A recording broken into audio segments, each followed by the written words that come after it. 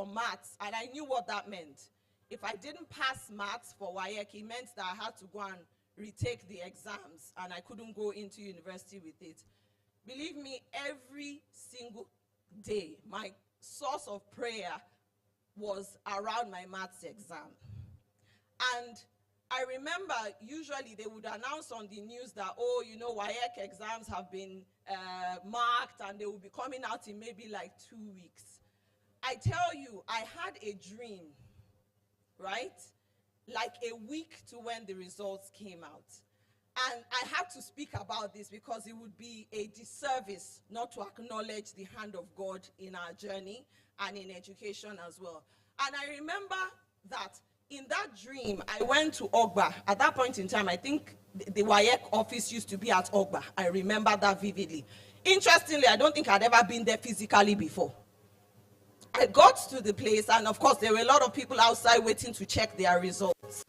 And when I got there, I now got into the compound and I checked the results, and I saw that I had P7 in that dream. And I remember I started wailing and crying, and I was asking that, please, is there anybody that I can see who can assist me? Then all of a sudden there were doors there. So we looked at the board, and then a gentleman comes out. And he's like, what's the reason for your distress? And I remember as in sobbing and saying to him that I have P7, I cannot have P7. I'm not going to be able to do anything with P7. And he said, okay, hold on here, and went into a room. There was no conclusion. I woke up from that dream. A week later, I went back to my secondary school to check for my WAEC results. And when I checked for my maths, I had C6. To me, that was a miracle. To me, that was God in the matter. And for me, I believe that it was the power of prayers, basically, that had a hand in that matter. So I don't want to digress, but I want to emphasize that there's a very, very big role holding on to God and that God plays. And yesterday, Dr. Adenike Agbola Fayemi said something that she says to her children. I have children that are older too, and I have an under 10. That is very important for you to pray before you write your exams. Don't take it for granted. There's nothing mundane about that. Now, after I finished and I got into medical school, I crossed over from the University of Lagos, where you do 1 year, into medical school. And I took with me a habit or something that had worked for me at the University of Lagos, which meant, you know, maybe you didn't necessarily really need to start reading months before or when you got your stuff, and then you would go for your exams. And I remember that I had 1 year of doing anatomy, physiology, and biochemistry. Those are the first courses you will do when you get to medical school. And at the end of the year, I had 3 references. What do 3 references mean? It means that I had to redo those 3 exams. Those were the only 3 exams that you take in the medical school. And if you fail any one of them, you get kicked, you have to repeat that class. Why do I say this? It is critically important that you study and you know yourself. And you know what works for you.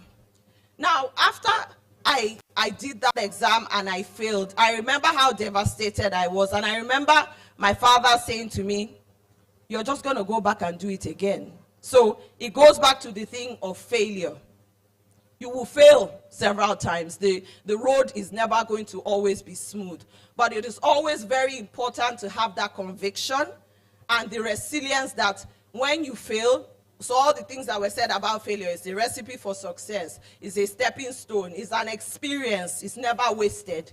You will get up and you will try again. You never give up. You should never give up. You must always show up and keep moving. That is very important. So I had to go at the exams again. Unfortunately, I passed. But what did it teach me? It taught me about myself. Something that I had to learn in kind of my young adult life. That I was not like the next person. I know two people are the same. There are people that might be able to, take information and cram it and still go and do well with it. And then there are some of us that we have to be consistent, we have to be disciplined, and we have to take our work and pace ourselves every day, and that is the only way that we will succeed. It's very important for you to know yourself and to apply what works for you to succeed every day. Now, when I finished, I went on to do my specialization. And I went on to do specialization in pathology. As I said, when I was 7 years old, running through the department, going into the mortuary area, at that point in time, it didn't seem like it was a straight line, or it made sense that I was going to become a pathologist, but definitely I had an inherent desire for that. I went on to do my specialization at the Lagos University Teaching Hospital to qualify as a pathologist. And I did the two colleges, the West Africa College. So after 6 years of medical school, another 6-7 years of specialization in pathology. When I finished with that, I moved on to start working at Cleaner Lancet Laboratories then as a histopathologist. And when I worked at Cleaner Lancet as a histopathologist, I came in as the country pathologist. My job was to collect all the samples and to look at those samples and make diagnosis for the whole country, for the organization. Now, that particular stint taught me a lot. It taught me about interacting and communicating properly with other colleagues. It was a lot of hard work, working alone to look at all these samples and, collaborating with teachers that had taken me through that. After a year doing that, I was promoted to the role of the MD CEO. Now, if you look at my journey, what I've mainly spoken about up until that point is learning and honing my technical skills as a pathologist. I haven't said anything about having maybe management training, to become someone who will manage administratively an organization. But that would be incorrect, because when I look back, in part of the exposures I had had and part of my journey, and I was actually being prepared to take on that kind of job as well, apart from my technical skills. Because when I started from when I was younger, I was an athlete from when I was in primary school through secondary school and even in university. And I belonged to the athletics team. And the athletics team used to have us come to school at 6 a.m. I was a day student. I wasn't a boarding school student. I went to International School, University of Lagos. You would come to sports center. There's a sports center in Unilag by 6:30 for training before 8 a.m. that you go for assembly. That built discipline.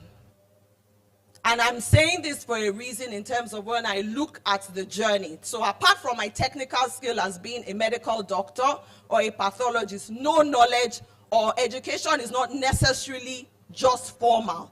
You also learn from some of the informal things that you've been exposed to. How many of you are into sports here?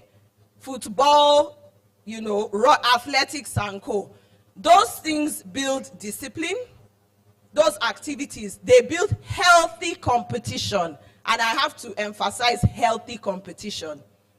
There's competition everywhere. I'm in business, I'm in competition with other people, but you must always be professional and civil. It builds healthy competition. It builds you being a team player. I can assure you that no man is an island. And we all need one another. So we have to learn to be team players. We have to learn to support one another. And it also builds perseverance and resilience. So that when your coach tells you that you should do 10 more push-ups when you think it's the last one, that's you stretching yourself. And I can assure you that you can translate a lot of those things into knowledge and into executing different areas of life as well. So, let me not lose my train of thought where I said that. So coming back to taking on a management role. So there were other inherent things that I had gained knowledge about, apart from my technical skill as a pathologist. Apart from that, I was always kind of thrown into areas of responsibility, even by virtue of my position in my family. I come from a family of 5 girls, and I was the middle child. And I was always that child who was given the responsibility, because my 2 older ones were like 8 years older, and then I had my immediate younger sisters. And I always seemed to be at the right age to be able to take on the responsibility of going to grind pepper or fixing the gas cylinder, those kind of things. We had no boys, so you had to learn all those kind of skills. And I also feel that those kind of situations also built how you learn to relate with different personalities, which, believe me, you will have to deploy in the space of work and wherever you are. So in talking about education is not a scam, apart from honing our technical skills, it's very important for us to take every opportunity or every task that is given to us as a way of acquiring knowledge in whatever that we're doing. Sorry, before I lose my train of thought.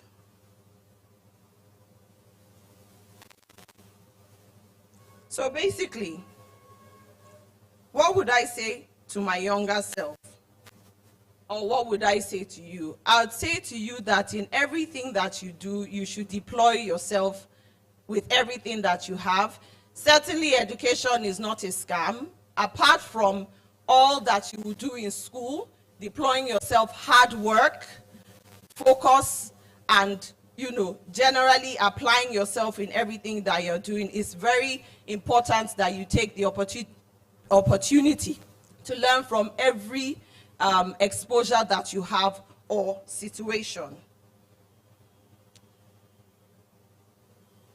I know that some of the things that help to push or foster this narrative that you hear, thinking that education has no role. Education, for me, in summary, is the one that has opened the door for me to sit at the tables that I sit at.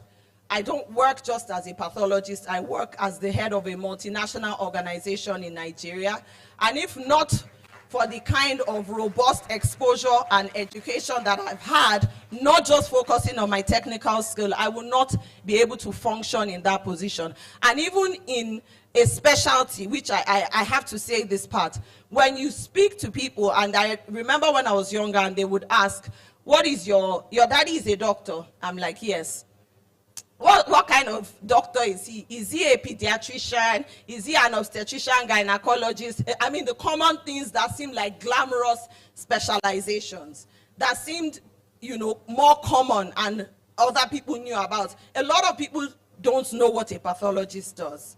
But for me, it shows that it does not matter where you specialize or what you do or the knowledge you acquire, as far as your mind is open and you apply it properly, there's nowhere you cannot go. When I was studying pathology, the truth is I wasn't looking at becoming the managing director of a multinational organization. But guess what?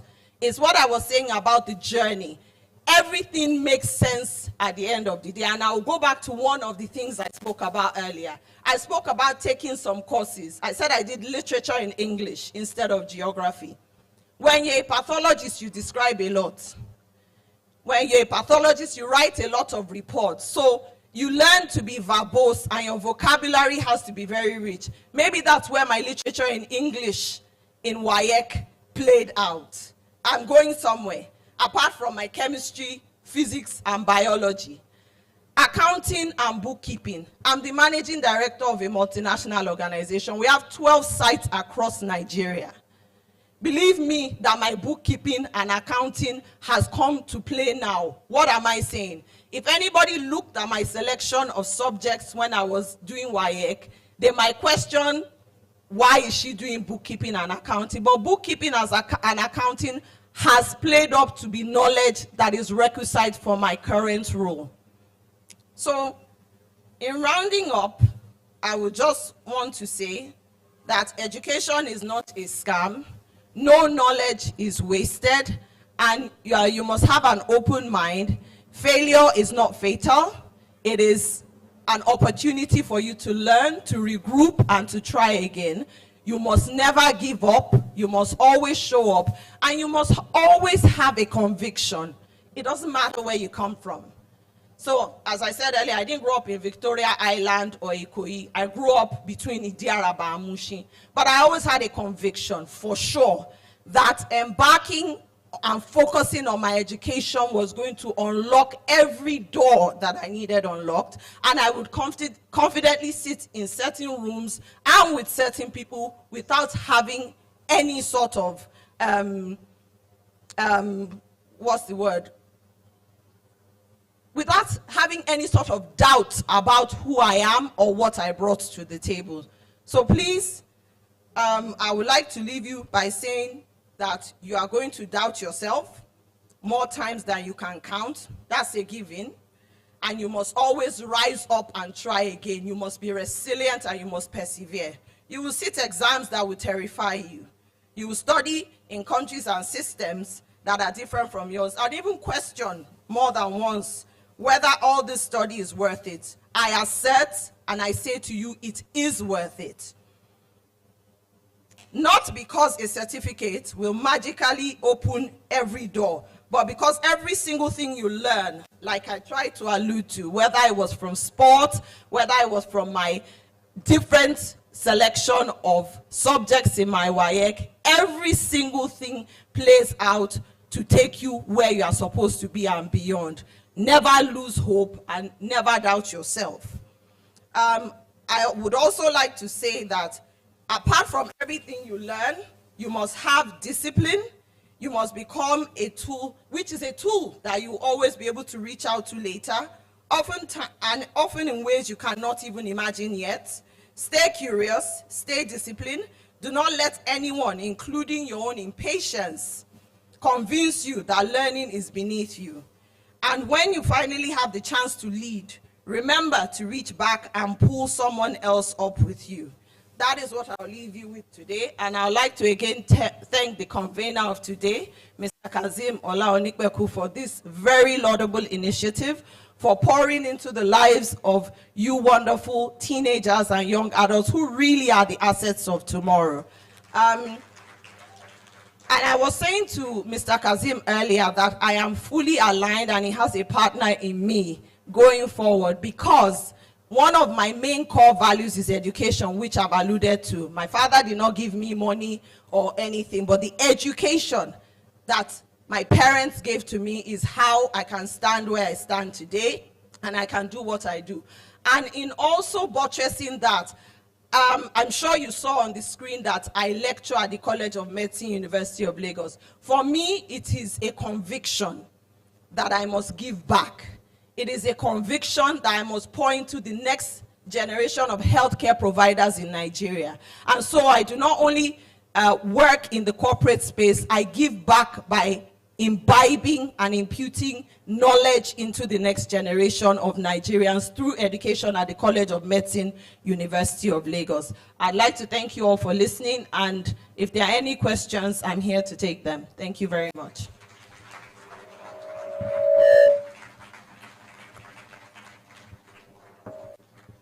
You have a question?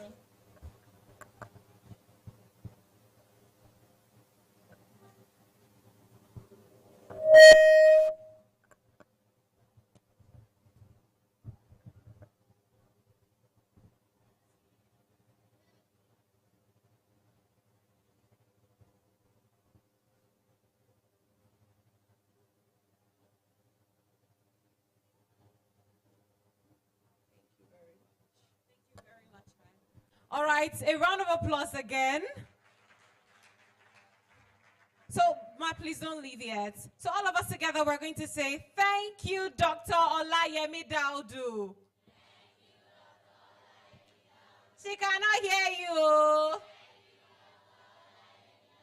Thank you so much. You've taught us a lot today, but most importantly, you've taught us not to lose hope, never to doubt ourselves, to be disciplined and to always stay curious. And we'd like to thank you. And I'm going to hand over the mic to the convener now. He has something to tell you.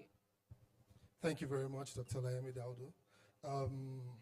It's a good thing to know that we have a new soul partner to this cause. And yes, you can clap. The truth is the vision is big and we cannot do it alone. And we constantly are always seeking for people whose visions, whose dreams, whose purposes align with ours. And it's safe to say that I'm glad, I'm excited. She said it already to me before she came up stage. She was here with us last year, and she's here again this year. We hope that we can continue to have her presence from time to time, year in, year out. But for your commitment, for your sacrifice, you were here yesterday just to witness the inaugural part of this conference, and you're here again today, considering the enormous task ahead of you, before you, that you have to deal with, but you still found time to join us. I want to say a very big thank you to you. This is not a lot. We're talking about the reward of teachers being in heaven as against the reward of teachers being here on earth. I think it does not do justice to what you have given to young people and to this foundation today. I want to say a very big thank you. We hope this token as an appreciation from us. Thank you very much, ma'am.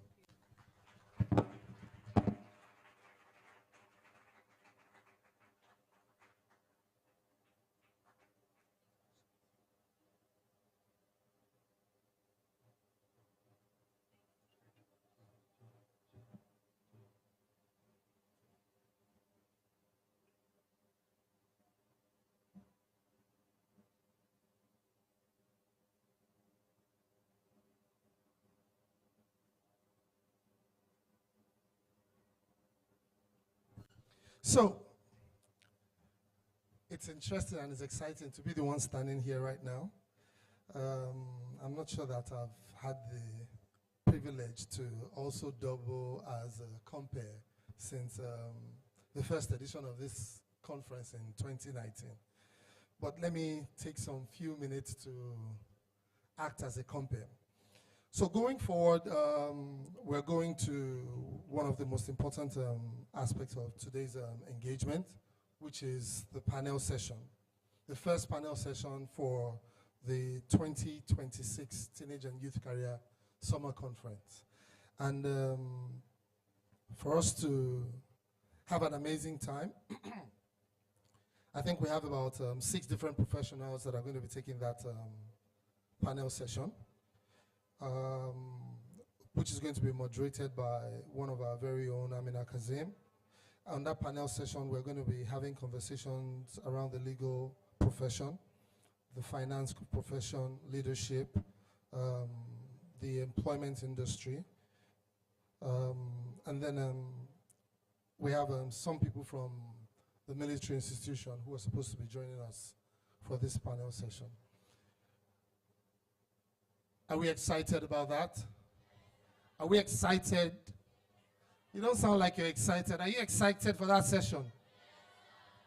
Okay, so you're going to give us a few minutes while we set up the panel stage. So while we're doing that, can somebody tell me what they've learned today from Dr. Daudu's speech? Okay, we're going to take 2 people from this row, 2 from this, and then 2 from this row. So, I'm supposed to use my discretion to pick. So let me pick from the back. Yes, you. Please come. No, beside you, the person beside you. Yes, come. And you. Come. That's the 2 on this side. Yes. Come. And, yes. Come. And then, with the white, come. Yes. And, yes, come.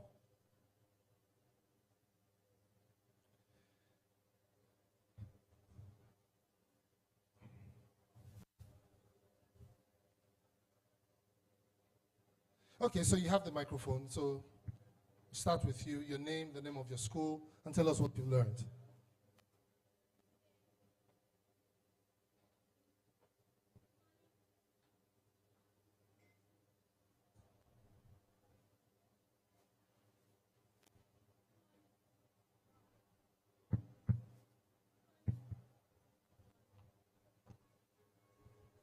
Good Good morning, Nasser. My name is Andrew Comfort Ene from Jagumolu Girls Senior Grammar School, Bariga, Lagos.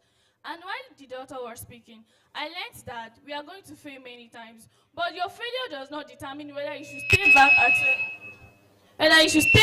at where you have failed. Instead, you should rise 1,000 times, no matter how you fall. And she also gave us her life stories, depending on her father's profession. And also, she decided to take up her father's profession because she takes interest in it. And she also told us so many ways in which we can also follow our lead, our own lead, in which we are going to benefit from. We should follow careers that are going to prosper us, and also taking things that are not up to our level, but going further is a big thing. And I also learned that she said being accounting and all those are not her aspect, but now it is favoring her, which is indirectly trying to tell us that maybe we should involve in things that might actually later turn up in the future to be one of our benefits. Thank you. Good day, everyone. My name is Olabode Omowonola. I learned from Mrs. Olayemi Daodu that we should always be disciplined, which is a tool we will always fall on later. We should be curious, and we should always deploy in every situation that we found ourselves in. Thank you. My name is Ajibola Esther. I'm from Baptist Senior High School. So I learned from Ms. Olayemi Daodu that I should be resilient, and I should learn how to persevere, and I should not doubt myself, and I should learn how to believe in myself. Good day, my name is Shoemi Mwale. I learned from the doctor that we should never give up, to never say that education is a scam, and all these lovely faces, all these big people coming to us and see us, they have also faced challenges. They've also made some mistakes because they keep rising up. If you fall 1,000 times, stand 1,000,000 times. If you fall 1,000,000 times, stand 1,000,000,000 times. You keep standing, you keep moving, then keep going. Thank you. Good day, everyone. My name is Ugwa Ipo. I'm a student of Mogo Comprehensive Junior High School. So what I learned so far was that education is not a scam, it's a pathway to success, and it's a way of connecting yourself to other people. I also learned that in this life you should be curious and disciplined and ready to try again if you fail, because failure is an experimental way to success. Good day, everyone. My name is Ogode Elizabeth from Shomolu Senior High School. And according to what Mrs. Olayemi Daodu said, she said we should never lose hope. That no matter how many times we fail, we should always try to stand up, and we should be resilient. No matter how many times we fall down, we should always be curious. And also, she spoke about any difficult situation that we are in. We should use it as a way of acquiring knowledge in order to help us in the future. Thank you.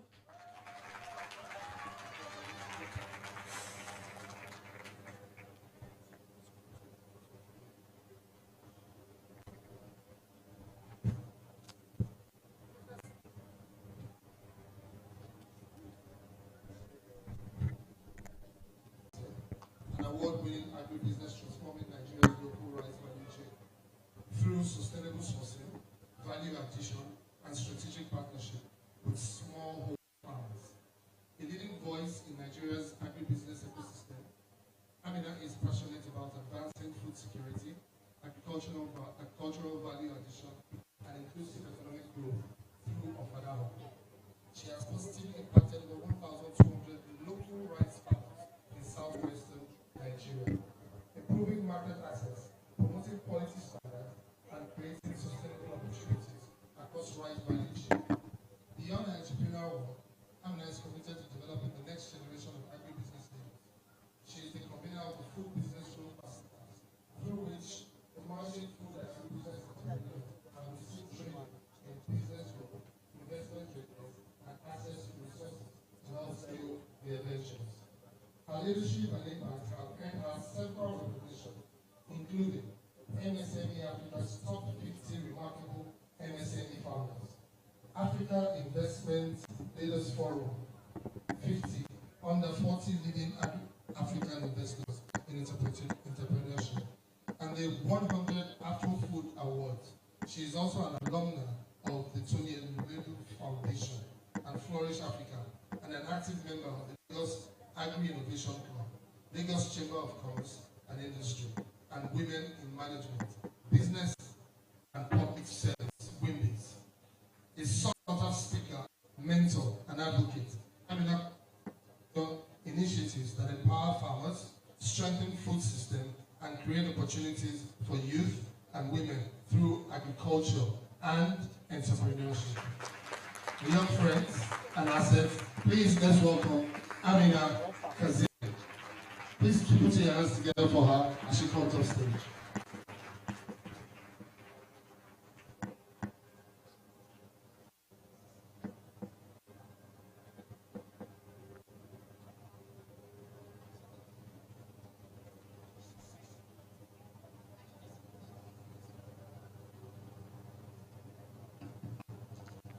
Good morning, everyone. Okay, are you excited to be here? It doesn't seem like that. So good morning, everyone. Are you happy to witness this panel session? Do you want to leave this place not the same person that you came? Do you want to listen to people who have made impact through the journeys of their life and they are here to honor you and pour into you today so that when you look back a couple of years to come, you will say, this person made a difference in my life just because they honor this program today. Are you happy to be here? Are you excited? Okay, so if you know you're excited, as I call on every of our wonderful panelists, I want you to show your appreciation when they come on stage by giving them a resounding round of applause. Let them know that you want them here. Let them be excited to share their experience with you. Okay? Okay, and while the session is going on, I would want you to maintain silence. I want a pin to drop in this room and I'll be able to hear. Do we have an agreement? Do we have an agreement? No noise. Okay. Good morning to the rest of our audience, wonderful guests, our panelists. Thank you so much for taking out your time to be here today. And with no further ado, I would like to introduce to us our panelists for this session. And I will be starting with Stella Duru.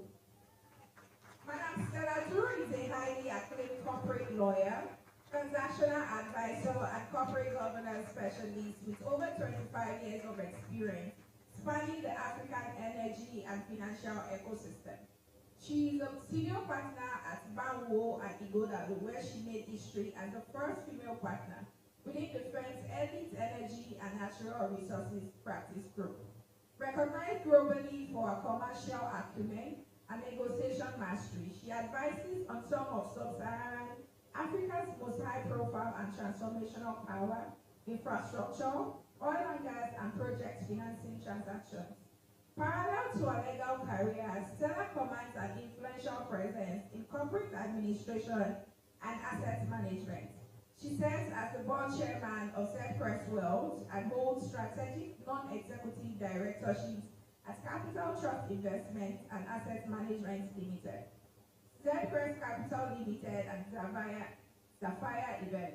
She sits on the steering committee of the Energy Policy Commission for the Nigerian Economic Summit, NESG, and consistently ranked as an elite woman leader in law by the International Financial Law Review, IFLR 1000, and Chambers Global.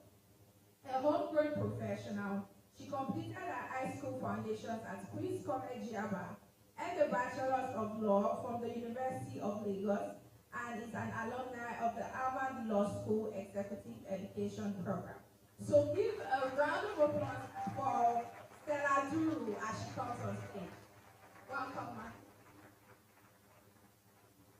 I said give a round of applause. You don't want her to point to you. So please go back home. Okay. Next we have Titilayo Ijiokuola. Titilayo Ijiokuola is the general manager of Onwa Nigeria, where she leads the company's commercial strategy and growth agenda, driving market expansion, strategic partnerships, and sustainable business performance. A fellow of the Institute of Chartered Accountants of Nigeria with an MBA, she has over 15 years of leadership experience spanning strategy, finance, commercial operations, supply chain, and business transformation. Prior to Onwa, she held several senior leadership roles at Ines Nigeria, delivering enterprise-wide improvements in business performance, operational excellence, and governance. Recognized for her strategic leadership and results-driven approach, Titilayo is passionate about building high-performance teams, transforming businesses, and creating long-term value in the consumer goods industry. So please put your hands together as Titilayo Eji Yokola comes on stage. Welcome, ma.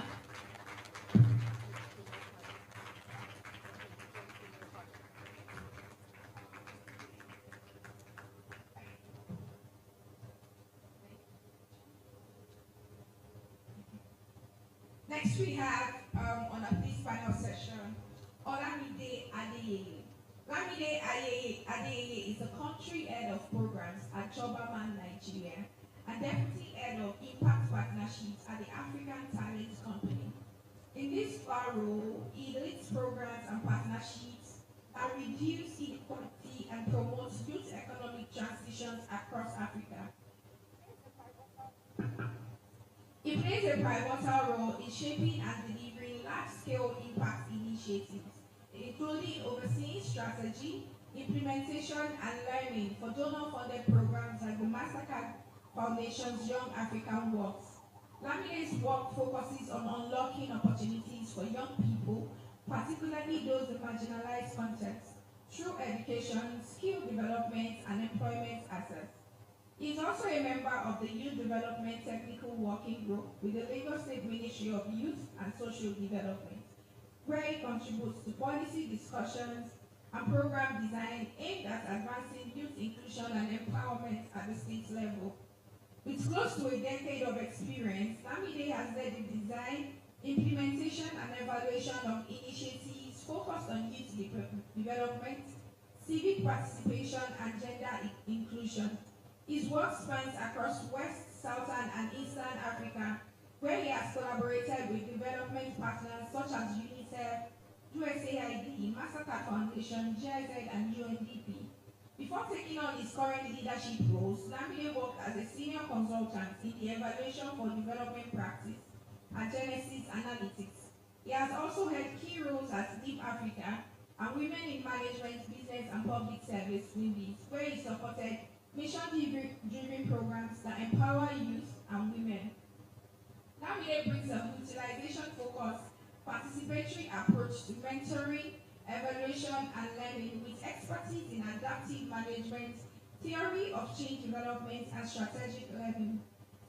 He is deeply committed to ensuring that program design and evaluation are rooted in the voices and lived realities of those they serve. He is a fellow of the Carrington Youth Fellowship Initiative and in 2019 ambassador of the Better Tomorrow Movement, Sri Lanka. He also holds a professional certificate in international development and the European Union from the European School of Leadership Development in Estonia. So please give a round of applause for Olamide Adeyeye.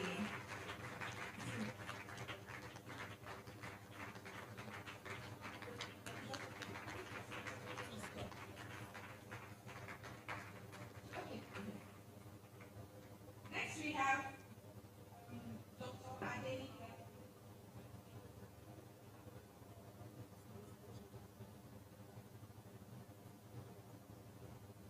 Next we have Dr. Oluwatoyin Adetunji. Oluwatoyin is a dynamic and purpose-driven professional with a cheerful and energetic disposition. Passionate about sustainability, she is committed to embedding the triple bottom line and the sustainable development goals into institutional processes, natural ecosystem, and community realities.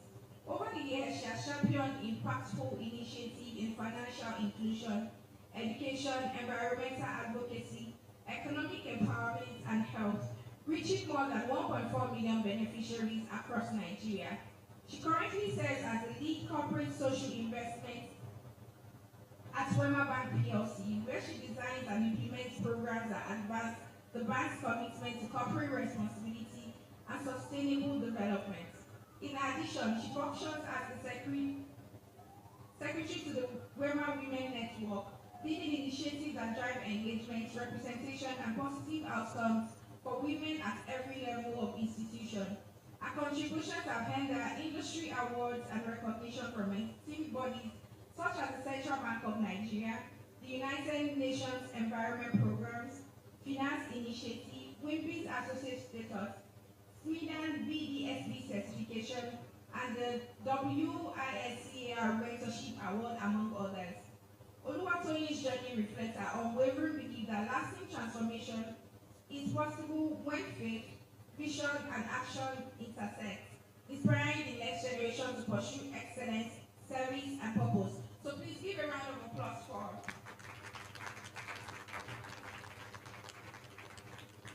Welcome.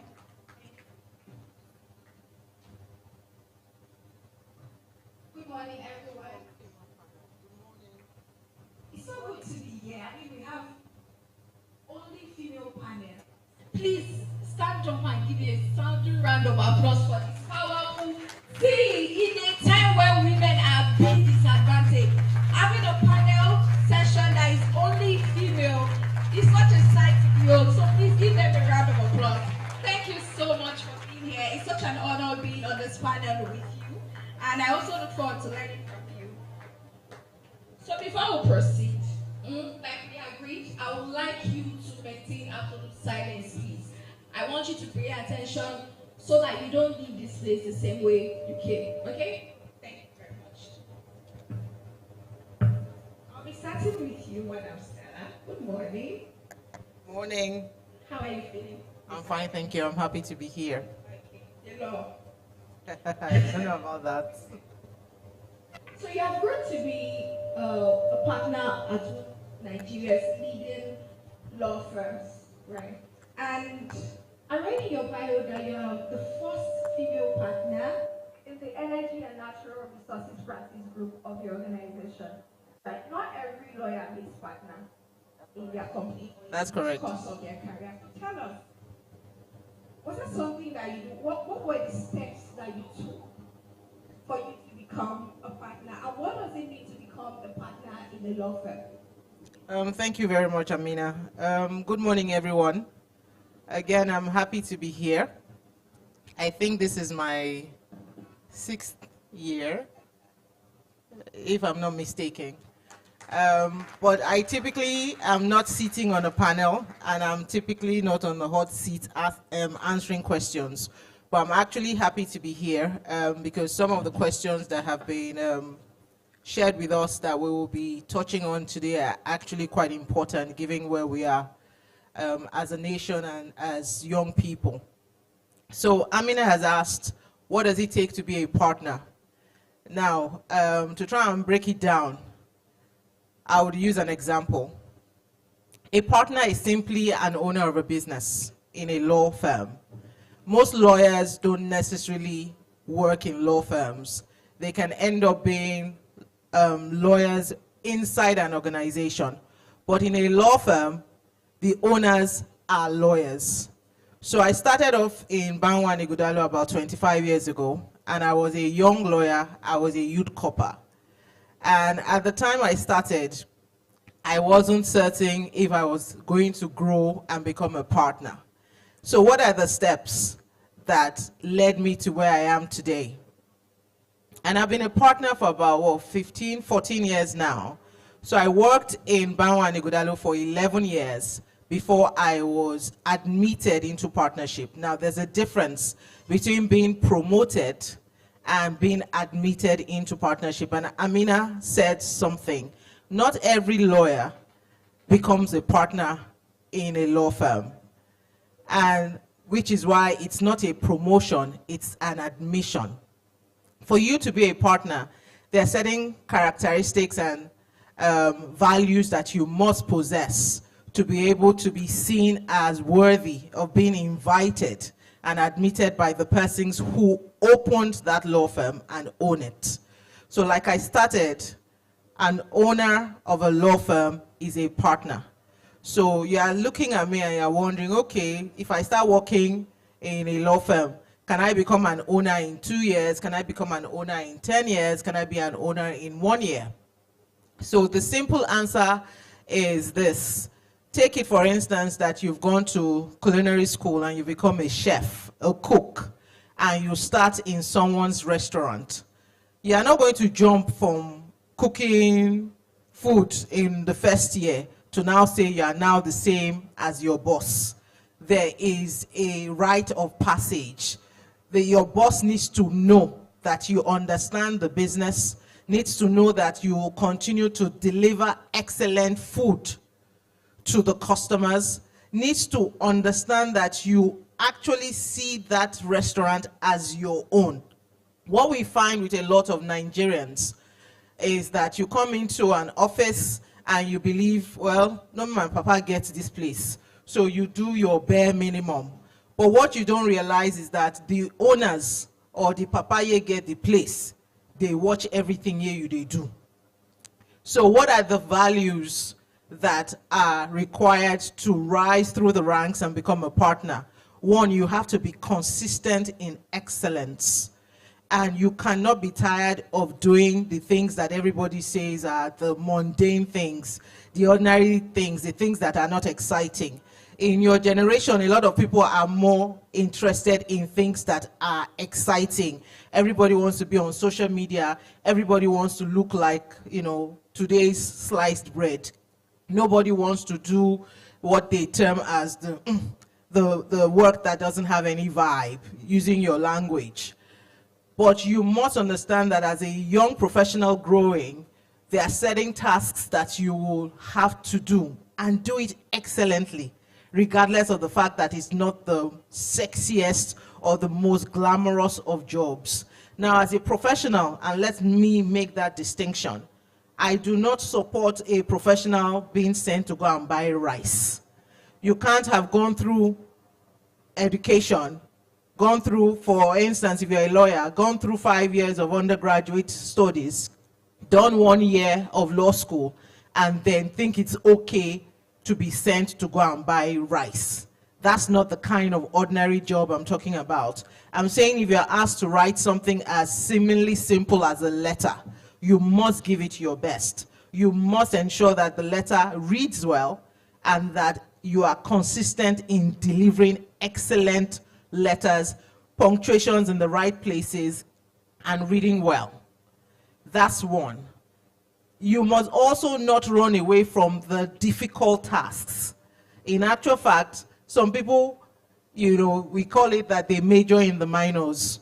So you would say, oh, Madam Stella said, all the small tasks, we should do it well. And then you will now not have any vision for yourself to grow beyond the small tasks. You must show yourself to be available and present to handle the difficult transactions that no one wants to touch. And that in itself is one of the things that distinguished me from everybody else. Because at the point where everyone started to take notice of me, quite a lot of people, especially female lawyers, were running away from oil, gas, and power transactions. They're very technical, they're very detailed, and they require you to put in hours and hours of work. But I fell in love with the oil and gas. I started off as a litigator. I did not like going to court, so I said I might as well find something else that brings about passion in me, and I found that in the oil, gas, and power sector. And so I started to ensure that where there was a difficult contract or a difficult transaction to lead, I put myself forward to do that. And that in itself led me to be one of the persons in a competitive process to be the only Nigerian sent off to go and work in a law firm at the time that was about 100 years old in South Africa. And this was after there was a rigorous process of lawyers all over Africa vying for that spot. And I got it. So consistent in excellence, ability to do the small tasks well, ability to do the difficult tasks well, and then also you must remain curious. You must take whatever you find as if it is yours. There is that ownership mentality that every owner is looking for to determine who is going to grow from being an associate to a senior associate, which is a managerial position, to now then being admitted to being a partner. So if there's nothing else you're going to take away from all that I have said, just remember this: excellence, consistency, ability to do the hard tasks, and showing up. You will never get it wrong. And I tell you for free that the owners are watching, and at some point, they would invite you to that table and you will wear the toga of being the owner. Finally, please do not focus on the title. A lot of us are more focused on the title rather than being the person that is deserving of that title. When you are that person deserving of the title will come, and you will forget what that title is. You just know that this is you, and everybody will recognize that you mirror what that title is, and no one can actually take that away from you. Thank you. Thank you so much. Thank you. Moving on to you, Tilayo. You are a fellow of the Institute of Chartered Accountants of Nigeria. Not Yes. just a member, fellow. Yes. And after all those years of chasing that membership, you pivoted from accounting to a leadership role. What pushed you to leave your specialty, your professional specialty, into taking on a leadership role, and what did you have to do? Why did you pivot? Can you let us have a snippet into that? Thank you very much. And good morning, everybody. That's an interesting question. So I think I'm going to lean into what our keynote speaker said. Doctor, she mentioned something that our journey kind of prepared her for the leadership role. And she talked about bookkeeping, love for literature, and different things. So the way I see it is that for every one of us, our journey, there's no knowledge that is wasted. Our journey, it takes different turns, right, left, center. Sometimes we move backward, sometimes we move forward. But at the end of the day, everything is taking us towards a particular journey. So, and in the same way, I'm going to lean in also into what Stella Duru said, when she talked about the fact that be ready to do the tough job. So I remember I joined, so let me first relate with everybody here. I went to a government school, one of the ugliest you can think of. Yes, the name is Soya Grammar School in Surulere. I went there, and I'm here today to let you know that you can be anything you want to be. Your school is not a barrier. Right. Yeah, thank you. So, fast forward, let me just jump. There's some things I'd like to say to encourage you in your journey, but I will jump to this question. So, I applied to join Guinness Nigeria as a graduate. So they had this graduate management training program. It was a program where it's a 3-year program. So if you do excellently well, okay, let me say, if you do well, you will be promoted. You do excellently well, you could get double promotion. So it's a program where you get to do different things. So I joined, and of course I was a finance person, right? So I believe that education is the way, just like my dear doctor. So I started my high can while I was in university. And I went to Unilag, by the way, up Pacokites. It's like there are a lot of Unilag. Yes. So, I was already doing I was chartered already by the time I was doing my NYC, basically. So I got in as a finance professional, and I was in a department at first. The department was called Order to Cash. It was pretty simple, easy. I joined, there were about 15 people in the unit. I was supposed to train with one person, but I trained with everybody in that unit. Not because I was dull, but I wanted to be the best. That was my secret agenda. I didn't tell anybody. So I realized that people do things differently. This one knows Excel so well. This one does it manually. This one. So at the end of the day, within 3 months, I was already a superstar. In that unit, we were supposed to resume 7 o'clock or 7:20, because the output of what we do in the morning, there will be a report that will go out by 8. I was so good that I will come in 7:45. I will finish before 8, and I will help people that had been in the office by 7 to finish their work, because I've learned everything. I became a master in Excel. I didn't know Excel when I joined the company. Right, so I learned it on the job within 3 months. So in no time, they were like, this guy is too good for us. Like, we are limiting our potential here. Quickly, like after 6 months, they moved me to one department. That department, no woman has ever worked there before. It's called financial, R2R, record to reports. It's all male. Because they close late, there's a lot of dirty job there. I went, and I just got married, then, when I was moved there. And when I got there, they noticed changes, Because people that don't go for lunch before, they go for lunch. I will tell everybody 1 o'clock. I was a young guy, so I was a GMT, remember? I was a grad training. I'll say, guys, let's go for lunch. We'll do this work. So I support people. So I'm the one person that when I'm working, I'll go to my line manager. I'll say, madam, is there anything I can do? Can I take some things off you? See, it's not like I don't have work, but maybe I just love work. But I just believe that in this journey, you cannot afford to be like everybody else if you want to be at the top. So I was biting a lot, sometimes more than I can chew, right? And there's a time for everything. There's a time you will not have all the time to do all those things. So you need to act fast. So the truth is, Madam Stella said people are watching, right? She said the owners are watching. In the same way, my big guys, they were watching. So I was in Guinness for 12 years, and in 12 years I did 9 different roles. Can you imagine that? So anywhere there's chaos, I move Titi there. Titi will straighten it up, you know? And that was why I discovered that I'd worked practically everywhere. I was in record to report, I was in treasury, I was in commercial finance, I was in supply chain, I was in business integrity, which is the control and governance. I worked practically everywhere except in tax. And I realized that tax is a specialist role, I can get it. You know, at the end of the day, I didn't know I was being built to be able to manage a business. But when I look back at my journey, I realized there was nothing in running a business that I could not handle. Is it supply chain? Is it the commercial? You know, because I was a sales finance analyst working with marketing department, sales department. I was groomed already to be able to run. And it got to a point where I'd grown up to the level in Guinness, Nigeria, where the next level of promotion for me is to be the finance director. Right? That was the next level.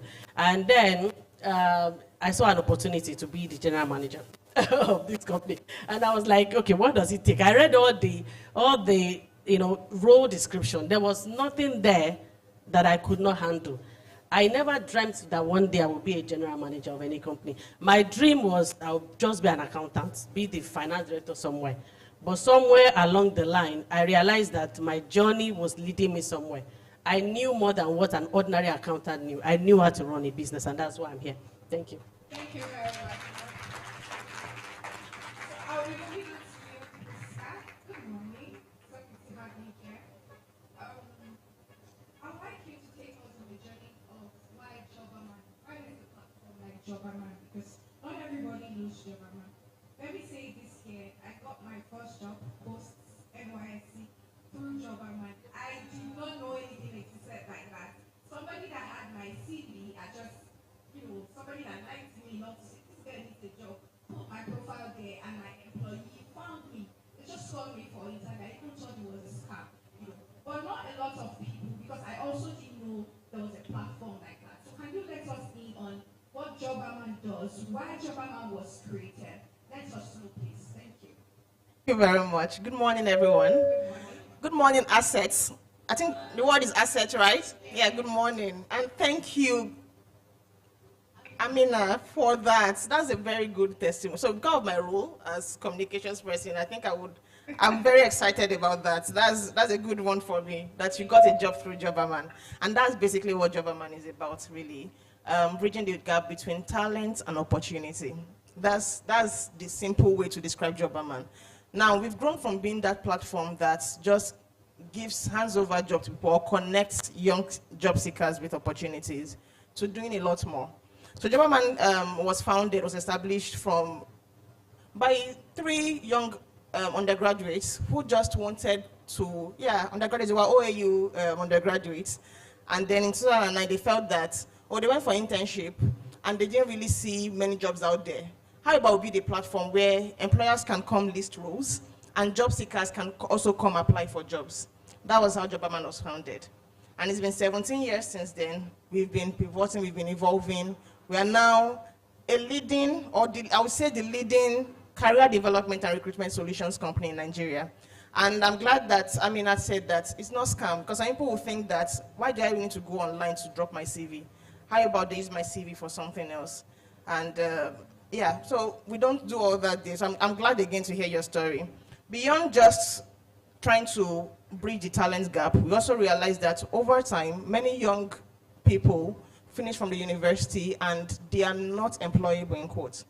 Now, it's not because they don't have the qualifications, but because they've not built some skills that make them employable. So nowadays, employers are looking beyond what your certificate is. And I like Titilayo's story. I like the fact that she said that she was trained to be an accountant, but she's doing so much more.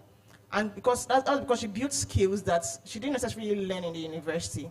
And that's what we do now at Jobberman. We have what we call the Building Career for Business Success skills. They're also called soft skills courses, where you can take courses that are not taught in the university. You learn emotional intelligence, you learn leadership, you learn time management, you learn critical thinking, you learn problem solving. And they're all free courses on the platform that can help you become better. So when you go on the website, you input your details, you take the courses for free, you get immediately certified by Jobberman. And you can put this on your CV, and anyone who sees that you have a Jobberman certification on your CV actually knows that you have taken a solid training, and it also improves your employability skill. So that's why we are here at Jobberman. That's what we do. Beyond recruitment, beyond being that platform, we are now a full-blown company offering so much more. So the soft skills are there. We also have tools, like now we have the AI career tool that helps prepare people for interviews. So you go on the platform, and then the tool assesses your CV and sees if it's right, if it's a good fit for the job you're applying for, helps make recommendations on how you can be better at it, and also prepares you for the interview. So you're speaking with an AI to say, okay, if they ask you this question, how about you answer it this way? How best can you answer it? So you're better equipped and prepared for the job you're going for. And then you stand out amongst others. So that's what we do at Jobberman. Our job majorly is bridging that career gap. Our goal is to help young Nigerians find and build their careers, and to also help employers get the right skills that can help them grow. Thank you. Thank you very much. Thank you. So moving on to Watari, good morning. So good to have you here. So can you explain to us, I mean, school looks like we are 5-year-old, what corporate sustainability is, and what a day in your life looks like, your day-to-day activity at work. Can you let us in into that? Thank you so much, Aminat. Good morning, everyone. Good morning. Thank you so much for this opportunity. I'd also like to say thank you to my boss, the HOD Corporate Sustainability. She's the one who's meant to be here. I'm representing her. And it's an honor to be on the same panel as my senior colleagues. I also studied law, so it's so surreal to be here. I'm so excited. Okay, so basically, corporate sustainability is about meeting the needs of the present generation in ways that does not or do not hamper the ability of future generations to meet their own needs. I'll take it again.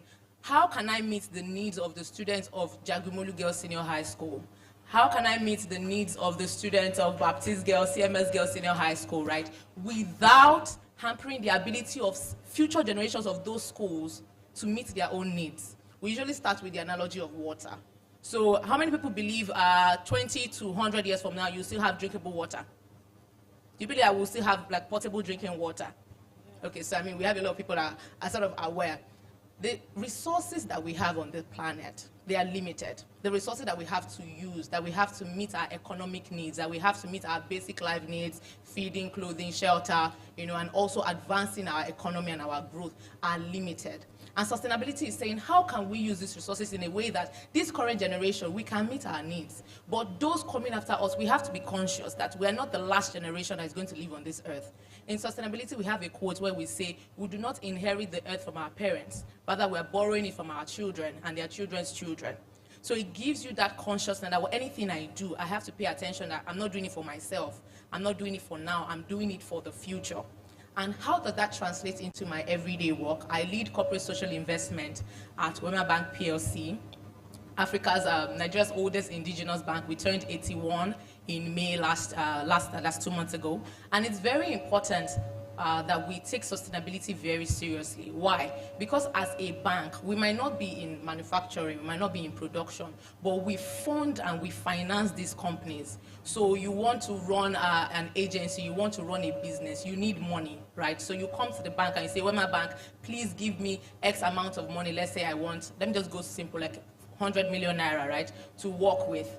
before Wema Bank releases those funds to you, one of the things we do is what we call an environmental and social screening process. I'm going to go into your books, I'm going to go into your company, into your business and say, what are you doing that is safe for the environment? What are you doing that is not safe for the environment? Are you carrying out any activities that will hamper the next generation's ability to meet their own needs? First of all. Secondly, under the social part of sustainability, we are very important in taking the future generation seriously. So I know I've only been to Jagumolu Girls Senior High School. That's why the school that comes to my mind here. We go to schools a lot. We engage on mentorship sessions, financial literacy sessions, on leadership and responsible citizenship.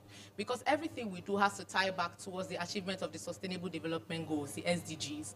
And our key priority, we have 11 of them, but for the sake of education, we're working with SDG 4. That is, everyone should have access to quality education, regardless of gender, regardless of background, regardless of race and whatnot. So it's very important for us as well. When we go to schools, we engage across Nigeria, not just even in Lagos State. We have volunteers across board. So my day-to-day is I identify locations where, okay, we want to carry out these impact initiatives across 5 major pillars: education, environment, economic empowerment, finance, and health. And who are the stakeholders that need this solution? When they were reading the biography of the person from Jopperman, and they were talking about measurement and evaluation, I got excited because that's part of the work I do, right?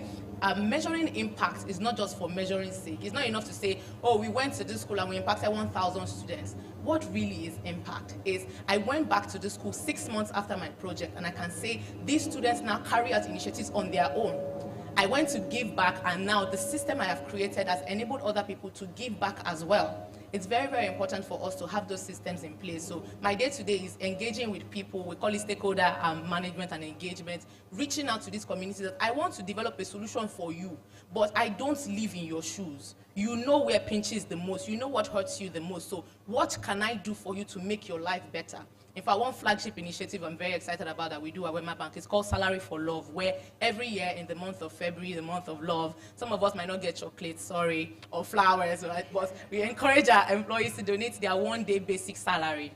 And all across the bank now. So we have like more than 5,000 employees. So all employees is very voluntary, by the way. Please, nobody should come for me and say I'm holding your salary, right? But on a more serious note, employees are encouraged to donate their one-day basic salary, and these monies are collated and across all the regions where the bank is represented. We have champions from the same employee base, volunteer their time and additional resources in some instances for community impact initiatives. So we call it aid to agency. We're not just coming to donate to you. You have to be a stakeholder.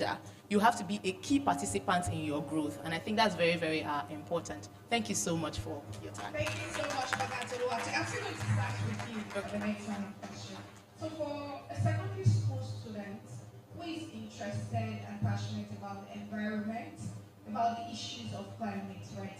How can they develop these interests into a career path? What do they have to do to connect that passion into a career path in the corporate world?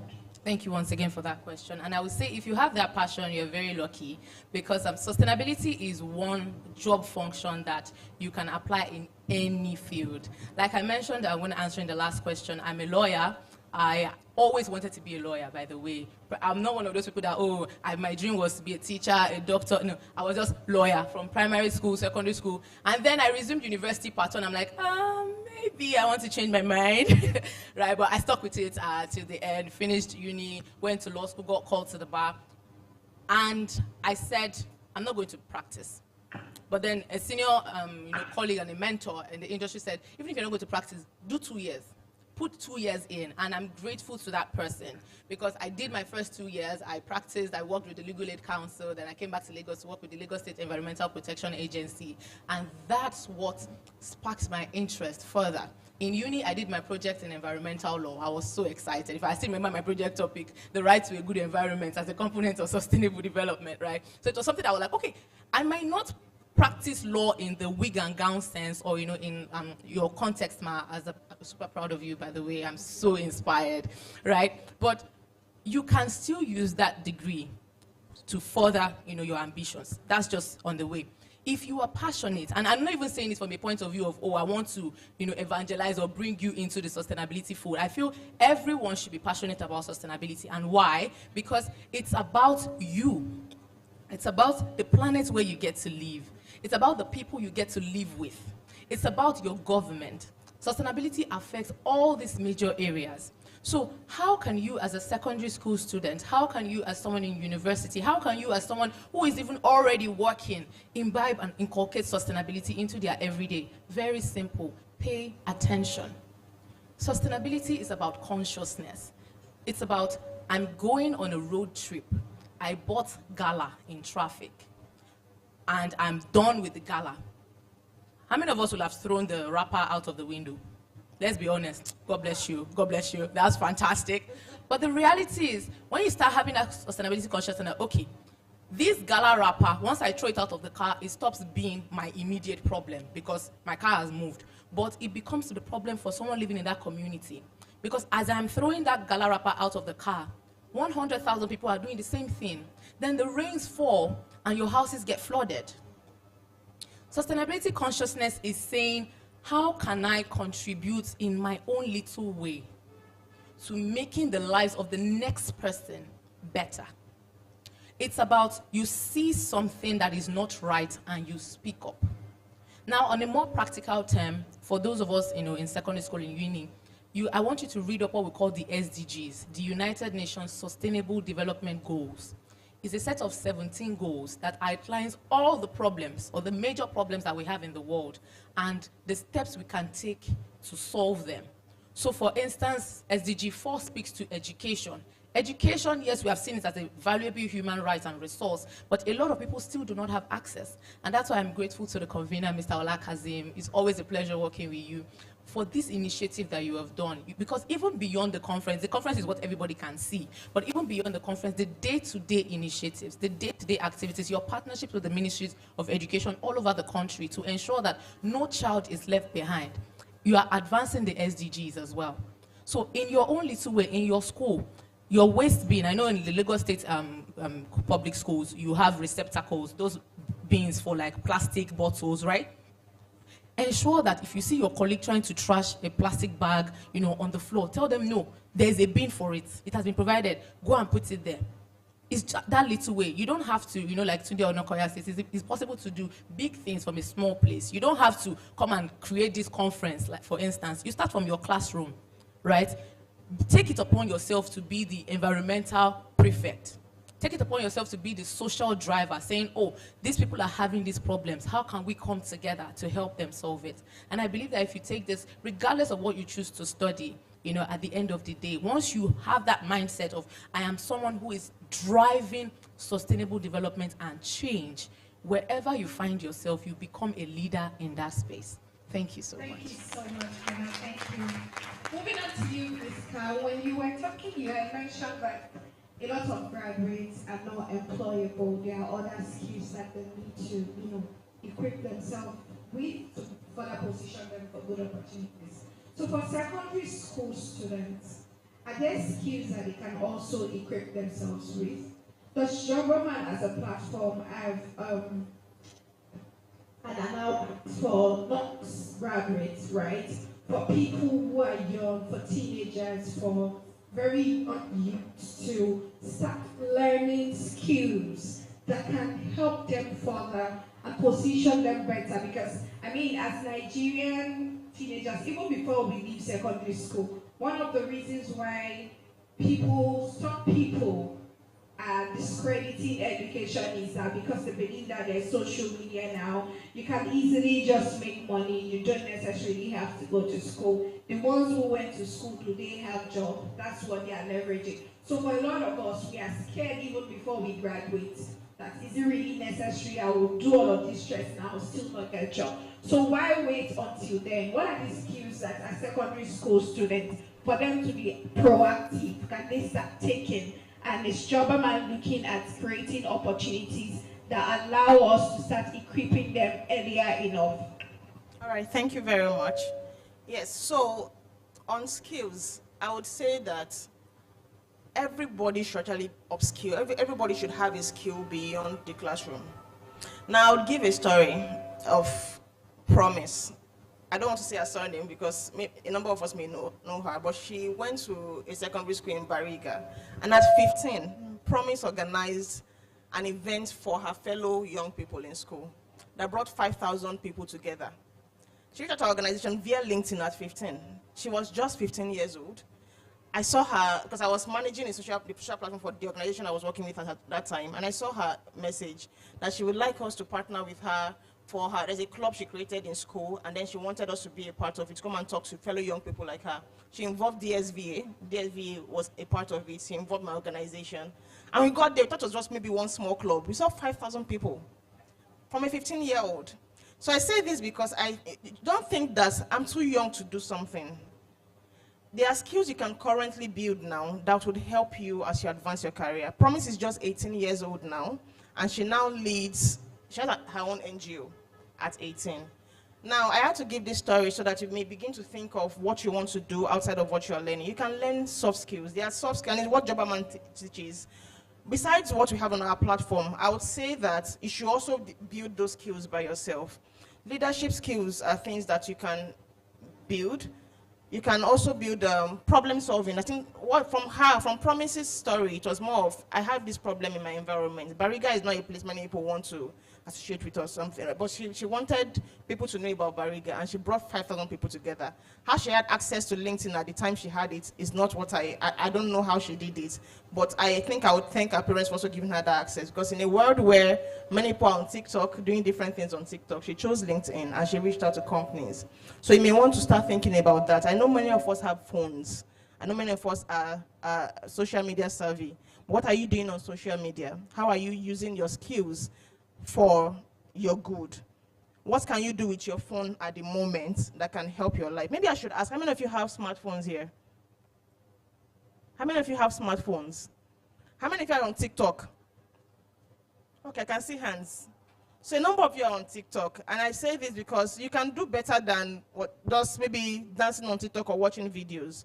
You can build skills even from your school. How about be a part of your press club? How about try to be the president of that club?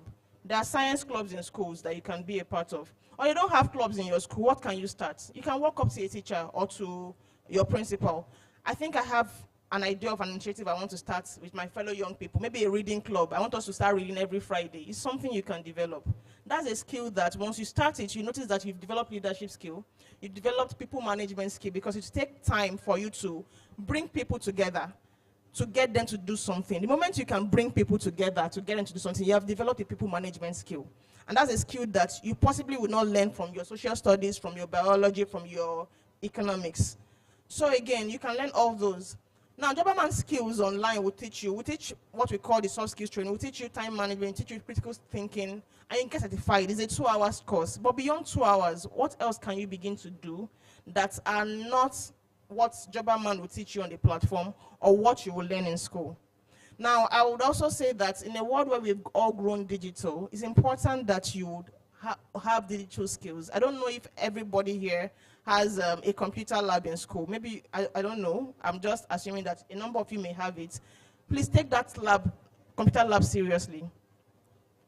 The laptops or the desktops that are in your school are not for play. So some of you, what will give you the job later would be the fact that you can use Microsoft Word, or the fact that you can use Google Workspace. And a number of your mates may not have had it. But maybe you wanted to apply for a job at 18, and they ask you, what skill do you bring on board? Oh, I can use Microsoft Word, and it helps you become an office assistant, or it can help you become an admin officer somewhere. So develop skills that are beyond what you have learned in school. I've mentioned something about leadership. I've mentioned something about people management skill. I've also mentioned something about trying to use resources that are available within you to get to do something. So digital literacy, I know some of us know how to use AI now. If you tell an average young person now to make a video with AI, some of us can do that. But how can you use AI for good? Besides dancing and jumping on challenges on TikTok, are you thinking of what else you can be doing? Remember Promise's story. Promise now leads an NGO at 18. She started at 15 just like you. You also can be that person who helps younger people like you become better. Also, besides that, I will say volunteering, and I like the fact that Mr. Kazim has organized this summer camp. One of the ways you can actually volunteer, beyond being here to listen, can be one of your, how about being one of the ushers for next edition? How about, okay, I want to be at the registration desk for the next edition. Why not be a part of those who are going to be graphics designers at the next edition? Volunteer. Those are ways you build skills. I like the fact that Anatila mentioned something about how she was always willing to do things at different points in time. Whether in church, whether in your just institution, find something that you can do that helps you build that skill. Volunteering is key. You don't need to wait for a big organization to volunteer. Your church is there. Wherever you find yourself, if it's your mosque, I don't know what events you may have. I speak as a Christian here, so I know that they do a number of things in churches. How about you volunteer for that? Or how about you meet Mr. Kazim after this session and say, I would like to be a part of the next one. What can I do? Besides sitting down to listen in, what can I do? Or for your organization, oh, we're on break now. Can we come to your office and learn 1 or 2 things for 3 to 4 weeks? There's a 6 weeks holiday. What can you do during this holiday? Besides soft skills, what vocational skill can you also learn? People are making money from vocational skills now. How many of us know Vicky James? Okay, so maybe not Vicky James. I know a number of us know her. And then a number of us want to be like, aspire to be like her as a fashion designer. She's someone who, she didn't wait for school to happen to her. She started using her skills, putting her skills to work. So learn vocational skills. Catering. I'm a big fan of students using their summer breaks for vocational skills, internships, and volunteering, rather than academic work itself. Because you've learned so much for the year. You have first term, second term, third term. So why not use this break to do something else? So after this 1 week summer camp, what else are you thinking of doing? Are you going to go back to TikTok? Are you going to go back to register for a vocational training? You don't know where fashion will get you. This is, I want to get clothes, I want to attend weddings, and then they'll call price for me. I say, hey, go. Why didn't I learn fashion designing when I was younger? And I've encouraged my niece now. She now learns, she's just 10, she started learning fashion design, because I'm like, I cannot, if I had your chance, I would have taken it seriously. The funny thing is that we had someone in our house that stayed with us for 2 years. She was learning fashion, so I had a sewing machine, and I chose not to use it. So imagine if I had taken advantage of that time when we had a sewing machine for 2 years in my house, I possibly wouldn't be paying a lot for fashion design these days. So build skills. Maybe graphics design. Canva is there for you. What are you doing with the tools in your hand? As you have smartphones now, Canva is a free tool. You can check it out. You can do basic graphics design with Canva. And some companies are willing to pay for that. Or I have this skill. You can walk up to anybody in your church or your just institution and say, how can I help you during this break? I want to just work with you. Now realize that by the time you finish university, you have built 5 years of experience that can help you stand out in the job market. So these are things you need to begin to consider now, that you may not necessarily learn in the 4 walls of your classroom, but they will help you to grow and they will help you to stand out. Now, one thing you should know is this: the future belongs to those who are willing to always learn, who are willing to adapt, and who are willing to evolve. Thank you very much.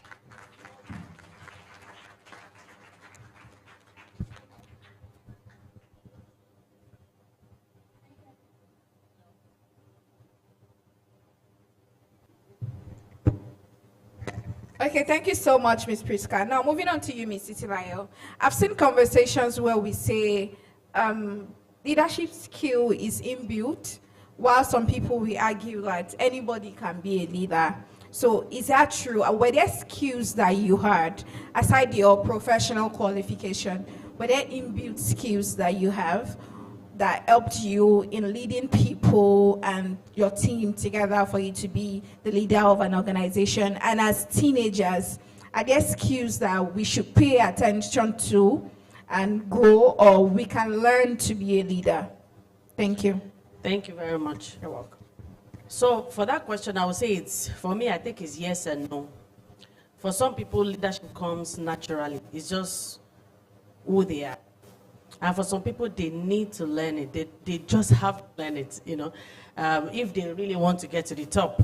Because this life is like a pyramid. There are a lot of people at the base, only very few people at the top. So if you know you want to be at the top, you have to learn about leadership. Otherwise, one will be a terrible leader, in the real sense of it. So for example, for me, I'm a last born.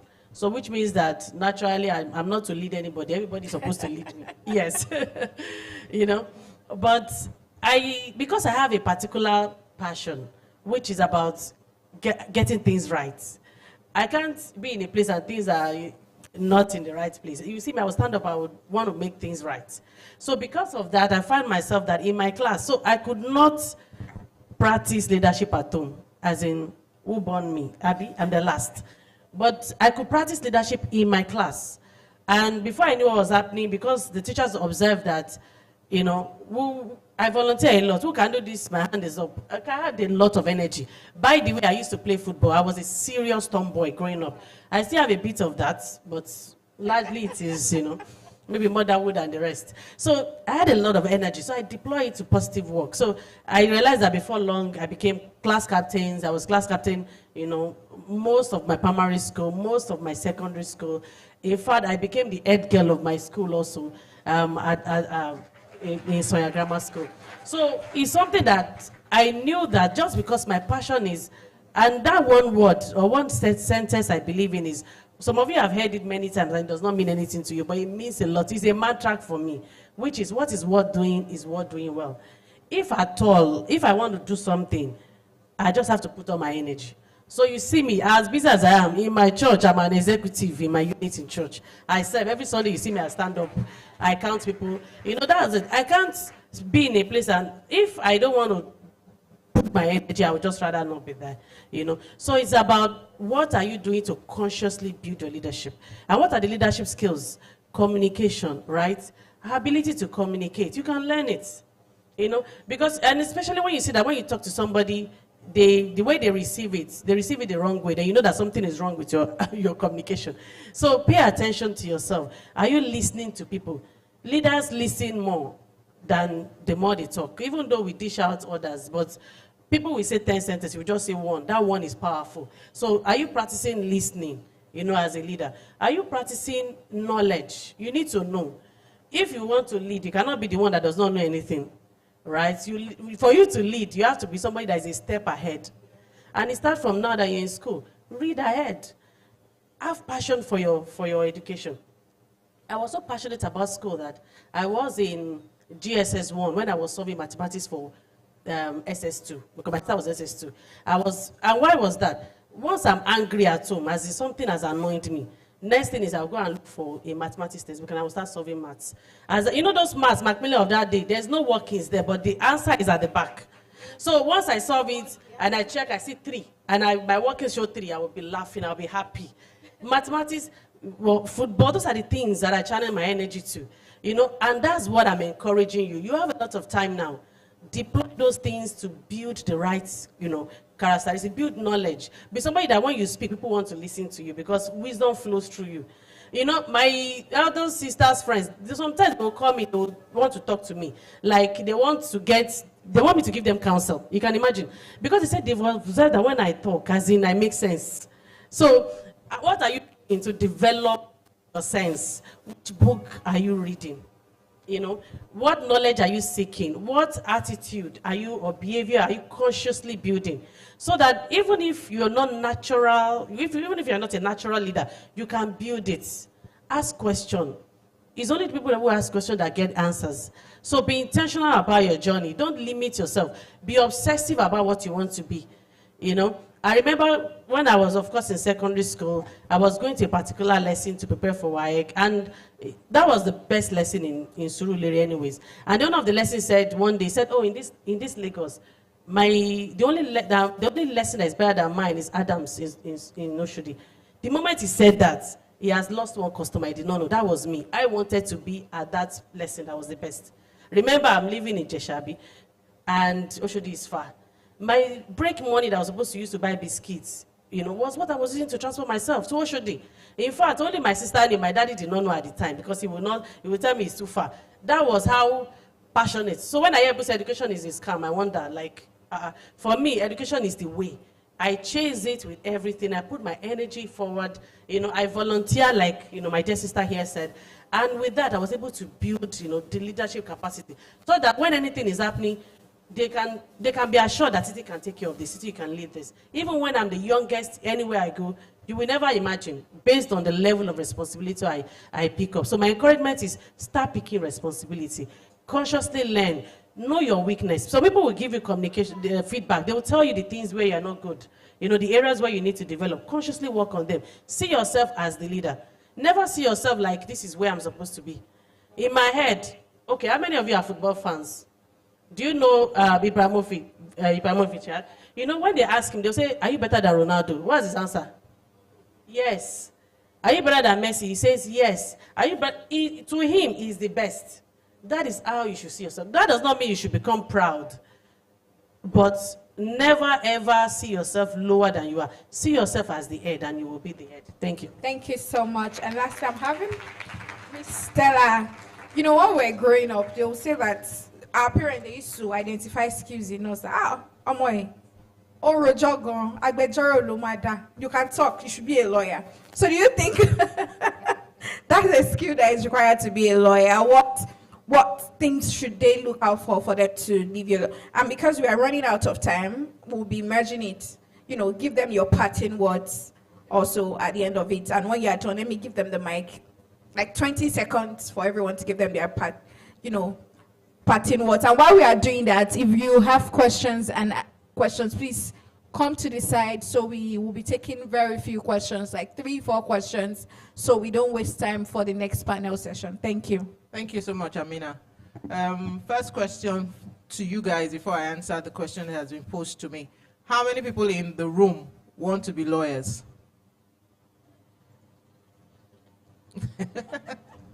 Even our moderator wants to be a lawyer. It's never too late to be a lawyer. Okay, so how many of you that put up your hands feel that you are very quiet?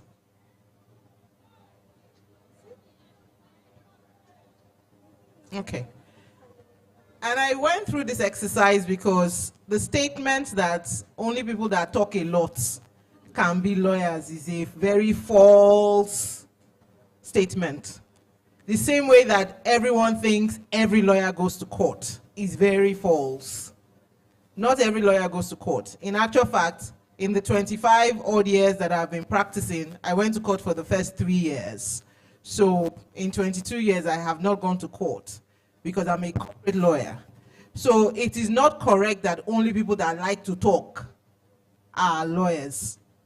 The truth is, you can be quiet and still be an excellent lawyer. In actual fact, the most excellent and successful lawyers are not the ones that talk too much. So the skills that you should be looking out for if you are really serious about being a lawyer is your ability to think critically. When Titilayo was speaking, I was like, did they give her expo on my question? Because some of the statements she made speaks to what lawyers actually should do, the skills they must have. You must be able to speak and write clearly. A lot of people in your generation are becoming lazy in writing. They are more interested in abbreviations. It's not going to take you far. So a lawyer thinks critically, a lawyer writes and speaks clearly, and a lawyer uses those skills to be able to solve problems. In actual fact, in my firm, if you are not a critical thinker, as in if you do not understand analytics, is very, very, your chances of actually being employed by Banwa and Ighodalo is very slim.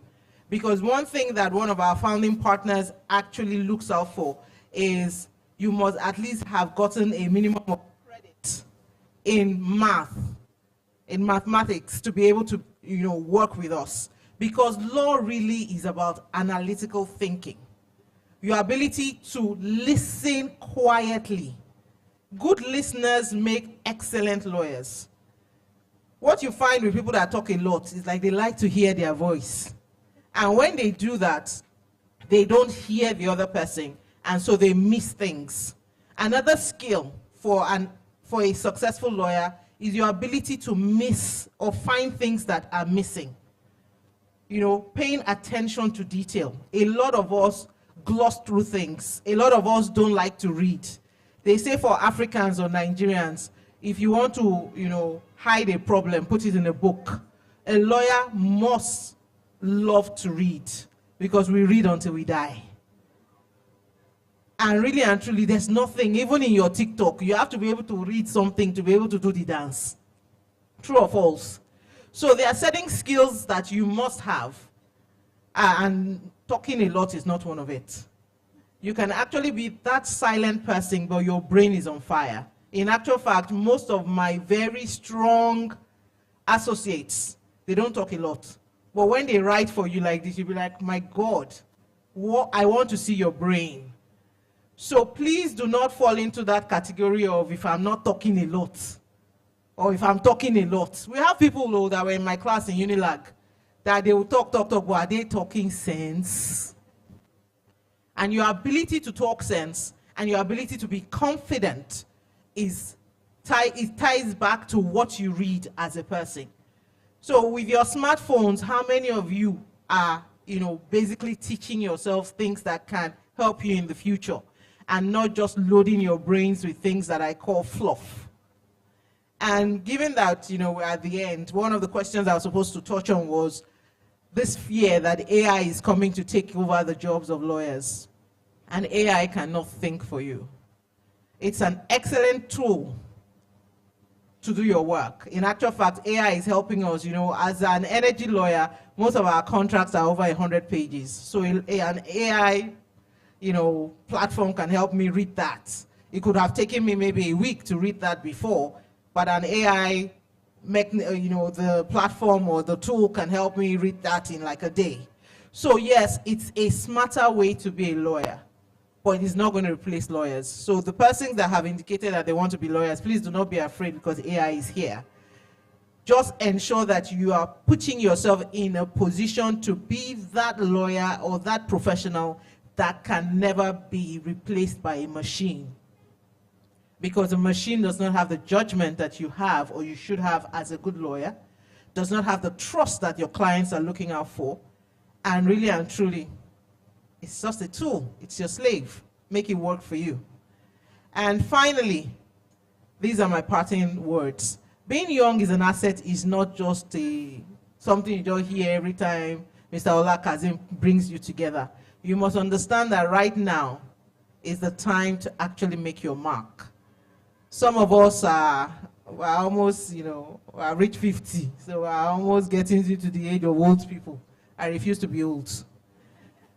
But, some of the things you're hearing from the panelists and things you hear during the course of the conference are things that will ensure that you become that professional that is distinguished from everybody else. Some of us sitting here didn't have the opportunity some of you had or have.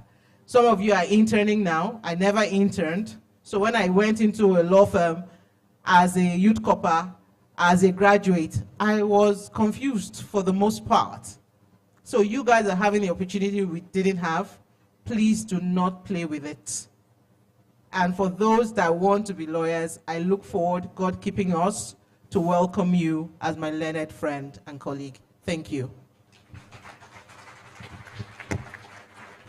Please, can we have 15 seconds each to just give our parting words? Yes. What are you leaving them with? Okay, so it will be 2 words: effort and God, right? I believe that the universe does not reward laziness. Nothingness plus nothingness equals to nothingness. So there is a place for you to put in the work, sacrifice, and you're not too young. I gave an example the other time about, using the money I was supposed to use to buy my lunch, transport myself, because I wanted to be the best. I was obsessed with that idea, and it worked out. I was from a very humble background. We lived in Face Me, I Slap You, like you call it, a room and a parlor. Yes. And this is me today, an under 40 CEO. That is possible. I wrote JAMB 3 times, not because I failed. I got 200 in all of the 3. I wrote it 3 times because I was obsessed with going to Unilag to study the accounting. What are you passionate about? Are you just passionate about fun, play? Do you think you are too young to take serious decisions about your life? You're not. You're not. So put in the effort. And lastly, like I said, God, the God factor. I will give you an example very quickly. I was in year 2 in Unilag, and I fell sick during exam. I was so sick that I could not stand up. I couldn't walk. And my friends was like, Titi, there's nothing you can do. Just go home. You will need to repeat the semester, But I didn't go home. So 2 friends I'll put my hands across the shoulders of 2 friends. So that's how they got me to the exam hall. And sincerely, I still passed very well. Do you know what helped me? It was God. I found myself in the exam hall.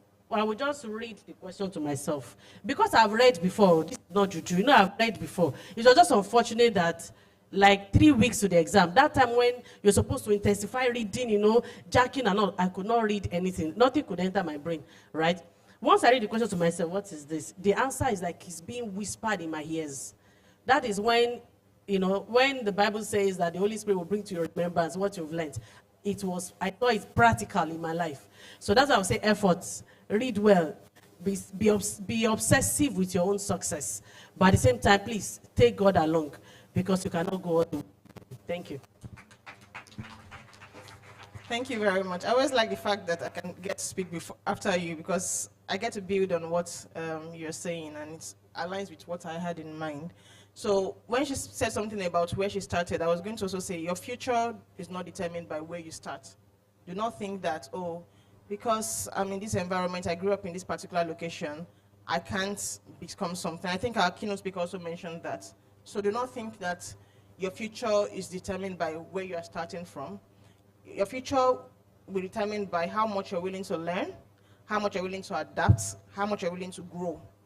And it's what if I said something every one of us has said here today is the fact that everyone was willing to learn something beyond what they learned in school. So be willing to learn, constantly try to evolve. You are allowed to evolve actually. A number of us have had to walk through different jobs. I don't have many of experience, but I have about 11 years. I've been a teacher, I've been a project manager, I've been a disability inclusion advocate, I'm now a communications executive. That is what it is like when you're trying to evolve. So you're allowed to evolve. Don't be limited by your environment. Don't think that you're already at a disadvantage because of where you are from. And also be that person that an employer or a client, if eventually you say that you want to have your business, be that person that they cannot ignore. Who are you? I want to be in a room where, oh, I'm in this room and they cannot ignore me because I have the skill they are looking for. So aspire to be that person that whenever you're in a room, no one can ignore because you bring value to the table. Thank you.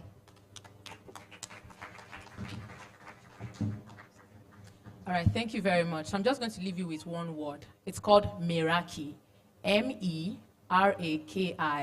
and it means to put an essence of yourself in whatever you are doing. Be known for excellent work in your class, in your school, in your communities, in whatever you are doing. When they are looking for who is the person that is going to give us an excellent result, let them look for you. That skill will serve you every day of your life. Everyone on this panel has excelled and as they've told us because they have been consistent and they have been excellent. So next time you have to sit in a class, don't just sit in a class for sitting there, these 40 minutes, then this period will soon go, it's first period, after first period, we'll go and play. No, pay attention. Sit with that class and take it very seriously. Because excellence is what is going to set you apart from every other person. Don't chase after being the first. Don't chase after being the best in the class. Chase after being the recognized excellent person. It is going to transform your life. It is going to change your life. Like someone I really respect once said, anywhere you are, anywhere you go, leave a track record of integrity and excellence. Thank you so much. Thank you so much. Thank you so much. We are deeply grateful. So now we are going to take your questions. Please, one question each. Nobody's asking 2 questions. And be very fast about it. Also, if someone comes here and they've asked the same question that you intend to ask, no, I was told 6 people, no more people should join. So if anybody comes here and they've asked the same question that you want to ask, please don't bother asking. I'll be taking the questions at once so I can summarize because I know 2 people can ask the same question. So I'll summarize it together and we'll take it at once. Let's go. You can come, please.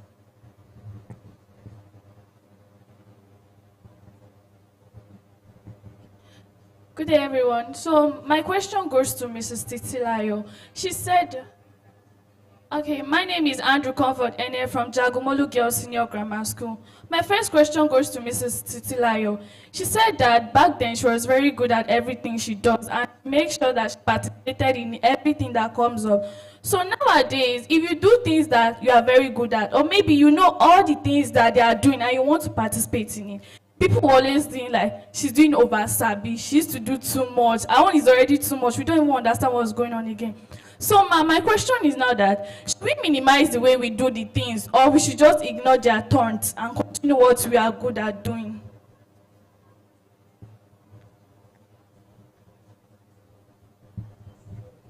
Good day, Assets. Good day, everyone. My name is Addison Alwashemilori David. I'm from Victoria High School. So my question goes to Mrs. Lamide Ayeye from Jobaman. So my question is, like you said, Jobaman connects employers to employees. So for instance, let me say a graduate now that just graduated from school, and most companies now, their entry-level jobs is 3 to 5 years experience minimum. For some, let me say a graduate that just finished and has 0 experience. So what can he or she do that will still make people on the employers and Jobaman give them employment opportunities?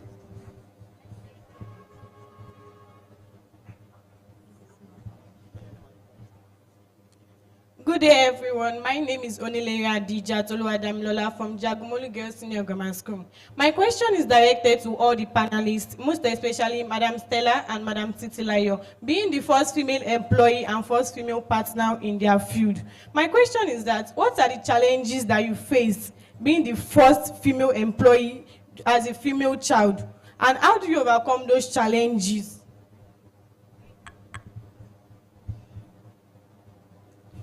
Good day, everyone. I'm Ohioma Prosper from Jagmolu Girls Senior Grammar School, Bariga. And my question is a very open question to all panelists, so any of the panelists can answer. So actually, personally, I have a lot of career choices I have in mind. Those based on my strengths, those people recommend. And to some extent, they all interest me. I really like all of them. So if I really want to take a decision on which career choice I should specialize on the most, what is your advice or what is your take you feel I should do so I can be able to specialize in one out of the many I have in mind? Thank you.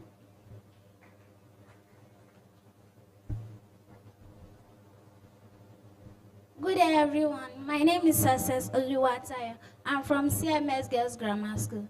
My question goes to Mrs. Bello Duro. Why do many people believe that lawyers are liars?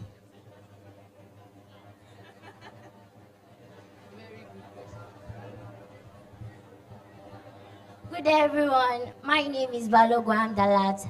I'm a student of CMS Grammar School. My question goes to Stella Duru. You said that don't run away from any difficulties. For example, now a person comes to you, or you report a case that this one's 2 persons from, let's say, okay, you said you are a lawyer. So a person came to you and said, this one raped me, this one raped me. I want to ask that, are you going to hear from the first person that said she raped me, or you are going to hear from the second person that said I did not rape her? Thank you so much, everyone. So I will summarize the questions so you can take your questions together. For Madam Stella, you have 3 questions. The challenges that you faced being a female in your career, and also why are lawyers liars? And lastly, Amdalat said, in a case of rape, you said they should not run from difficulty. How do you, I want to believe she's asking, how do you, address a situation like that to know what side you fall on? For Ms. Titilayo, should Comfort continue to do everything she's excellent at and ignore the people that are calling her over sabi, or she should just withdraw into her shell so that she can please people? You also, okay, you can also take the one on advice on things to do for Prosper to take one, because she has so many career choices or interests. The one she likes, the one people say she's good at. What do you advise her to do to stick to one? And we can have Priscat Jobaman take the last one. How do they gather experience for entry job levels that are asking them to have 2-3 years experience? And that will be all. Can we just answer this question in about 1 minute each? Thank you. Ina has made it difficult. You can't answer this in 1 minute, but I'll try. I will start with the one that made everybody laugh. Lawyers being liars. it's another myth, the way they say if you talk a lot, you'll be a good lawyer. We have ethics of the profession, and in actual fact, you are not expected to lie or misinform or create false scenarios or positions as a lawyer. In actual fact, if you are caught, you can be debarred. That's basically stripped of your ability to continue to practice as a lawyer. But well, you must understand the situation where we find ourselves in. Nigeria is a very interesting country, and corruption has eaten into a lot of the fabric of the nation. So people do things that are not ethical, but lawyers are not liars, right? And maybe to just use one quick example, maybe the persons that think lawyers are liars look at the people that defend someone where they have committed a crime. Under the Constitution, every person, regardless of what they've done, is entitled to counsel. So you can be the person that is a good person, but the bad person too is entitled to have a lawyer represent them in court. And whether we like it or not, there are certain things they call technicalities that can make a bad person escape if the lawyer for the good person doesn't do their job well. This comes back to us saying, be excellent at the things that you do, so that you do not allow bad people get away with committing crimes. That's that. And given that I've started talking about this, I will take the last question now. And that's in relation to the very sensitive issue around rape. And the young lady said, in looking at difficult situations, who would I want to act for? Is it the lady that was raped or the person that raped the lady? It's a very, very difficult and sensitive thing. But we must understand that and this is what I want everybody to take away, where a lady says she has been raped, the first thing is not to disbelieve her. The first thing is not for you to ask, what was she wearing? Or why did she go there? Or why was she found there? The first thing is to trust that what she has said is actually the truth. And then to find, as a lawyer, you now have to ask certain questions to determine if indeed what she alleges actually happened. And in that situation, if she comes to you, you cannot run away and say, oh, I cannot defend you. Now, having said that, there are also situations where people lie about being raped. And so you may be faced with a situation where the person that has been accused of raping tells you, I didn't rape her. You should also have an element of, I said it earlier, listening intently and trying to understand, why did you say you didn't rape her? Why was this and that done? And you may find out in the end that the lady that cried wolf was actually not raped. She just didn't like the guy. So as a lawyer, it is for you to actually interrogate what you're being told and defend the person that has come to you as a client within the ambits of the law. What I am not saying is that for you to say, oh, because women lie a lot about being raped, every guy that says I didn't rape is the... And also, you can't also have that mindset of, and we know men, there's this thing on social media now, not man or not a whatever, but every time a man, you cannot go in with the mindset that the man lied. You must do your homework and find out exactly who is saying the truth. And once you have been engaged to defend the person, you must do it to the best of your ability within the ambits of the law. Finally, and I think that is the challenges as a woman, the oil and power sector in Nigeria is male dominated. So we have more men than women. And some of the challenges is what you would even find even if you were not a lawyer. it is a patriarchal society we have in Nigeria. Woman, waiting, you know, you suppose they house, you cook for person. So more often than not, you come into a room and the men underestimate you, or they think you don't know what you are talking about. The difference is once you enter that room, you are not just beautiful, you are not just dressed well, but you are challenging the men with your brain power. So some of the challenges that we face is the ability to tell us that women are not supposed to be here, or sometimes you are passed over for a less qualified male colleague, but you cannot keep quiet. You sit in that boardroom, you deserve the seat you're on, and you use your voice to make your points.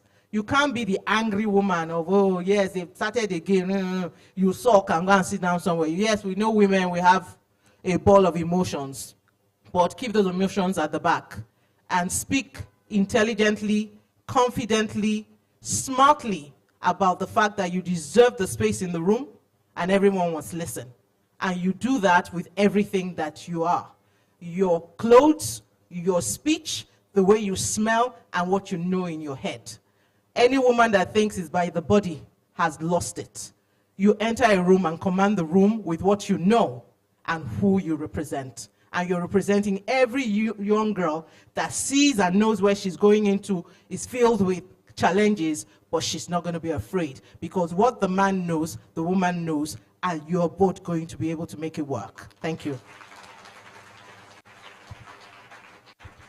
Thank you. So quickly, I'll just add one line to what she said. You know, that question around being the first woman. I think the question also was around what are the challenges you face. And I think she said it well. What I just had is, it's not going to be an easy way. Don't let anybody deceive you. We're not here telling you it's all smooth. You will need to put in the work. Especially when you're the first woman, the only woman, sometimes you need to do double of what the men are doing to prove that you've earned your place and you deserve to be there. So it's not an easy pass. You have to put in the work, you know, the effort as being the first lady. Going to the question around, you know, if people are telling you or taunting you that you're doing too much, should you just step back or should you continue doing? Remember what I said was my mantra. My mantra is what? What is worth doing is worth doing well. So if I'm in a place and I see that there's somebody that can do that thing better than I can do it, I step back. That's what I do. But if I see that there's nobody in the room that can do it better than I can do it, I step up and I do it if I can do it. Most times, people will tell you, oh, you're doing too much. They're just being jealous. They are just angry with themselves that they are not as good as you are. So don't let anybody make you become any less of who you are. Okay? And then the other question was about, you have multitude of maybe talent, skills, or people are telling you, oh, you can do this. You know, growing up also, so people tell me, oh, you make a good lawyer, you can talk well.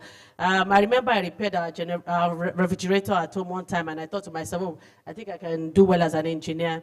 You know, as young people, we come up with different ideas. We like different things. But I'll bring it down to this. And I'm talking from especially my daughter, because I know she will have to make that decision very soon. She's 11. So my daughter is very good, you know, with sciences. Very good. Physics, chemistry. They do that now in junior school, chemistry and physics.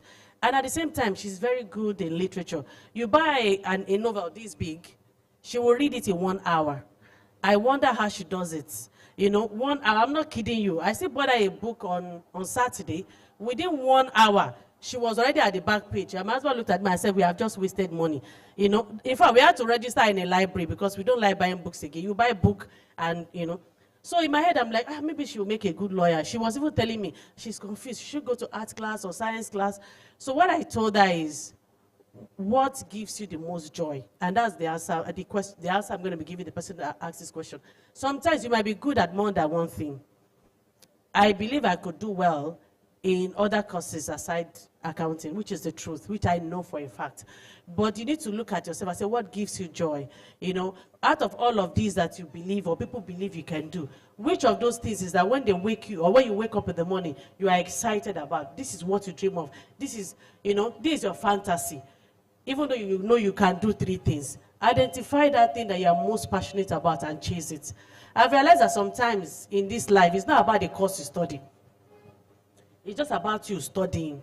there's something about you getting that higher education. There's something it does to your brain. You think differently. That is why when you see a fashion designer that went to university and the one that did not go to school, you will see a difference in the way they set up their business. So it's about you going to school. But why not do something that is most fun to you, something you enjoy doing? And that just might make a big difference in how you show up later. Thank you. Thank you very much. Okay, so I know I wasn't asked to answer that question, but I would also want to say that, so I'm someone who had multiple, even till now I still say I wear many hats, so know what works for you. And then it will take me back down to the question from the boy who asked what he can, how to build experience. Yes. So this is the time where you can really explore so many things. And then you can add them to your CV, honestly. Remember I said something about internship and volunteering. That's where a bulk of your experience will come from. I'll tell you something. When I became a communications manager, I got that job through volunteering. So I'd gone through 5 stages of interviews. And it got to the last stage when I had to meet with the founder of the organization, and she asked what my salary was. But all the experiences I've been telling her about that made me get to the 5th stage were all free experiences. She didn't believe it. So the job came after I finished my master's, and then there was an opening for a communications person. Before that time, I'd been doing something around project management and disability advocacy. Not like I didn't have communication skills. Before then, I'd been on the side, I was a social media manager, just freelancing. So I would get a little bit of tips, helping maybe dental clinics, helping a few organizations run their social media platforms. It's why I said something about just try your hands around different things. You don't know when it's going to be very useful. So when the role for communications manager showed up, someone shared with me and I said, I do all these things already. I'm a social media manager. I already do stakeholder engagement through the NGO I volunteered with at that time. I'd organized different walks for autism back in 2017. So it helped all my experiences. When they said, how can you do storytelling for impact? I said, yes, I've done it. I gave an instance. Do you do this about stakeholder engagement? Yes, I've written proposals to organizations and they've given us funding. Have you done grant management and writing? Yes, I have done it. And then the question about salary came up. Oh, I've not had to be paid for this, but I had built experience from it. And I got a managerial role as at 2020 because I've been volunteering all the while till that point. On that role, I had people who had to work with me as assistants. But I didn't get to that stage just by sitting down. So if you don't think that I'm an entry-level person, I just finished school, I don't have something, it's why I said from now, begin to think of what you can do. Where can you volunteer? Where can you intern? Don't use your holiday for play. Don't use it to do TikTok challenges and you forget about what you want to do. Start looking for that person in your religious organization. If it's your church or your mosque or someone you look up to, can I come and intern with you for 3 months? Add it to your CV after school.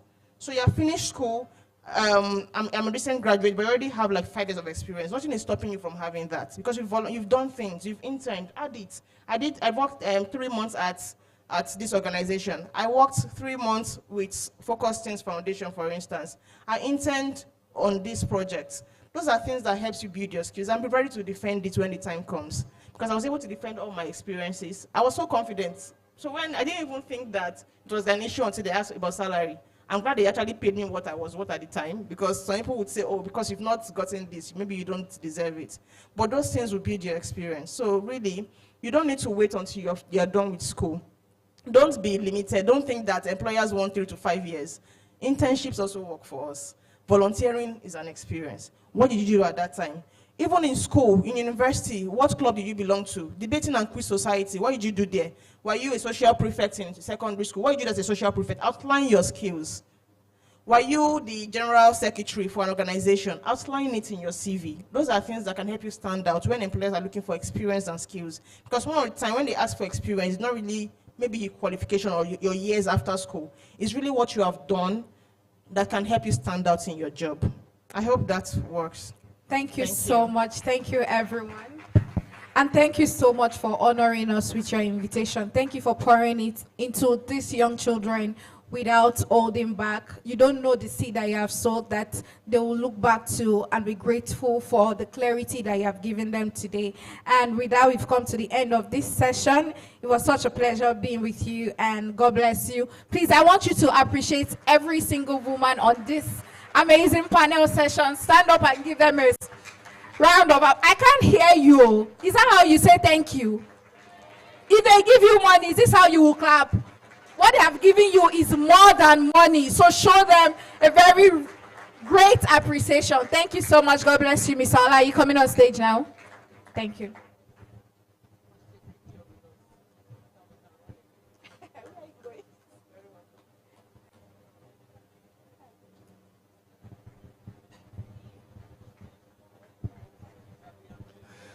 Please, can we put our hands together for them again?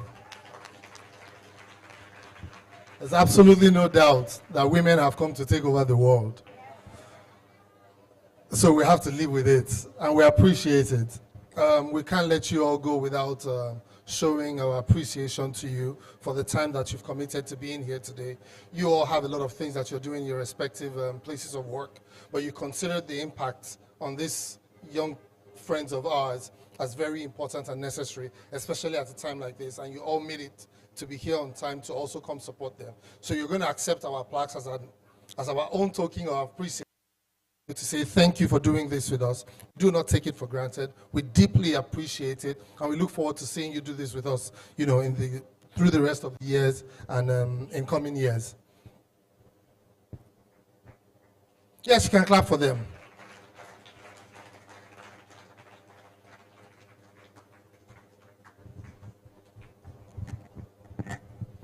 This is to you, Stella. They said, what did you say? Chief Mrs.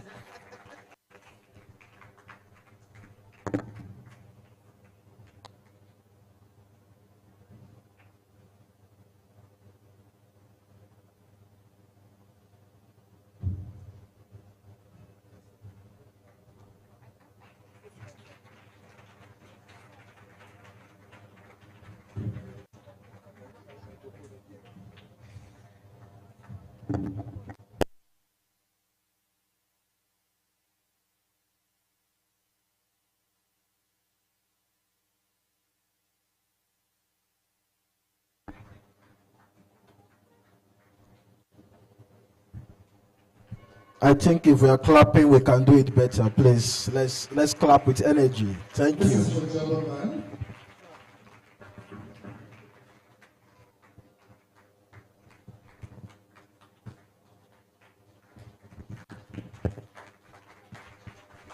Yes, I keep clapping because it's a double back for Jobberman. They're receiving one as a brand, and they're also receiving another for being a part of this final session. I'm wondering how she's going to carry the both her hands, but she will.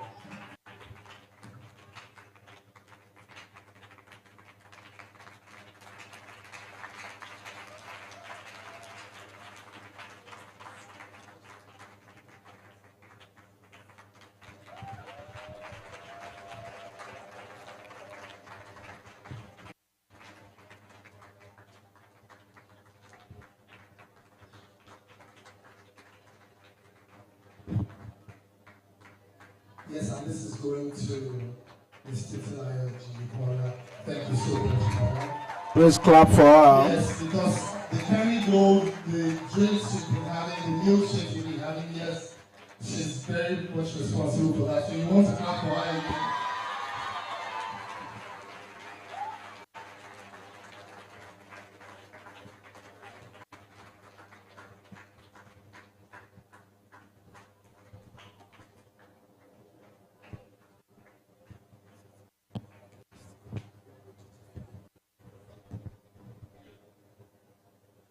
Yes, and this is for all of our headline partners and sponsors, wherever. Please, let's break. Together and make it easy for us. Please, let's celebrate. Let's celebrate. Can we clap? If you want to make noise, make some noise. Thank you. All right.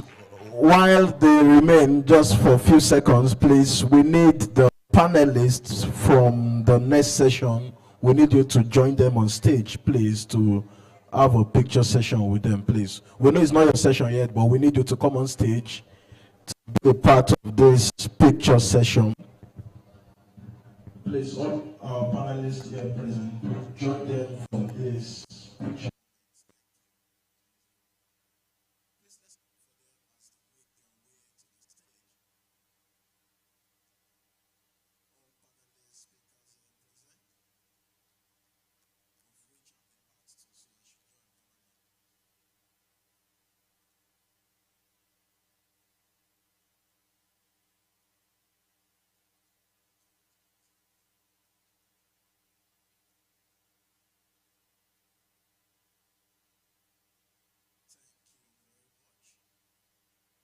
say to them? Can we chorus thank you?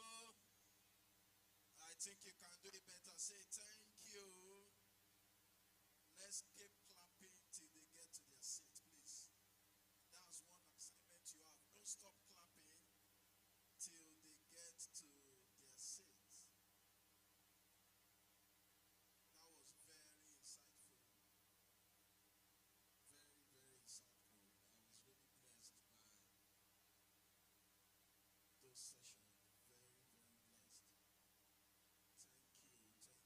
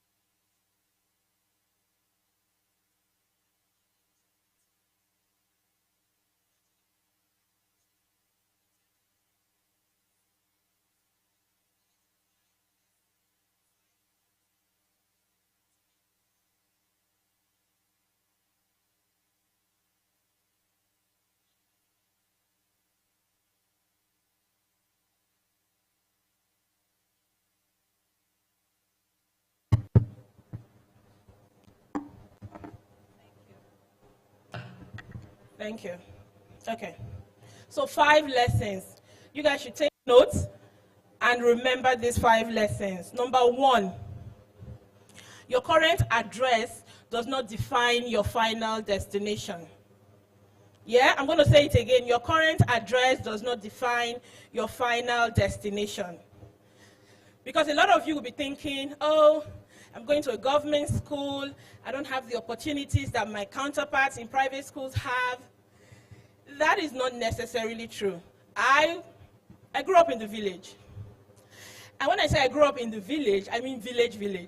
You know the type you see in Nollywood movie, that there's like bushes and you can count how many concrete buildings that they have. Yeah, that was the kind of village I grew up in. And up until my secondary school was in that village. Yeah? That's interesting, huh? Because the truth is, coming from a place where you have to hustle a little harder than anyone else, it builds resilience. Yeah, it builds resilience. It means when the children, you know, the Nepo babies, when they maybe, I'm not saying that is necessarily true, but when maybe they might just give up easily, you have more resilience because you've been through a lot. That's the real truth. So if you've been doubting your future because you feel like, oh, where you sleep or the compound you live in is not great, I have to tell you to drop that baggage. Because it's not your starting line that matters, it's the direction that you are going that counts. Now, I remember I finished secondary school at 15, right? And I remember that in all the excitement, I wanted to escape from the village. Because growing up, my parents did not let us travel for any holiday. Do you know how bad that was? Like, you have your long-term holiday now, right? We were not allowed to travel. So I never, for once in my 15 years of life, visit any cousin, uncle, aunt, friend, whatever it is. I never left my village. Yeah. So it was a thing of I needed to escape. So while looking for schools, I was looking for the farthest university to go. That would take me farther away from my village, as it were. And then, of course, you know you have to write JAMB. And then I wrote JAMB. But even before JAMB result came out, I somehow convinced my parents to let me go to a private school. The private school then did not require JAMB results. You could do their own exam and then you get accepted. Now, my parents didn't have the money, right? But I told them the magic words, as parents in our time like to hear. Either when you tell them you want to be a doctor, or you want to be a lawyer, or you want to be an engineer. Oh, that this is a good child. Ah, yes, this is what I want to hear. And I told them I wanted to be a doctor. Yeah.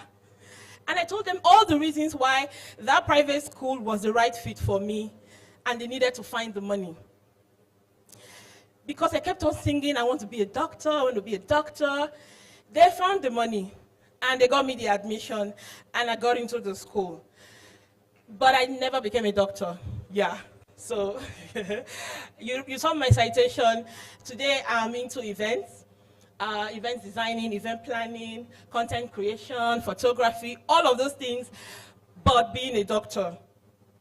So it was very important that I should tell myself at 15 to not be boxed in by the locality that I was. The fact that I was in a village does not mean I could not do great things in future. Now, start from where you are and learn skills. The last panel session just now talked a lot about it. I'm just going to, add to what they have all said. Learn skills. Learn how to make clothes if you can. Fashion, right? Look at the outfit I'm wearing. How many of you like what I'm wearing? I look nice, right? Thank you very much. Now, I wish I could sew what I'm wearing, but I cannot. But then what I have now developed is how to design my own outfits. So you see this top I'm wearing, for example? I designed it. Yeah. Thank you. I designed it, and I'm lucky enough to have somebody who can make clothes so well that whenever I give her my designs, she can replicate it, and everybody's always telling me, where did you buy it? Which designer are you wearing? You know what I mean? So even though I don't know how to sew, I know how to design. But imagine if I could sew. So learn skills like sewing, learn how to make hair. So this is all beyond what you're learning in school, right? These other skills matter. I would tell my 15-year-old self to actually sit down, learn how to make hair. I have a niece whose name is also Pearl. She was named after me, hello, because I'm good like that. So she's also Pearl. She just turned 18, I think. She taught herself to braid hair. She lives in the United States. She taught herself to braid hair from YouTube. Because I know a lot of you have access to YouTube, you have access to TikTok. It's not just for dancing, like they said. It's not just for the fun stuff alone. Actually use it to learn skills. She taught herself how to braid hair. Now she makes serious money. Sometimes I'm tempted to tell her to send me money. That is how much money she's making from braiding hair. And she just got into university. So those skills will help you in future. Because I think I relied too much on my parents to say, oh, my dad is going to sort me out, my mom is going to sort me out. That I did not pay attention to some of these things. Plumbing, carpentry, who says as a female you cannot be a carpenter? You cannot be a plumber. These are skills that AI is never going to replace. AI is not going to come and put the pump in your house. They're not going to knock the wood together to give you a nice chair. It's not going to do that. Yes, there are technologies that are going to make assembling easy, but ultimately, the concept, creation, and catering to these specific needs is still going to be yours. Because this AI, who is teaching them? Human beings like you and I are the ones actually teaching them to do what they're doing. So don't stop learning. Read more life-changing books beyond your school books and novels. Oh, I read a great many novels. When I finished secondary school and I was going to uni, I remember carrying a whole Ghana Must Go full of novels to university because I loved reading, but it was novels. So later on in life, I realized that the time I spent reading all those novels, if I had focused into career-building books, specific books that would elevate me and take me more places in life, I would have gotten there earlier and faster, right? So developing reading skills is good, but what you're reading is also very important. So it's not just about storybooks and fun and animes and cartoons and all those things. Now, lesson number 2, look around this room. The people sitting beside you today may become your business partner, your best friends, right? Or the people who convince you to make the biggest mistake of your life. That is the truth. Because you're in your formative years, you're in secondary school. Some of the friendships you make today are those that are going to carry you through the rest of your life. I would tell teenage Pearl to make good friends beyond just vibes. So beyond the vibes of, oh, we're doing TikTok challenges together, we are dancing to one popular music or what's trending, what values do these friends bring to your life? Now, parents used to say, show me your friends and I'll tell you your future. It sounds like an old saying, but it's still true today. Peer pressure is real. You tend to behave like people you associate with. How many of you believe that is true? You have friends and they do some things you like, and over time you start to behave like them, even dress like them, even talk like them. It's normal. So you want to associate yourself with people who would help your future, who would make you better at something, not just for vibes. So if I could talk to my younger self, I would say, Pearl, choose your squad like your life depends on it, because it actually does. Now, unfortunately, my best friend in secondary school, we're not friends anymore.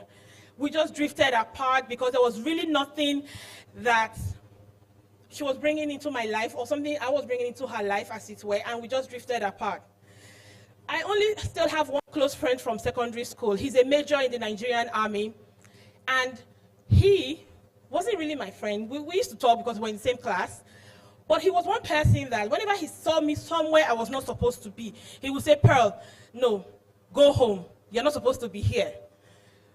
Or if I had not turned in my assignment, he would say, Pearl, how come you've not done your assignment? Okay, come, let me teach you how to do it. Again, he was not my best friend. We were not close. But he's the only person from my secondary school that I call a friend today. So I would say, make your friends wisely now that you are still young. Number 3, failure is not your enemy. Can I tell you something? I have failed several times, still going to fail because life is continuous. You cannot know everything. So you're going to keep trying new things and fail at it, right? But every difficult season taught me something school never did. Failure doesn't mean you're finished. The people you admire today failed many times. The story of the light bulb, the guy tried so many times, and then before we have light that we have today. So raise your hand if you have ever failed at something, be it a grade or a subject. See, you're not alone. We're all together. So the fact that we fail does not mean we're failures, right? Because you have to try again and keep trying. Don't be afraid to try new things because you are scared to fail. And there's this common statement that I love these days that I hear a lot: do it afraid. So even if you are afraid to do something, do it. Nike will say, just do it. Just do it, even if you are afraid. Number 4, character will open doors that talent cannot. Aha! There are so many intelligent people, so many gifted people, so many beautiful people, right? But employers, business partners, teachers, even friends, they remember people they can trust. They remember people they can trust. Can you be trusted?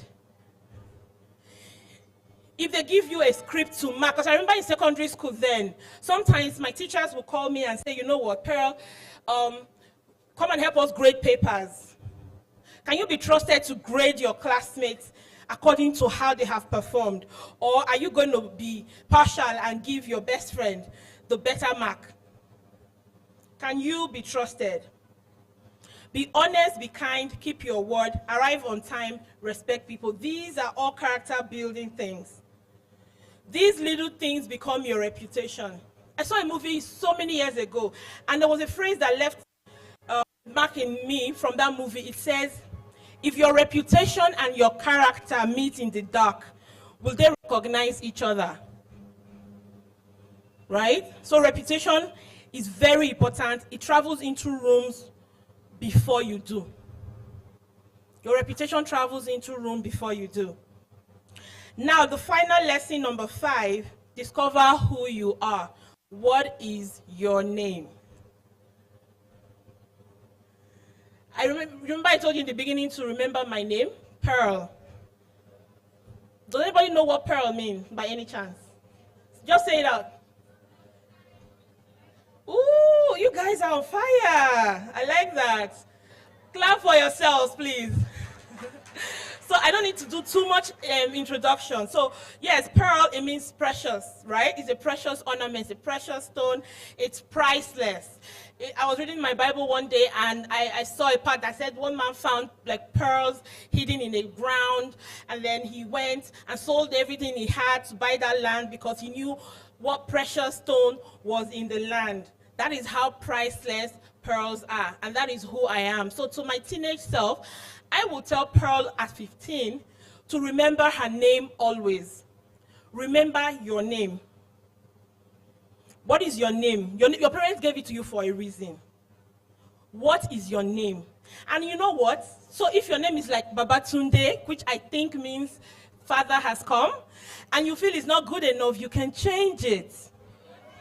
But with parental consent. Let me tell you why. My immediate younger sister, her name was Miriam, right? I think there's a version called Mariam or Miriam. It's the same name. And she was 12 or 13, and she came back from school one day. Then they were still doing CROK in school, like Christian religious knowledge, yeah. So she came back from school one day, she was upset. And we were like, okay, what's going on? And she said, do you know that my name Miriam means bitterness? aha. And we did not even know. And all of us were looking at my parents like, aha, how did you give your child bitterness? But my parents just, I'm sure they were not thinking. I think Miriam is Moses' sister in the Bible or something, and maybe they liked the sound of the name, and then they gave it to her. And she said never.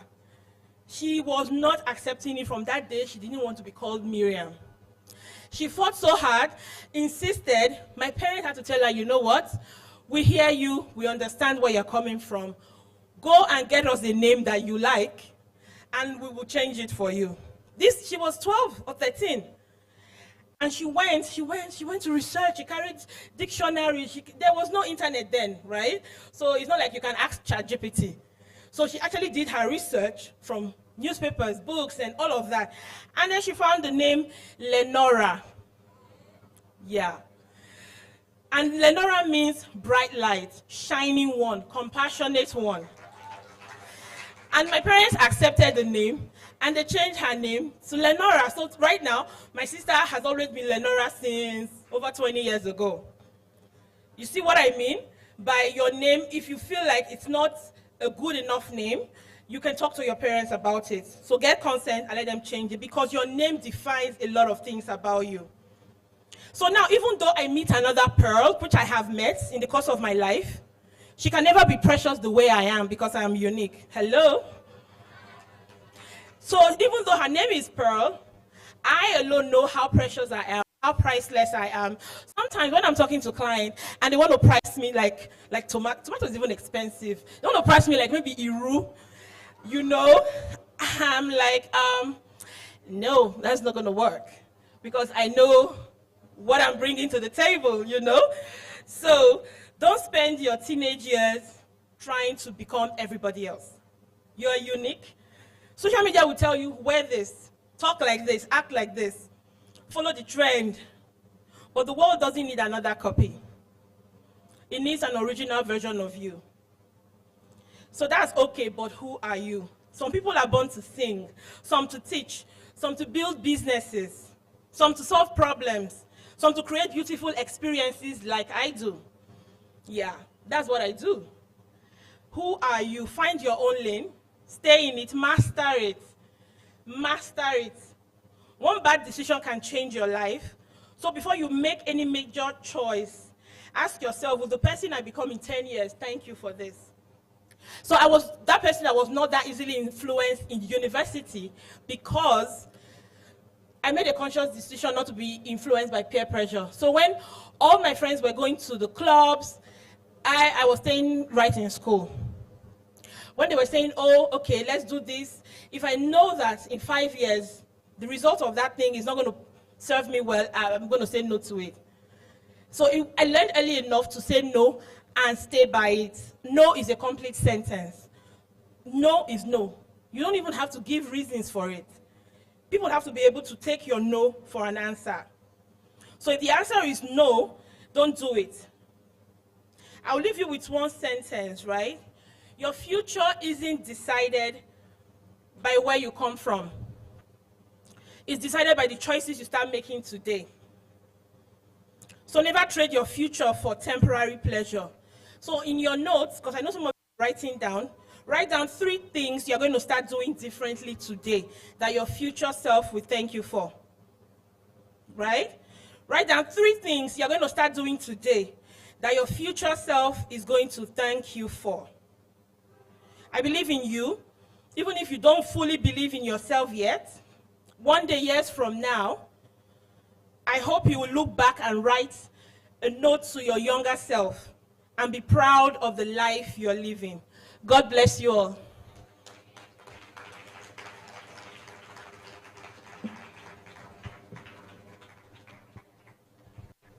Is this how you clap for someone that designed outfits? Someone that designed an outfit. It's not easy. Please, let's clap for her. Let's celebrate her one more time. I've known your name before I moved to Lagos. Yes, when I used to research event planners then, I know there was time I worked with Sapphire, I guess. So I've taken your name to the mountain that God let me walk. Yeah. Please, let's clap.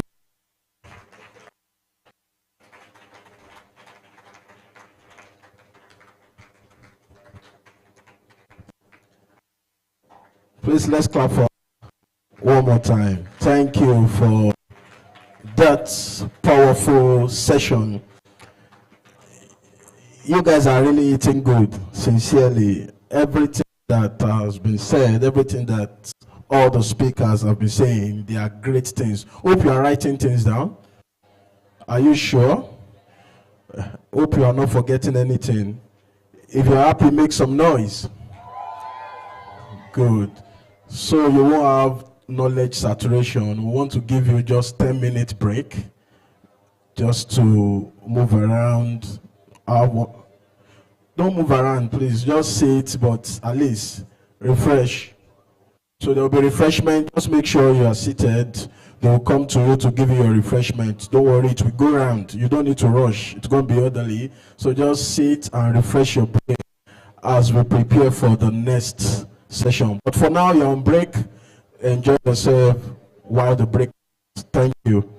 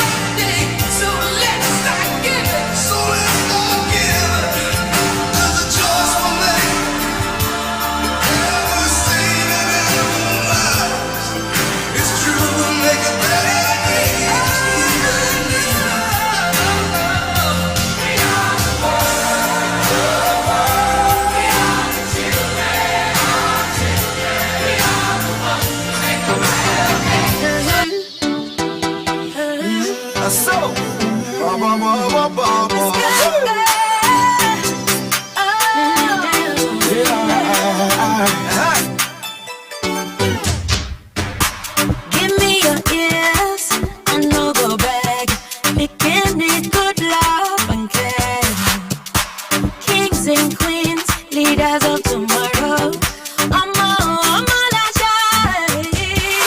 Life will better if you pay attention to every girl child. Whether the healthcare, be the education. 'Cause I'll be small girl, but I get big dreams. I am a child, the light, the dream, and the hope for tomorrow. Hope for tomorrow. And I deserve the best. Indeed, I'm a pride of Nigeria. I'm a Nigerian child. I'm a Nigerian child. I'm a Nigerian child. I'm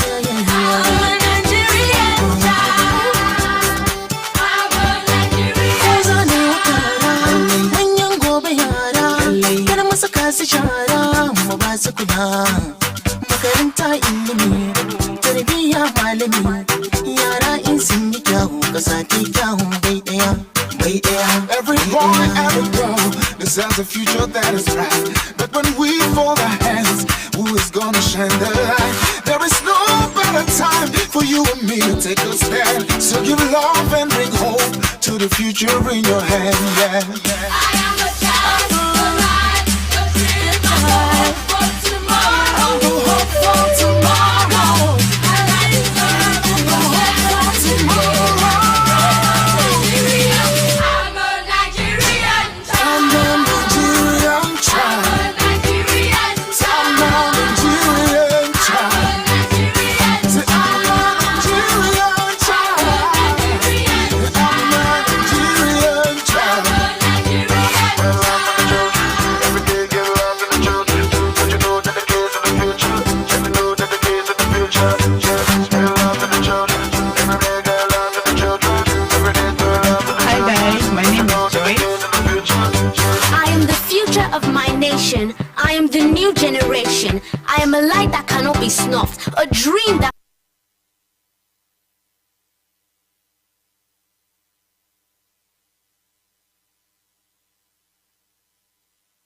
Alele, ale jalate, alele. If I get chance, children stay and celebrate them every day.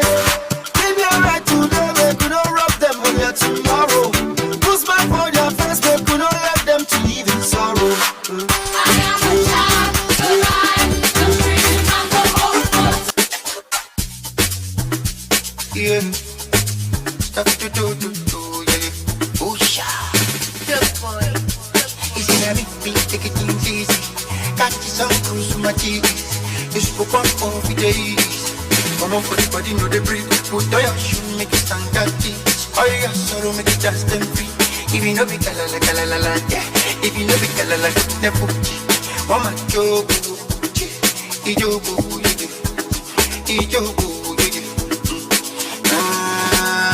what you want, my jojo, ijobu, and if you know be kalala, the poochie. Go do back, Oluwa, yeah. Joy is come, joy is come. Do back, Oluwa, yeah. Joy is come, only a little more. Do back, Oluwa, yeah. Joy is come, joy is come. Do back, Oluwa, yeah. Joy is come, only a little more. Up on never, do what you wanna do. I want to be shining one day. Yeah. Don't make it, don't make tender. I want to live for the world. I want to live for the world. Yeah. Easy now, take it easy. Catch some cruise for my cheese. You spoke on for days. Come on for the body, know the breathe. Put on your shoe, make it stand that deep. All your sorrow, make it dance them free. If you know be kalala, yeah. If you know be kalala, get the poochie. One man joke, ijobu,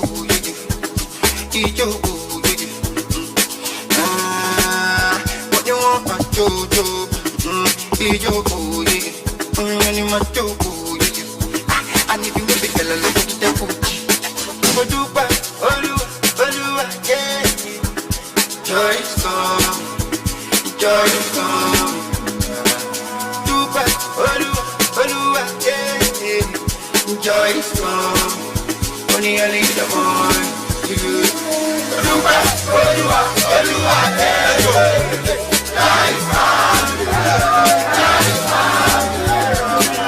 Dubai, Oluwa, yeah, yeah. Joy is coming, only a little more.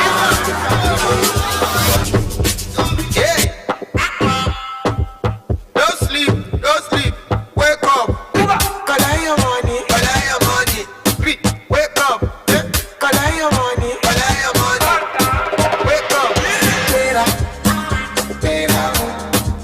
Thank you, DJ. Thank you. Wake up. DJ, thank you. 1 minute. Thank you. Be on standby. You will still play. The break is not over yet. You know, every year I used to give out gifts, so I didn't forget this year. So I need two. We are still on break. So I need 2 guys and 2 ladies to come on stage. Confident guys, confident ladies. The students is among the students. If you know you are confident enough and you are a guy, 2 of you, the first 2 to get to the stage, and the first 2 ladies to get to the stage. 1, 2. That's all. 3. I need 1 more guy. 1. Okay, 4. All right, we're good to go. Thank you. Come to the center stage. Center stage. Have you guys eaten? Come here. Come and stay here. Have they served you? No, they will serve you. It will go around. Don't worry. All right, so what's your name? Winner. Winner, okay. Your name? Josephine. Your name, sir? Tumishe. Tumishe. Your name, sir? David. David. Do you have a nickname? Yes. What's your nickname? Black Beauty. Black Beauty. Ladies and gentlemen, clap for Black Beauty. I like that name, Chop Noku. Do you have a nickname? Yellow Beauty. What's your nickname? Jojo. Jojo. Joe. Or I call you Sweet. Joe. Is that your TikTok? Sweet Joe. Okay. Black Beauty, Sweet Joe. Okay. Your nickname, sir? T-Tiger. T-Tiger. Come closer. T waiting. T-Tiger. Where are you staying, sir? I'm at Balogun. Are you a boxer? No. Why are you pairing T-Tiger? Well, because my mom's dad was a wrestler. So this is T-Tiger. Everybody make some noise for T-Tiger. So T-Tiger, you can fight boxing very well? Not okay, but your name is Sha T-Tiger. What's your name, sir? Shorty. Huh? Shorty? Your nickname is? Why? Because you are short. Okay, move forward. Don't mind the people calling you Shorty. You know, I was very short when I was in secondary school. Very short. Now look at me today. The God that did my own, he will do your own too. All right, so this is what we're going to do. You guys are going to dance. And the best dancer is just for 20 seconds. DJ, responsible song, go, please. A responsible song. We're in a responsible environment.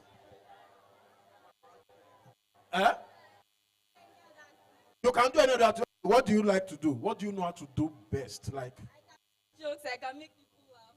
you can make people laugh. So you can make people laugh.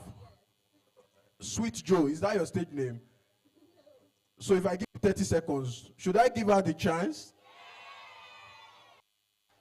Ladies and gentlemen, she's so good. She has won so many awards. She has been to Africa, to Europe, to North America. Make some noise for Sweet Joe.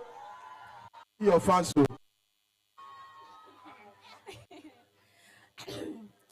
Now I don't know. Let's be Niger picking. As we did like this, so we won't start today. I won't start to dey talk. Now, if you laugh, make you laugh. My own, I don't come here, come do my own. No. So make we start. Okay. So for where they from like this, we know they chop food. We know they chop. Oh. If you cook like this, keep on go just sit down. They look am. No say if God talk say man does not live by bread alone. So if you see food like this, just they look am. Now they come one day for my. You don't try. They don't clap now. You go fear comedian now. Now the first thing about comedy job, oh, as they don't laugh, you don't try. You don't understand? Oh yeah, come. You don't do your own. I have less than 2 minutes. Sweet Joe, oh, yeah, come.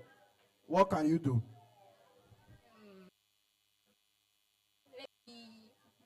Let me sing. You want to sing? Okay.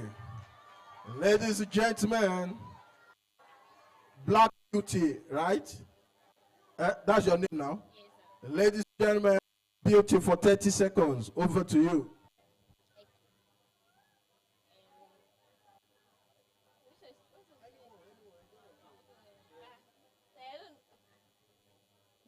It's not with violence. Okay. I don't wanna go, but baby, we both know this is not our time. It's time to say goodbye until we meet again. This is not the end. It's to come a day, and we'll find a day. Violins playing when the angels cry, when the stars are shining, I'll be there. When the stars are hiding, I'll be there. Well, say goodbye to. Call like this. Thames, thank you. D Tiger. C Tiger. T Tiger. Okay. What do you want to do? Dance? No. What? No time. Oh. You can cook. Oh yeah. Dance, stay there. No be me, you go cook. What can you do time? Not food competition, but no food. I can dance. Dancing. You can dance. All right.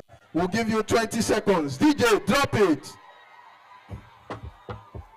Okay. Let's go. Give them. Let's go. Let's go. DJ, help him. Wake up. Collect your money. Collect your money. Wake up. Collect your money. Collect your money.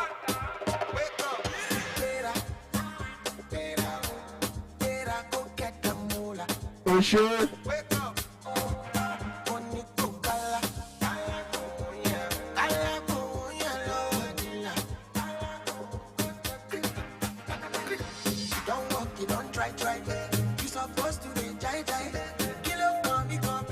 Thank you. Please, let's appreciate Michael Jackson. Thank you. I don't really have time to do who is the winner. All of you are the winner. Even you will be cook. So this is what we'll do. I'll just give you something for chocolate one by one. Is that okay? Don't show them who. Take your own. T Tiger. I don't feel like giving you money. Oh yeah, you to take your own. T Tiger. No come beat me for night, oh. Michael Jackson. Oh yeah, take. Please let's clap for them as they go back to their. All right. Don't mind me. Mr. Kazim.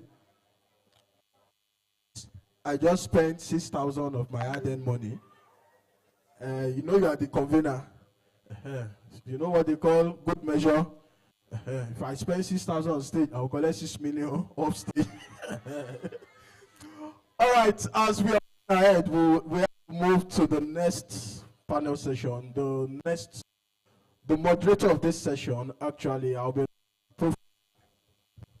reading her profile, but before I go through her profile, she has authored a special book The only thing I don't like about this book, as much as I love this book, there's only one thing I don't like about this book. The book is gender specific. She wrote it only for females, and it's paining me. So all the females in the house, make some noise. So, and she will be giving out copies, free copies, to some ladies here today. Let me give you an expo. Winners will be chosen based on how interactive you are during the panel session. So that's the expo. During the panel session, make sure you are contributing, asking questions, and you stand a chance to win. Now, for the boys here, since she has decided to give out free books to the ladies, I will check my car. I should have some free copies of my latest book also, Pillars. I will give the first 10 boys too. So let's plan gender. All right, so let's move. So I want to bring her up stage now. Please, we appreciate her for that graciousness. Let's clap for her. No, I wouldn't just. Don't worry. I don't like the way you are clapping. No. I don't like the way you are clapping. I will tell you to withdraw. All right. Brenda Effium Akpata is a social impact strategist, author, sustainability communications professional with extensive experience in designing and implementing high-impact programs across corporate and development sectors. With a strong background in corporate social responsibility, CSR, sustainability, stakeholder management, and program management, Brenda has successfully led and supported initiatives that drive meaningful change within communities, particularly in the areas of education, health, youth development, gender inclusion, and access to opportunities for young people. Let's clap there. Currently works within the corporate sector, where she plays a key role in executing CSR and sustainability initiatives. She's also the founder of Brain-Care Foundation, a platform through which she has empowered young people with access to sexual and reproductive health, access to education, leadership development, mentorship, and skill building opportunity. Our unique strength lies in our ability to bridge strategy, execution, and storytelling, ensuring that projects are not only well designed and effectively implemented, but also communicated in ways that inspire, influence, and create lasting impact. Focus things, I present to you, ladies and gentlemen, Brenda. Please come, Brenda, as she takes the stage to marshal the next session.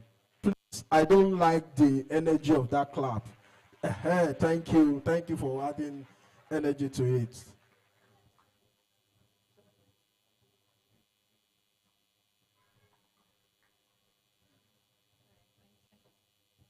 All right, hello students. Hello students. The energy is low. Hello students. If you're happy and you know you're in this room and you've gotten a lot of knowledge, hello students. That's the energy I'm looking for. Good afternoon, everyone. Good afternoon, our dear convener, Ola Kazim, who is my dear colleague. Thank you very much for this opportunity. I'm very excited to be seated here today to moderate this very interesting and life-changing conversation. I have a very incredible team of, panelists who are going to do justice to the conversation. And I promise you, we are not just going to leave this place. I know the first panel session was very powerful, but we are about to have another powerful and very strategic conversation for you. So please, I want you to pay rapt attention to this conversation. Like the MC mentioned, we are hoping to have a very interactive session. So please feel free to take down notes, ask questions. Honestly, if I were you, I would be writing, because I remember when I was in school many years ago, this opportunity was rare. So once again, put your hands together for the convener and for Teen Focus Foundation. That clap is for me. Now clap for the foundation that brought you here. Thank you very much.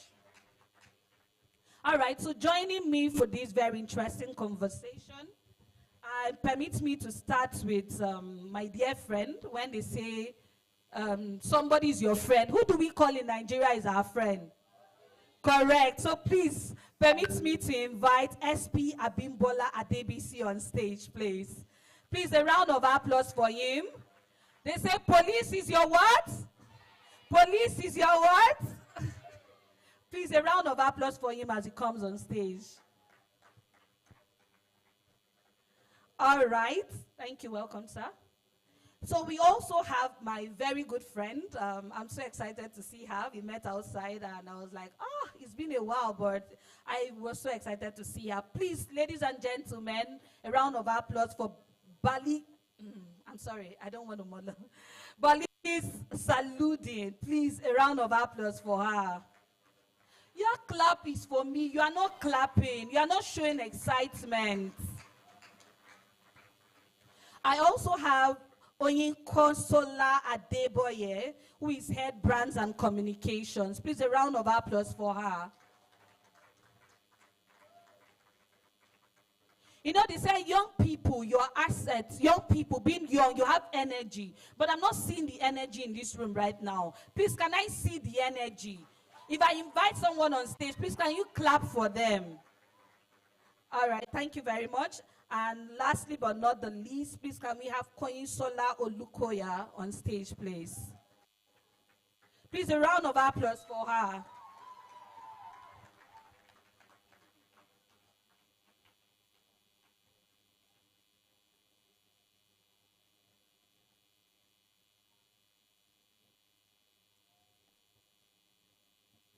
All right, so just so you can understand my panel,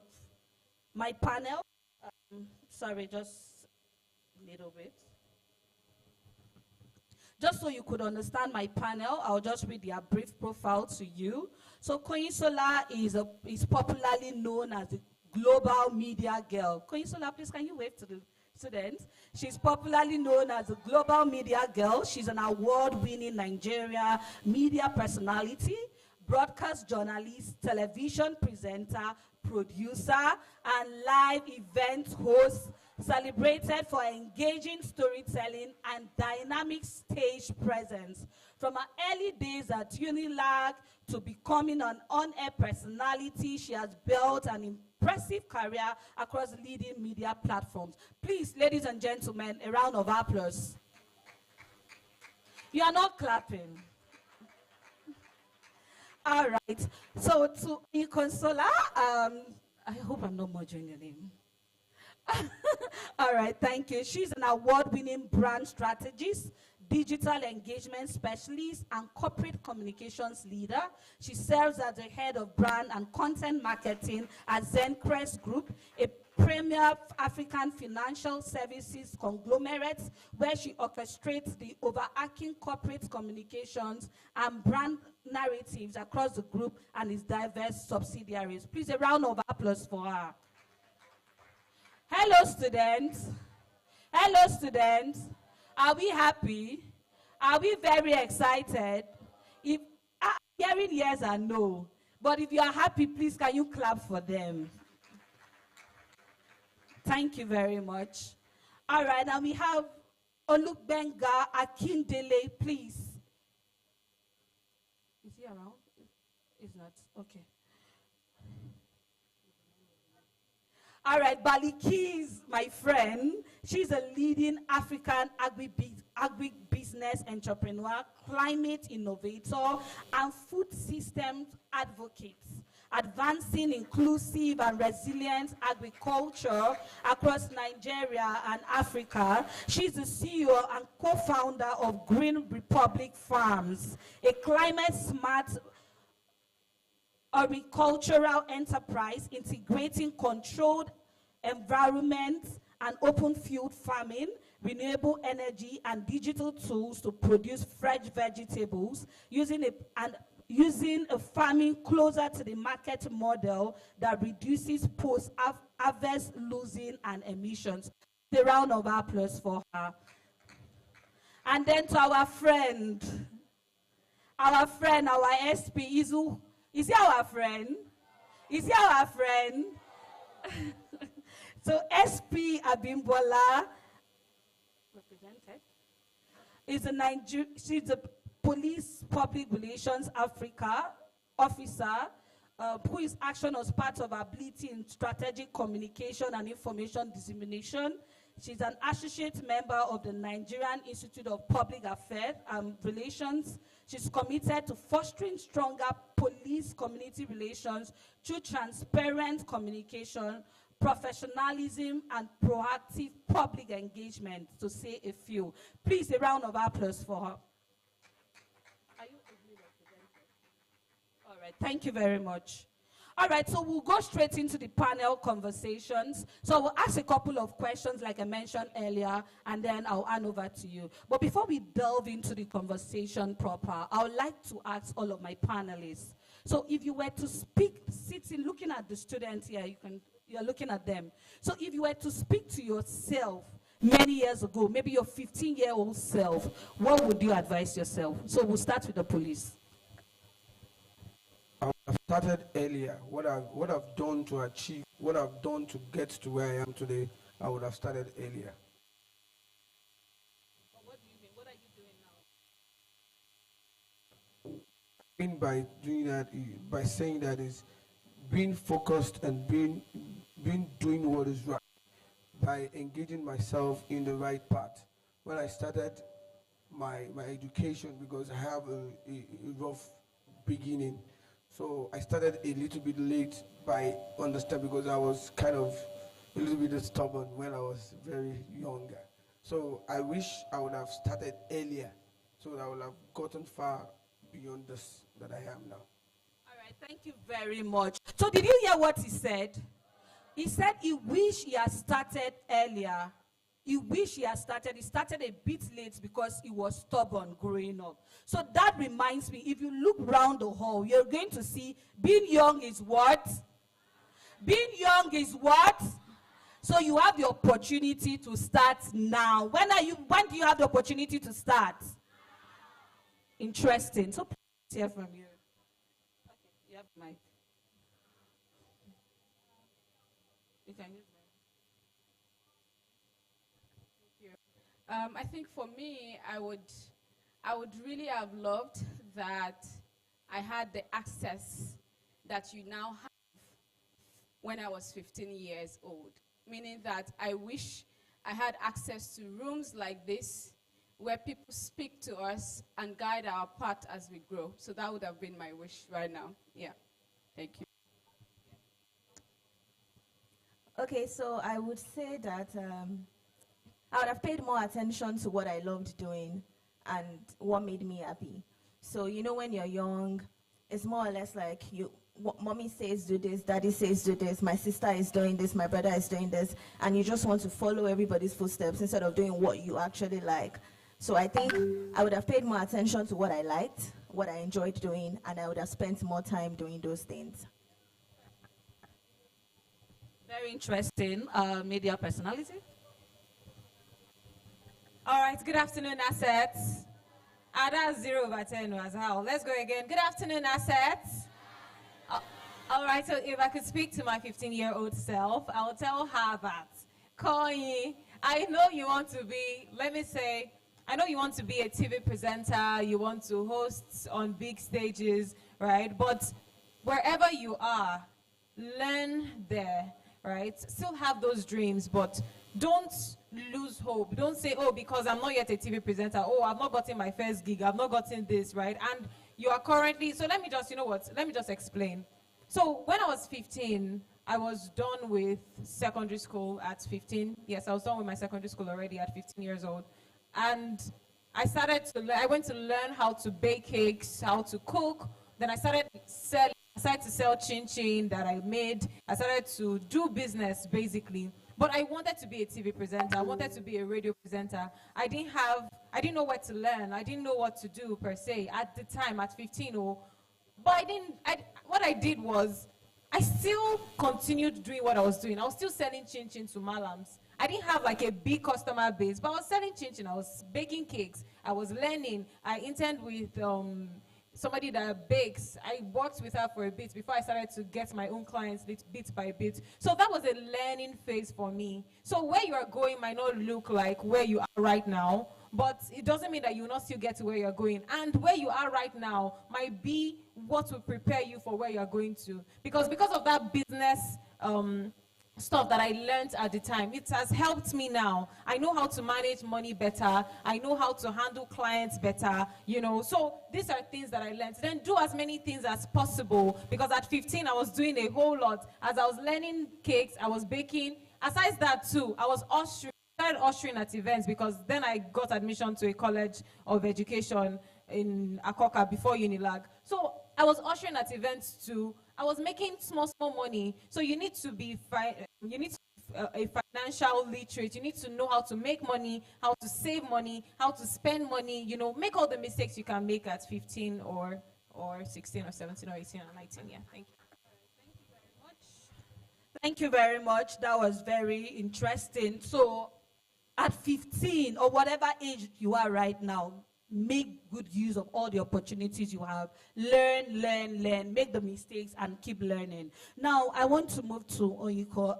You know, you are into brands and communications. And the thing is, for a student who is seated here today, that are hearing brands and communications, to them is like, is it everyday interaction that we have? Because every day we get to interact with brands, we don't even know what it is. So speak to them, you know, at their level. What does your job entails? What do you do every day when you get to the office?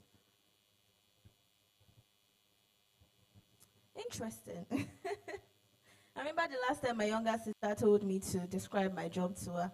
I was speaking in parables, but let me try to speak in your language. As you're seated in this room now, what companies can you see?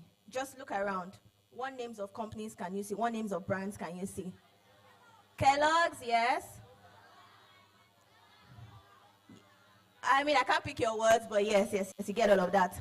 Now, what I do is that I work in a financial services firm. I mean, you can work in financial services or any type of organization. What I do is I make my company look good. So if I was working at Kellogg's, the fact that this Kellogg's banner is here and you can see it, and when you go home, you can tell your mommy, I want to take Kellogg's. That's my job. My job is to make sure that the concept of what my company does makes people like my company. So there are different levels to it. There's a part where I make sure you like my company. There's a part where I make sure you want to relate with my company. There's a part where I make sure you want to buy the products that my company produces. So the concepts of brand, marketing, communications, we're the ones that make you look good. We make everything about your organization look pleasant to your target market. I don't know, was it simple enough? Do you get the idea of it? Okay, lovely. Very interesting. Please, do we want to fix the other mic? Thanks. All right. So, Balikis, now back to you. You know, I remember when I was in secondary school, we had this Young Farmers Association. Do you still have it? You still have Young Farmers Association? So back then, I used to think, agriculture, why are they having this association? Is it not just to carry cutlass to the farm? Why are they telling me, after studying school, I'm going to university, I'm done with all the maths, further maths and all of that. Why do you want me to go into the farm? So what is agriculture like today? Can you tell us what agriculture is and why should young people go into agriculture? All right, thank you so much. That's a very refreshing question. Because most of the time when I walk into rooms and I take up stages, people don't believe I'm a farmer. It's difficult. Honestly, I should have sent my picture to Uncle K, and you guys would have seen me on the farm using my hands directly, you know, cultivating and planting and doing all sorts. And that is to start by saying that there is no limitation for anybody. You can be a brand strategist, by the way, as a farmer, right? So you can be a farmer and be more. It doesn't end there, right? For context, how many schools here participate in Okay, how many schools here participated? How many schools here participated in the current Lagos State Ministry of Agriculture's agric project that they did open field? How many schools? Woo, correct. That's so nice. That's good. How many schools have been selected to make up the top 12 schools? Do you know if your school has been selected? You don't know yet. Okay. So when that project was launched 3 months ago, I was working with the ministry to ensure that we're bringing agriculture closer to young teenagers at secondary school level. And they did this project across, I think, over 24 secondary schools across Lagos State. This is something that is currently happening. I need to give a current example. And what these students have done, in fact, I was so excited when I got there this morning, was they've spent the last 3 months planting vegetables on open field in their various school compound. So they planted vegetables, efo, shoko, efo tete, ewedu, tomatoes. Like, I was so impressed when I saw their harvest this morning, because today they are announcing the top 12 winners from those schools. So what happens is, after the open field, they evaluate performance, and these schools that are going to be selected as top 12 winners, we're going to be building 12 greenhouses, 1 per each schools. So each of the school would now have access to greenhouse where they can cultivate more climate resilient seeds and produce, like peppers, bell peppers, tomatoes, and the likes. So there is already a movement to bridge the gap between young teenagers and agriculture, helping to change that narrative. And I'm proud to say that I'm really glad to be part of that process that is shaping the future of agriculture, especially among young people. So currently there is already I'm glad that about 10, 20 schools here are already saying, oh, they were part of the project, they were part of the activity. So you can already tell that they planted something. They can teach you how to cultivate. That's what it means. And that is what we're saying, that agriculture doesn't necessarily have to be, you have 100 hectares of land, you are 50 years old, you have a lot of money in your bank account. It can start from you having a small pot, in the front of your mommy's apartment, where you can grow ewedu.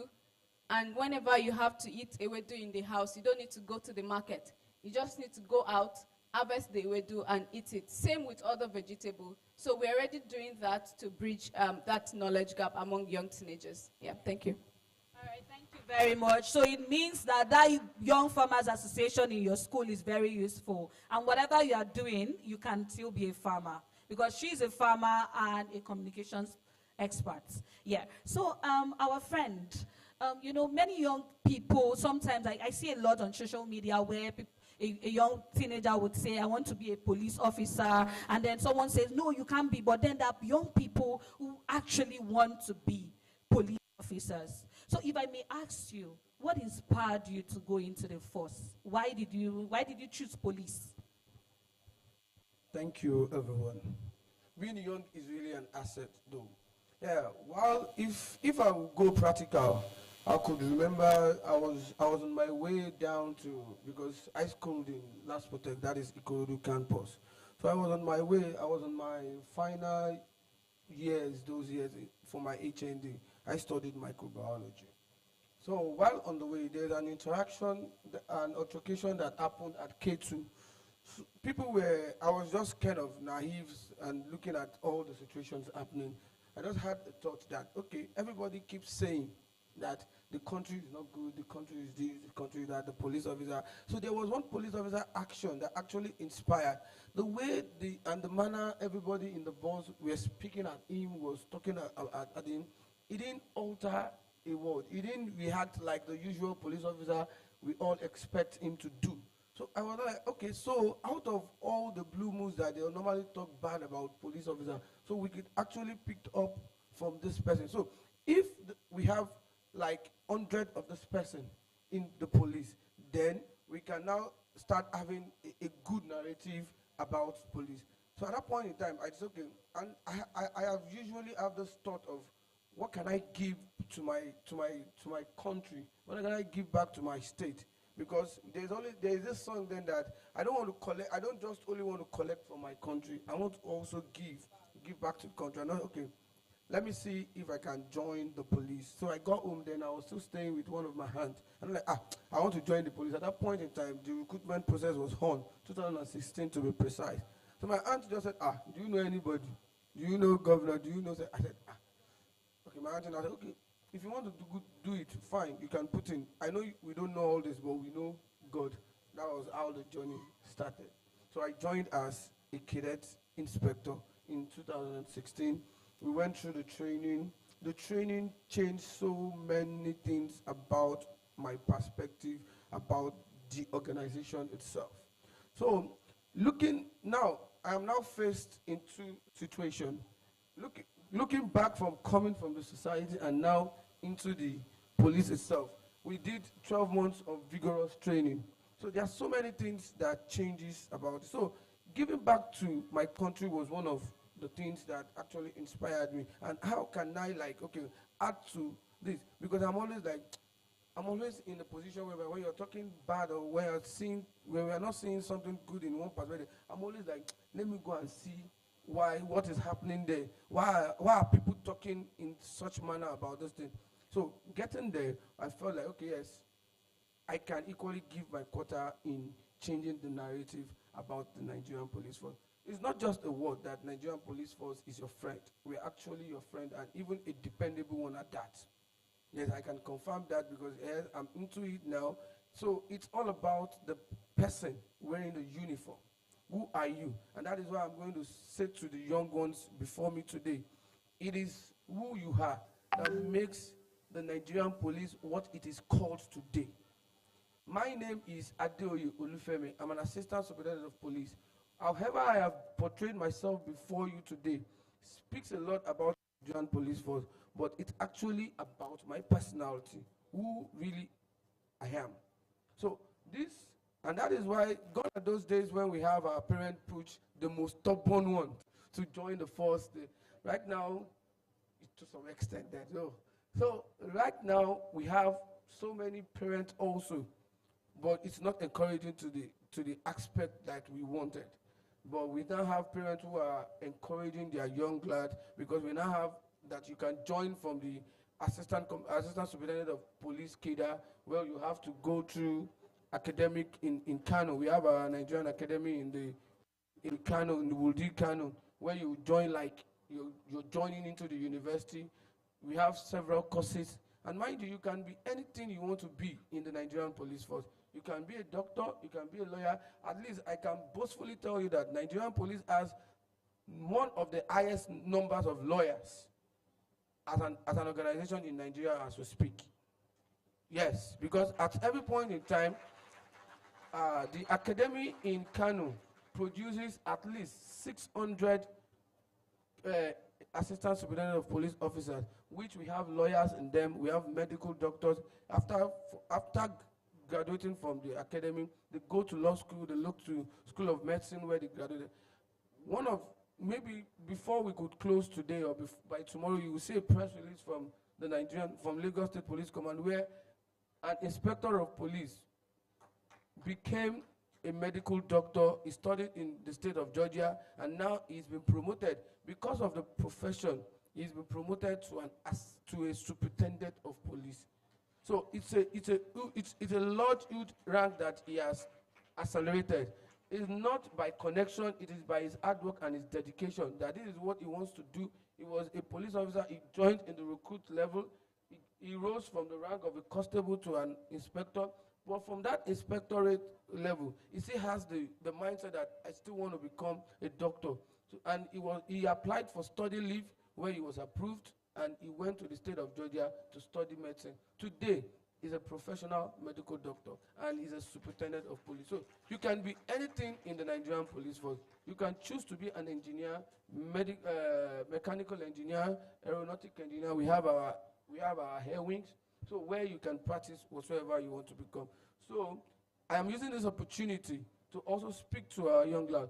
Do not see Nigerian police force the way it usually people used to speak about. We have graduates. I'm a graduate of microbiology. I'm a certified microbiologist.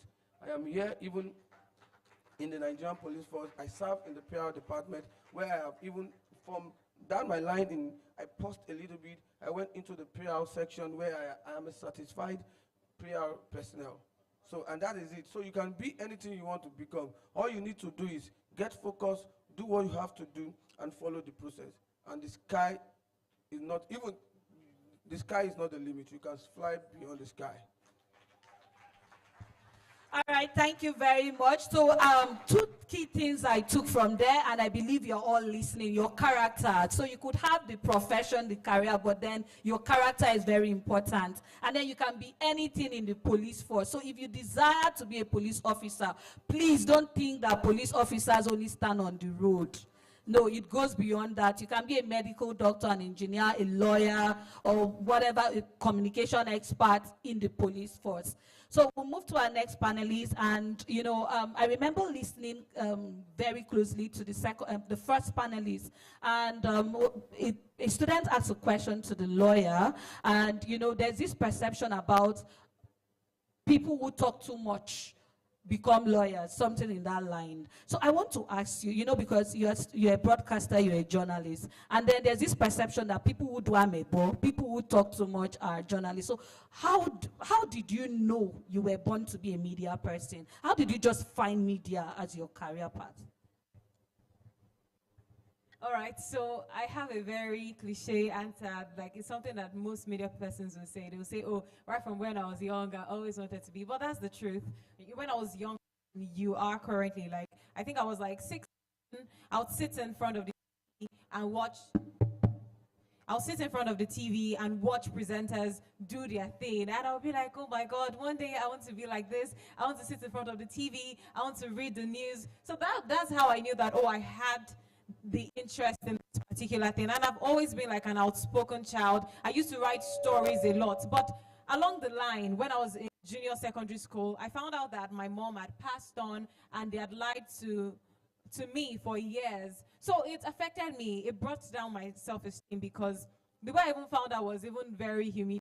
I was studying in class. Like I said, I was very outspoken. You know all these sharp mouths girlies now. I was telling the person, my mom is in London. My mom is in London. That's why again I said, which mommy is in London? My mommy told me that your mommy is not in London, that your mommy had passed. And when she said that, I was embarrassed, but I now went back home, and then they now told me the truth. So that affected me from my GSS1 to even SS, well, GSS1 to 3. So I lost the passion for media at the time.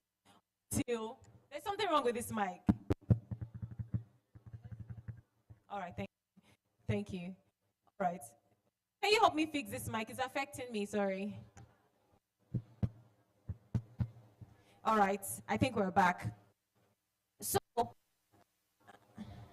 right, as long as you can hear me, it's fine, I'll just continue. So that affected me for years, my self-esteem, until I was now done with SS3, and because of that, I didn't go to art class. I went to science class. I said, let me go for something more solemn. So I wanted to be a medical doctor. So that's how I changed my career path at the time. I wasn't interested in anything anymore per se, right? Then in SS3, when I was done with SS3, I think in church, somebody saw it in me, and it was like, I think that you're supposed to be doing this, right? Because I was now a teacher in church. I was very active. Like I said, I served a lot while growing up. I used my teenage years to serve a lot, go for competitions, do all of that. These events that you're attending, I attended a lot of this kind of events. So the man was like, oh, I've seen you teach, I've seen you talk to younger ones. I think that you would do well in the upper class as a moderator. So that's how God rerouted my path. And next thing, I was presenting for the head church. That's how I just started going. And because of the kind of person that I am, right, I don't like to believe that, I don't like to be comfortable, right? I don't like to be comfortable. Fine, I have the gift. They say I'm a natural. So because I have that gift, I decided to work on myself. I decided to apply, for jobs. not even for payment. I was not after the money. I was after the experience that I would get. And I got experiences from different places, and it helped me. And aside from that too, when nobody was watching, I was not really after, oh, everybody has to see me as a presenter and the whole perks of presenting and whatnot. No, when nobody was watching, I would rehearse. I would read the dictionary. I would learn how to pronounce words. I would take the news from, online and try to transcribe. I would do all of that. So I put in the work at an early age. And I don't think that, it's only outspoken persons that can be presenters. I think that anybody can be a media person if you want to be. I have friends in this industry that are very calm. Me, I'm energetic, but I want to become when I want to become. I think I'm just like a perfect balance. But I have friends that are very calm. So they do calm events. They will go for corporate events. Me, I can do corporate events, and I can go for social events where I'm shouting, everybody, can you stand up? Do you get? But my friends, they're not like that. You get? And the media is very wide. It's not, one size fits all. No, we have different parts of media. You can be a broadcast journalist where you are just reading the news or analyzing. There is that. You can be a TV presenter for a entertainment segments. You can be doing entertainment. You can be serious. You can, you can do formal events. You can do formal shows. It depends on what you want to do. So it's very wide. There are a lot of things that you can do in media, and you don't have to. You can even be a producer. You can be a producer. You can be a script writer. There's so much you can do. So it's not just for outspoken persons. Yes, thank you. I hope I answered your question. Okay, yes. So, yes. Thank you very much for that response. That was very key. So talking about media, I want to ask my audience, hello students, how many of you are on TikTok? TikTokers. How many of you are on Instagram? Instagram, Facebook, very important. So I'm going to go back to you, Consola. So you said your work is basically to make the brand, to make everyone look good. Now, young people are already using social media. They're already interacting. And I believe they are dancing, they are doing all sorts. So how can young people begin now to build their personal brand on social media? Thank you. So I'm an advocate of being yourself and doing what you love. I think that was my response in the first place. I'm an advocate. In fact, I would tell my team members at the office, do what you love. Ensure that whatever you're doing is because you want to do it. For example, from day one, I knew I wanted to be I didn't know what communications meant, but I knew that I wanted to be I knew I wanted to be in front, right? Because that's my personality. So I went to arts class. I studied mass communication. I remember that time my mom would say, like, the typical myth that lawyers can talk because I'm a talkative. My mother would tell me, "Whoa, Omashe lawyer," because I like to argue. My mother would say, "You like to argue." But when I went to school and I saw the way, I read a little about courses in the university, I said I must study mass communication. And when I finished studying mass communication, I went ahead to say, no, I want to do public relations and advertising because number one, that's where the money is, number one. And I knew that I I wanted to have money. I knew that I wanted to do something that would be exciting. I knew I didn't want to be a broadcaster, that's by the way. So what I say is that there are different niches in these platforms that you presently use. Now, there are, as much as you use TikTok, and there are a lot of TikTok influencers, there are different people that do different things with these platforms. Now, you see TikTok influencers that focus on lifestyle content. You see people that focus on, there was one boy that came up here and said he likes to cook. Fantastic. You have a passion in cooking. Do you want to maybe on your small platform with, whatever phone you're using, or you cooked rice and stew today, just something small, put it together, just let people see that, oh, this is a young boy that's interested in this thing, and he has started putting these things together. So how about, instead of using these platforms to create, to just be dancing and, all of these things, how about you start looking at yourself, what do I enjoy doing? If you're a girl that likes to put things together, if you're a very organized girl, for example, or guys can also be very organized. How about you start creating content that shows how you organize things? There are these people, ASMR, that you just see them organizing different things, and that's what they do. That's the brand they've created. for themselves, right? So whatever it is that you like to do, creating a personal brand, your personal brand basically is showing people who you are at the essence of it. It's showing people who you are at the core of it. So maybe, think about it. What do I like to do? What do I enjoy doing, right? And then gradually on your social media platforms, you can start showing yourself in the light of what you like to do. If you like to dance, dance. There's a TikTok trend. You can learn it, dance. Even if dancing is what you want to do. If what you want to do is something related to, at this age, right? This is the age where you get to discover yourself. This is the age where you understand who you are. And what you don't want is to grow up being another person.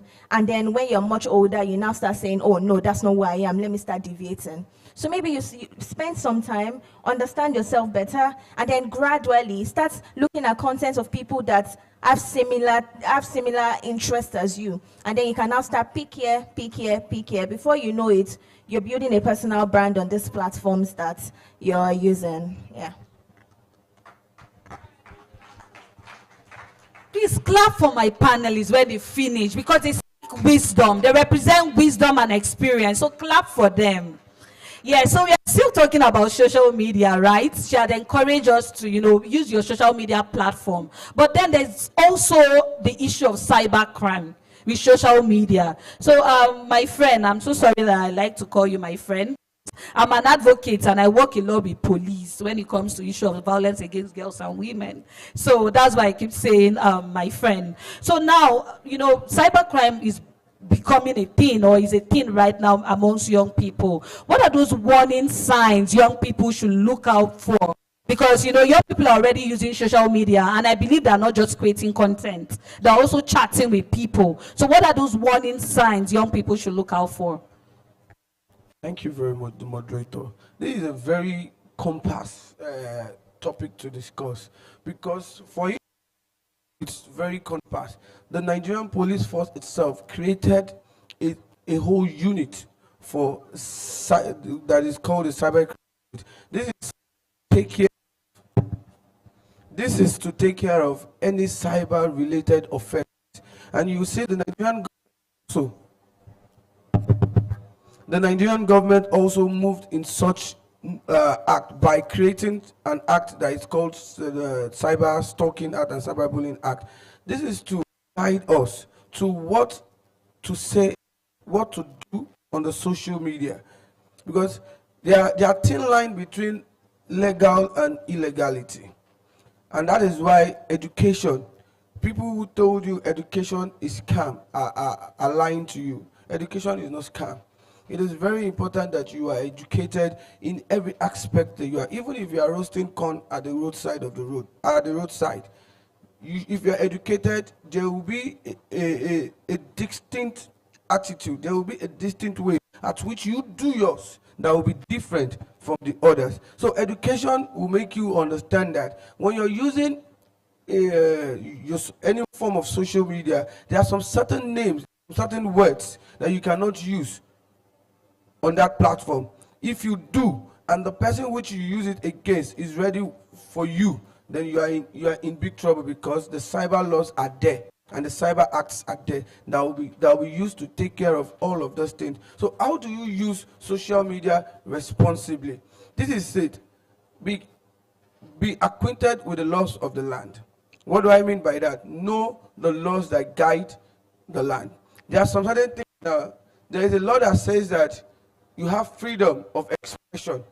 Yes, you have freedom to say whatsoever you want to say. But there's a clause in that law, in that quote particular, that whatsoever you say, or whatsoever you say, you'll be held responsible for that. So what are the things you say? Maybe you look at your fellow colleague and you are saying words like this. These are words that you can't just use all around. If the person is there for you, then the person is going to go in the legal battle with you. There are other that you don't use the social media also for, because and there are some other civil society group that are also calling for the government also to regulate the social media. I wish maybe we'll get there one day or not. But as it is now, you must be careful of what you put out there under your name. And there's always this broadcast WhatsApp message that is being sent. You won't go through it, you just send it. I don't know if you're familiar with a particular case that at that point in time it was this, sorry, I'm going to mention name if I'm permitted, this very dark man that actually escalated that post. But the post did not generated from him. So at the point in time, the originator of that post was arrested. He's facing his music right now through the law. So please, let us learn this at our teen age and our younger age, that there are several things you don't post on social media. There are words you don't put out outside there if you're not sure of it. Or saying things about people you're not sure of. It is called defamation of character. If you're defaming people, if you're talking about things you're not sure of, probably somebody will say, the pair of shoes the police officer is wearing, they collected it from one of their suspects. Kind of like that. But at the end of the day, I get to here and I want to make a case with you. At that point in time, you're going to prove how that statement got from, how you got the statement from, or where you get your facts from. So you can do that. At that point in time, you are in for it. We have several situations I can use as example, but I wouldn't be found mentioning names. So please, be careful of what you put out there.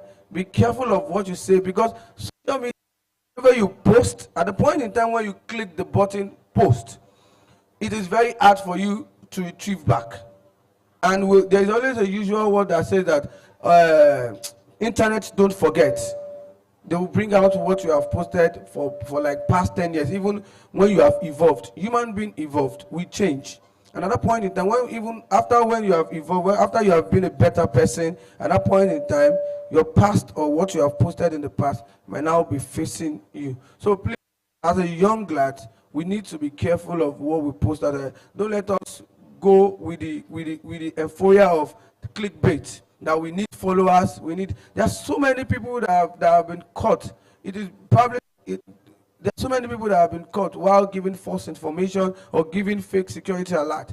At the point in time where during the early months of this year, where we have this rumor of bandit invading Lagos State or Ogun State, there are so many people who are arrested on that level, that they are giving false rumor, false security alert.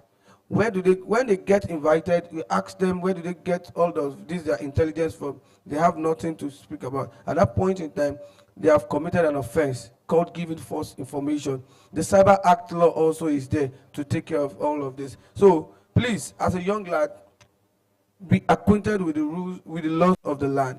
That we are guided by certain rules and certain laws. So please, be careful of what you post outside there. Be careful of the words you use, and be careful of what you say about people that you cannot provide evidence for. Thank you. All right, thank you very much. Please, a round of applause for our friend. So we'll go back to Ikis now. So maybe let's just consider 10 young people seated here today come up to the front, to say, okay, maybe we are giving 50,000 naira to 10 young people. What would you advise them to use that 50,000 naira for in terms of agriculture? So what can they invest that 50,000 naira in agricultural business? What farming can they start? Because that question I'm asking, where do they begin from here to become farmers? Hello? Okay. So that's a very tricky question. But how many of you want 50,000? So 50,000, have to pay attention to us on this stage, because I see a lot of distractions. You can only get the 50,000 naira if you pay attention to what we're saying on the stage. So I think from my experience, I do large-scale farming. And I understand that currently a lot of things are very, very expensive. So let me give you the context. If you're going to go into agriculture, you're going to need land. You're going to have to do soil test. You're going to have to drill borehole. You're going to have to do irrigation system. And if you have a lot of money, You can do a solar-powered irrigation system. Then you're going to have to do your ridges. So because it's a large farm, you can't do it yourself. You're going to have to bring together people that can help you do it, especially if you don't have tractors that can do it. Then you're going to mulch. So everything I'm saying is money, right? Then when you mulch, you're going to buy seed.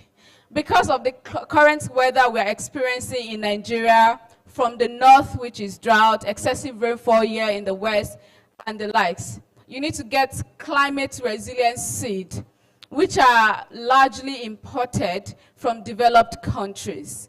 So when you get that, you need to raise the seed in the nursery. So the nursery, consider it as a womb where baby grows before they are given birth to.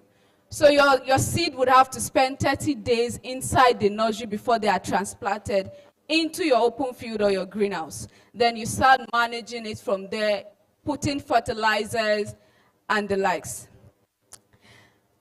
Coming down to the 50,000 naira budget, as you know, is smiling. As you know, everything I've said now is over 50,000 naira. It's close to more than 20 million naira. So what I would advise is, you can get a good pot. You know these clay pots that you have, that you plant. Are there any plants here? No, there are no natural plants here. So there are these clay pots that you can buy, and you can buy them in small quantity. You can buy about 4 or 5 of it. So let's do the budget together. So let's assume that, I need someone to calculate for me, please. Who wants to volunteer? All right, thank you. Thank you, everybody who wants to volunteer. Thank you. So let's assume that we have a 50,000 naira. We buy 3 clay pots at 5,000 naira each. Guys, realistically, it's more than 5,000. But let's use 5,000 naira. That's how much? Minus 50,000 naira is how much? Hey, guys, this question you asked me. Okay. So, yeah, I agree. So, because you are in school, your agriculture teacher would have access to Ministry of Agriculture. So you don't need to buy seed. You don't need to buy seed. So all you need to do is, Mrs. Popola, I would like to start farming on a very small scale, and I need the following seed. I need seed for lettuce. I need seed for, you want tomato? He said tomato. And I need seed for what else? Okra. Okay, let's do okra. Okra, lettuce, and tomatoes. They would give you that seed without you having to pay for it. So you know you still have your 35,000 naira. For this seed to do and perform very well, you might need some manure. Do you know what manure is? What is manure? Good. I love it. I love it. Please clap for yourselves.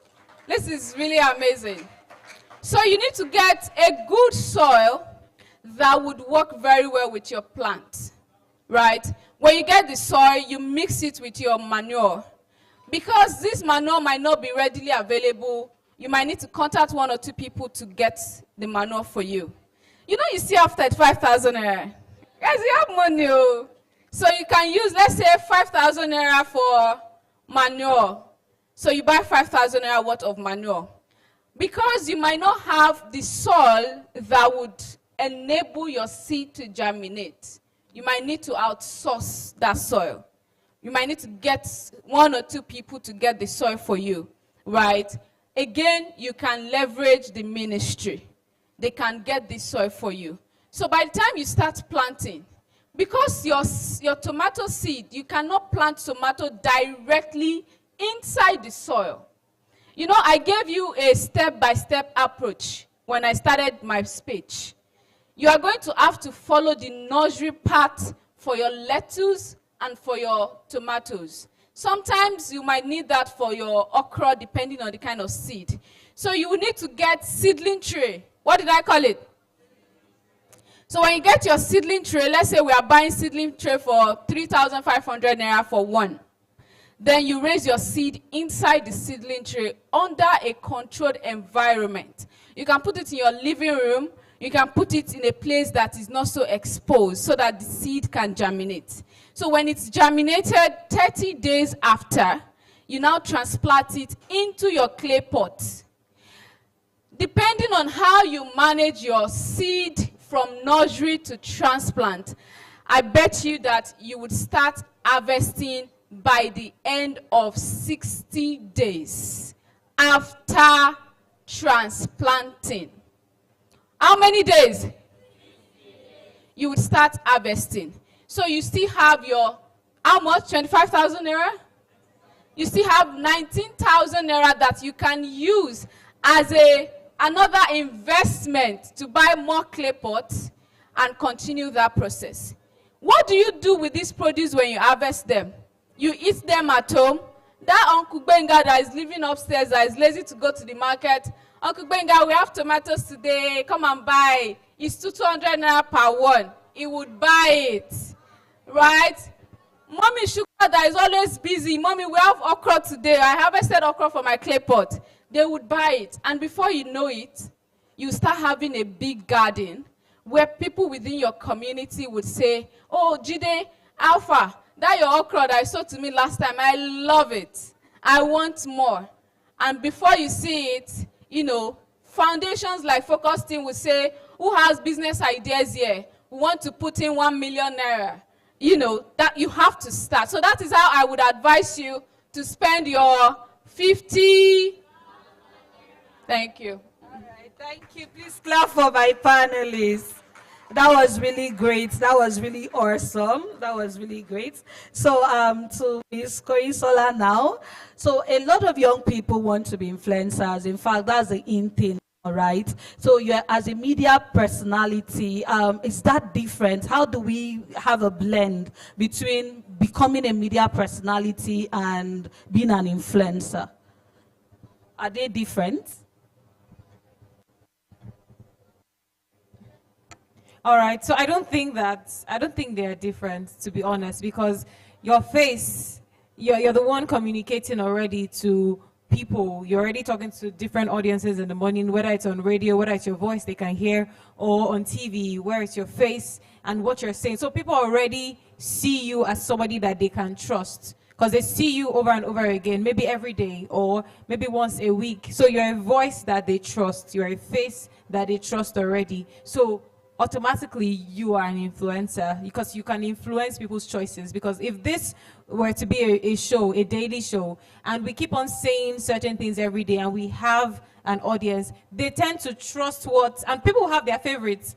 So imagine I'm their favorite presenter. So whatever it is that I say, maybe we're talking and I say, oh, I got this hair from so place. People will want to go get do you get? Because you would have built like a fan base, people that like how you speak, that like how you look, they like what you wear. So automatically they want to patronize who you are patronizing. So I don't think it's different. So and that is why we also say that. That's why I personally think that if you set out to be a presenter, if you set out to be a media personality, don't just do one thing.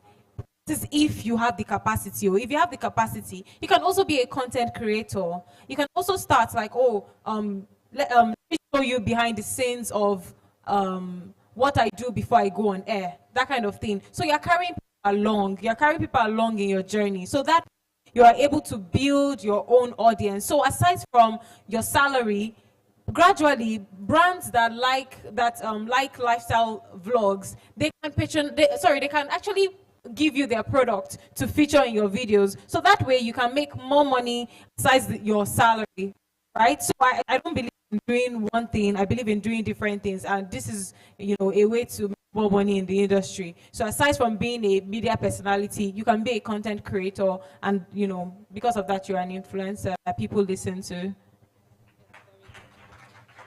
Yeah, that was very good. How many of you want to be influencers? You're also raising your hand. That's awesome. Okay. And let me add something. And you have to be truthful too. So if a product is not good, don't come on air and say, oh, this product is good just because you want to collect money. So by the time you even have to be more careful. Media, so sorry. So because you're a media personality, you even have to be more careful, because once you are discredited, it's over. They will not believe you again. For instance, let's say you want to come out and promote a movie, and you're like, this movie is very interesting. Oh, if you watch this movie, you'll not remain the same again. Then people go to the cinema and they remain the same. In fact, they're even worse than to the cinema. See, you've lost trust. So it's very dicey. So because of your position, you need to be careful about the kind of brands you work with. Even you personally, there are certain things that you will not want to be associated with. There are certain people you will not want to be associated with because of your brand. You become a brand, and you need to protect your brand. Thank you. All right, please let's manage the microphone. Okay, so how many of us have questions? Because I've been asking a lot of questions. Have we written our questions? Okay, so we start gathering your thoughts together.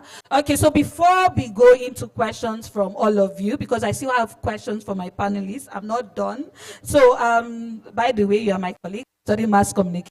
Well, yeah, so I want to ask you, because I know many young people are seated here and wondering, a lot of young people like communications because it puts them at the forefront, you know. So what skills do young people need to develop to become, you know, communications and brand specialists or professionals? So I'll say the first thing. Hi guys, are we here? Hello. How many of you want to become communications experts? Yeah, not even plenty. How many of you? Raise up your hand very well. See, come and study communications. There's money in communications, let me tell you. Study it.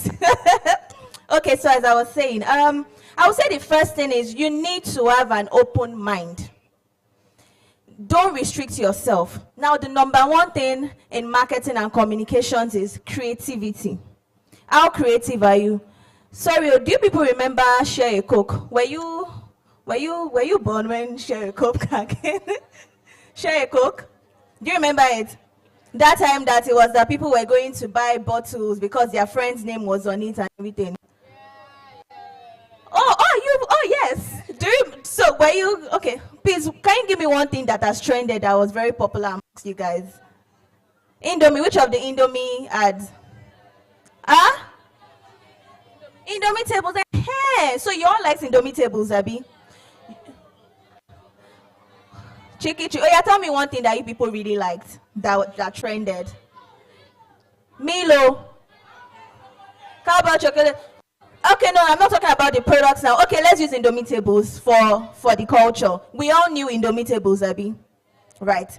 Now, it was somebody in the marketing and communications department of Indomie that sat down and thought about it and said, oh, let's do Indomie tables. Now, people could have said Nigeria is not a country that uses superheroes. Why are we using superheroes for Nigeria? But somebody sat down and said, you know what? Children like superheroes. Children like Avengers. Children like Superman. Children like Iron Man. Let's do Indomie tables. And guess what? It sold. Children were buying the Indomie packs so that they can put Indomie tables magnets on their fridge. That's the concept of creativity. Creativity is saying that you open up your mind. You're not restricting yourself to what society says. You're not restricting yourself to doing what everybody does. Creativity is saying that I want to do something very different. Now, at the core of being a marketing and communications professional, you have to be creative. That's the first thing. When everybody is looking left, everybody is seeing blue. You'll be seeing black and red somewhere that nobody can see.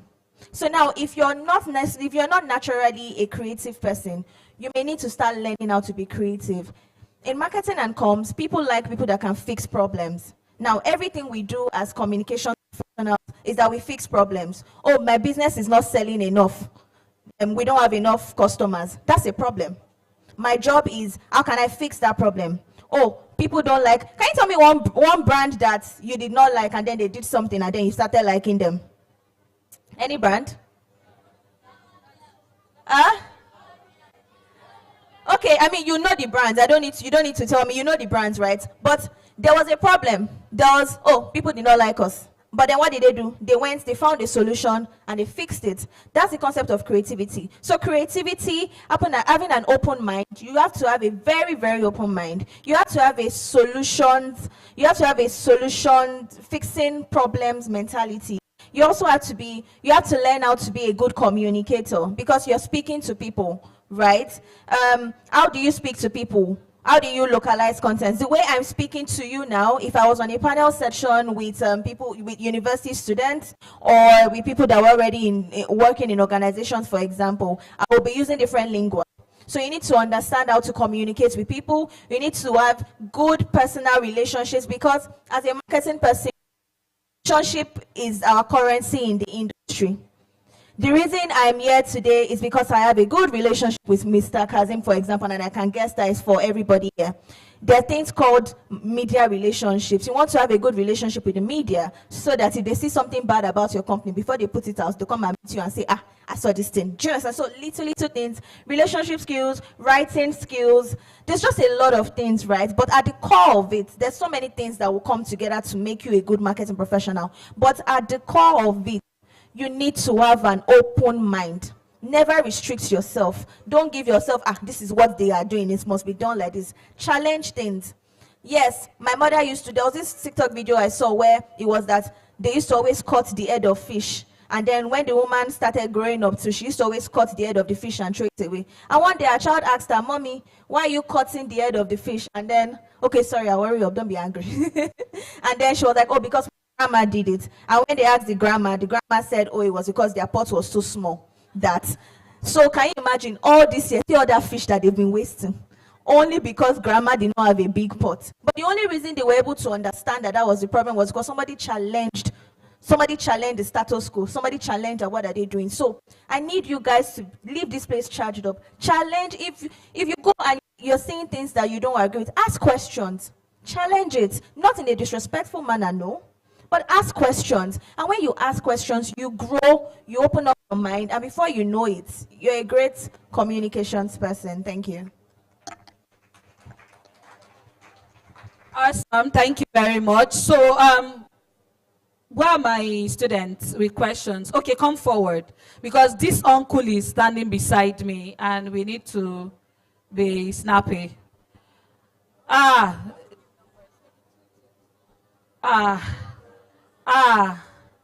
Oshe, I'm sorry, Uncle MC, Uncle Kazim, please, I'm an advocate of allow young people to express themselves.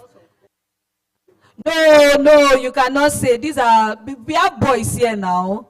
Okay. You know what we are going to do? We are going to ask smart questions. Uncle said 4, but let me beg. So go straight to the point.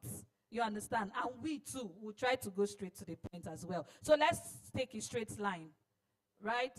All right. So who is Uncle MC? Please, you can help. Or do they have a separate mic? It's better if they have a separate microphone. Okay, there's a mic here.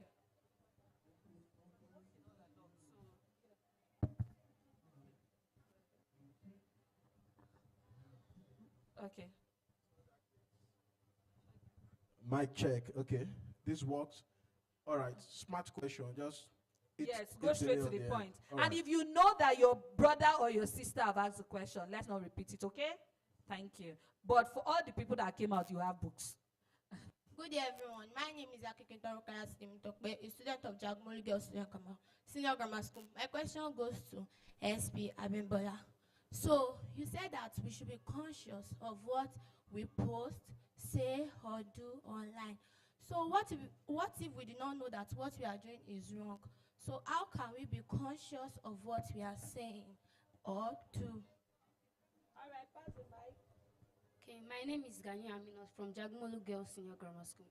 My question goes to Mr. Adioye, our friend. So my question is that this thing star that is always here in the policeman clothes. Some ones I see 1 star, some ones I see 2 stars, and some ones I see 3 stars. So how did they give that star? How do you?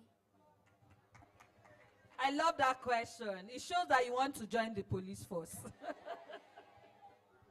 My name is Andrew Comfort Ene from Jagmolu Girls Senior Grammar School. So ASP Adeoye said that whenever he sees something wrong, he always tries to correct it. But there is a popular thing that is going on among the police force. I don't know if everyone likes it, but me especially, I don't like it. And I always want to speak up, just that I decided to keep quiet for now. When you are walking on the road, some policemen are always illegally collecting money from people driving bus or cars. I don't like it. So, and he said that whenever he sees things that are not good, he always tries to correct it. I don't know if you have not noticed it, or maybe, what can you tell us? What is the government trying to do about this? Because I've witnessed a case in which 2 cars had an accident just because of ordinary 200 naira. Thank you very much. You've asked your question. We love that. Please, if you've asked question, don't go back to your seat. Don't go Stay back, here. please. Stay Come, here. come. So the other 2, please come back. My name is Abimbola Oluwatumise, a student of Jagmolu Girls Senior Grammar School. So my question is directed to ASP Adeoye Olufemi. So, as a police officer, is your life secured? Most people will say, I can't endanger my life for Nigeria. I can't. And also, do you ever regret being a police officer at some point? All right, thank you for your question. That's very bold. Good day, everyone. My name is Onileya Adija Toluwadamilola from Jagmolu Girls Senior Grammar School. My question is for Ms. Balikis. My question is that, what is your words of encouragement for students like us that have interest in agriculture but are discouraged due to the crisis that happens in the village, where the Fulanis attack the farmers, where they are killed or where crops are destroyed? And also, I have a question for ASP Adeoye. There is a saying that even if you are an illiterate, even if you don't know how to read ABC, you can be a police officer. Is it true? All right. Good day, Access. My name is Abu Josephine. I'm a student of Baptist Senior High School, Banikoro. My question is for ESP Adeoye. So, yesterday, DCP Antonio Kon said that instead of wasting our ICT skills on Yahoo, we should join the police force. Is there really space for ICT specialists in the police force? All right, that's a very good question, but please don't join Yahoo. Good day, Assets. My name is Shemilori David. So my question goes to SP Abimbola. So, question like yesterday, some members of the armed forces came, and I noticed when they were giving speech, I know when they were taking pictures, they hardly smile. And even you, not until now, I noticed, like, is it due to vigorous training or something that you guys hardly smile?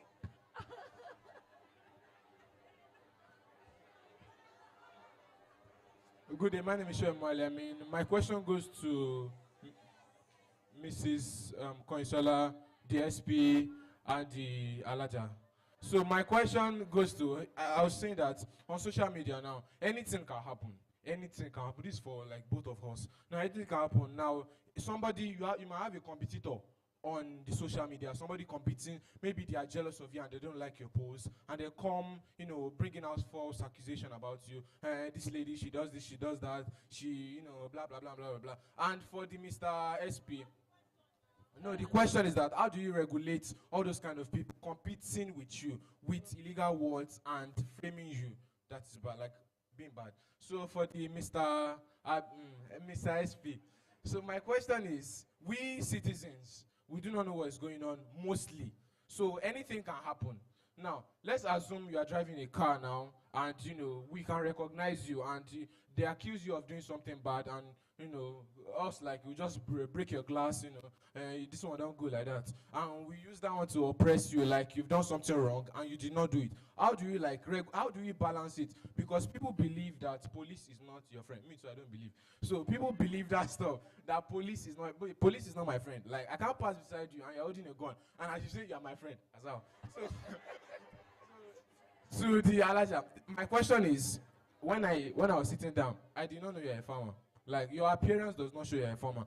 I actually love farming because they say the money there is more than any paying job. But the risk is that, how do I not let my farm animals, how do I not let them get disease that will cut my profit short? Thank you.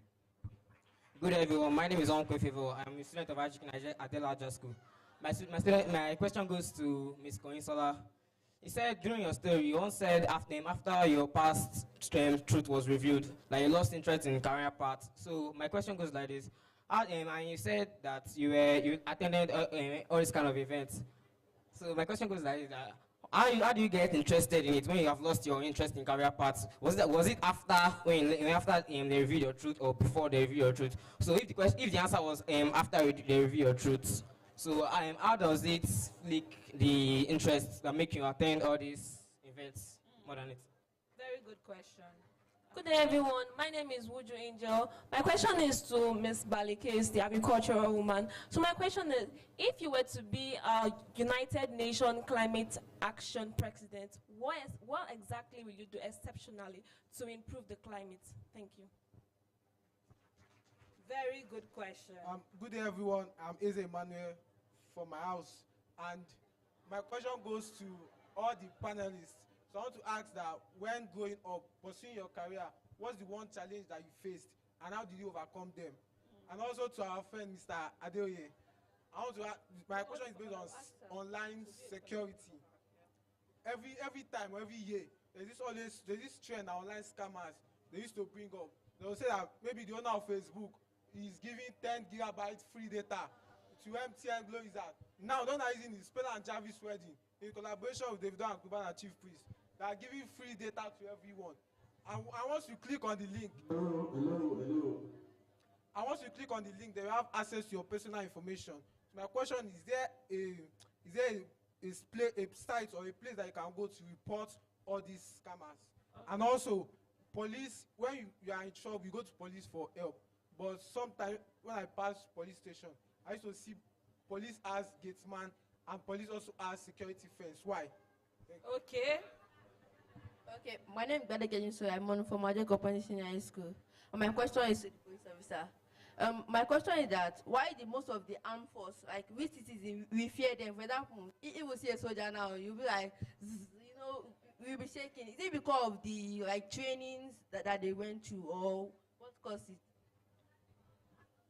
Good day, everyone. My name is Salah Rokiba Tenyola from CMS Girls Senior Grammar School. My question is to SP Adeoye. As a policeman, he died during his assignment. What is the respect you are going to give to him and the honor to his family? Okay, very good My question. name is Yan Salam. I'm from Bati Junior Secondary School. My question goes to police is my friend. Wonderful. Inside police and soldier, who is smart? Good day, housewife. My name is Onye Chukwuchioma Claire, and my question goes to Ms. Koinsola. And you talk about business, and you were saying about mass communication, how they make money. And me, I was also moved by that. I want to study it. I love so the energy. I want to ask about the risks. Let's assume inspectors comes into the company and finds two things wrong in it. Let's say what they're supposed to do and what they're not supposed to do to it. Is it that me as the problem solver going to be the one to blame, and how am I going to deal with it? All right. Thank you very much. Please let's clap for them. It's very bold of them to come forward to ask questions. So we'll start with you, Ms. Oyikonsola. So I have two questions for you. I know she asked the last one. So you answer the question of the challenges. So what challenge you're currently facing in your career, or maybe what challenge have you faced in life for you to get to where you are? And then you answer the last question because it's very important. Regulators come, how do you manage stakeholders? When they come, are you falling for it? How do you manage reputation? I think that's what she was asking. Thank you. Lovely question. So as part of being a communications expert, stakeholder management is reputation management, stakeholder management is one of the key things that we do, right? Now there's something called public relations. Public relations is how you manage your stakeholders, how you ensure that you're representing the company the way the company wants to be represented. Now in a situation where you have people coming into the office, maybe the company has done something wrong. Now, there are different departments in a business, right? The same way in your school, you have headmaster, you have social prefects, you have this prefect.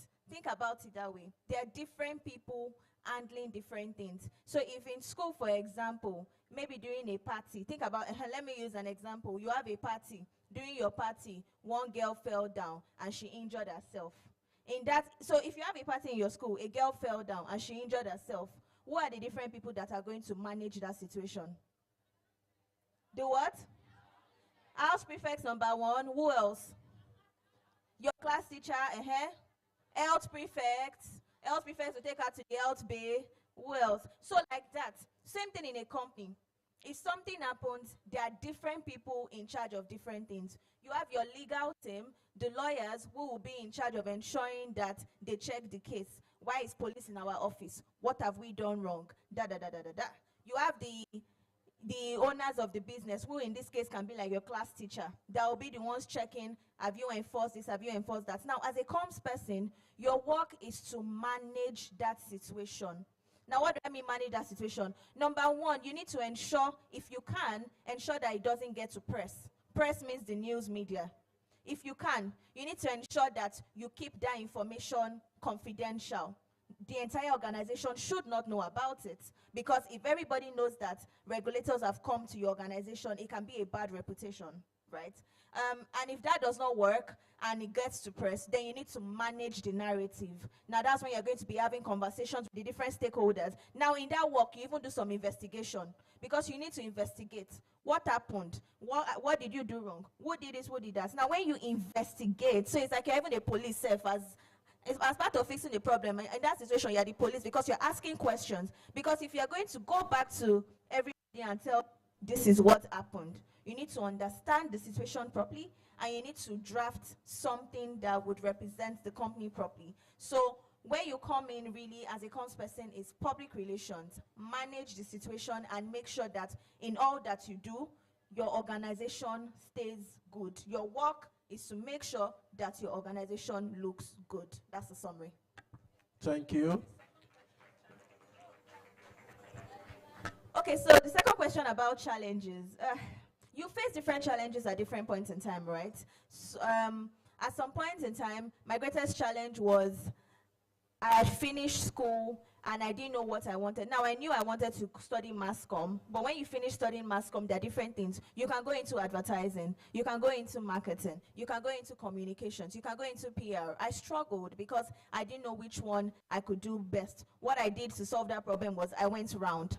I started interning at companies. I learned mass comm, I learned marketing somewhere, then I learned content creation, then I learned graphic design. I went round, and when I saw the one that I thought was good for me, I picked that. That was one challenge. There was another challenge where, there was another point in my life where my challenge was being the youngest person in the room. I sort of grew fast in my career, so from time to time, I was usually the youngest person in the room. And what happens with being the youngest person in the room, sometimes you have older colleagues that want to tell you to keep quiet because they're talking.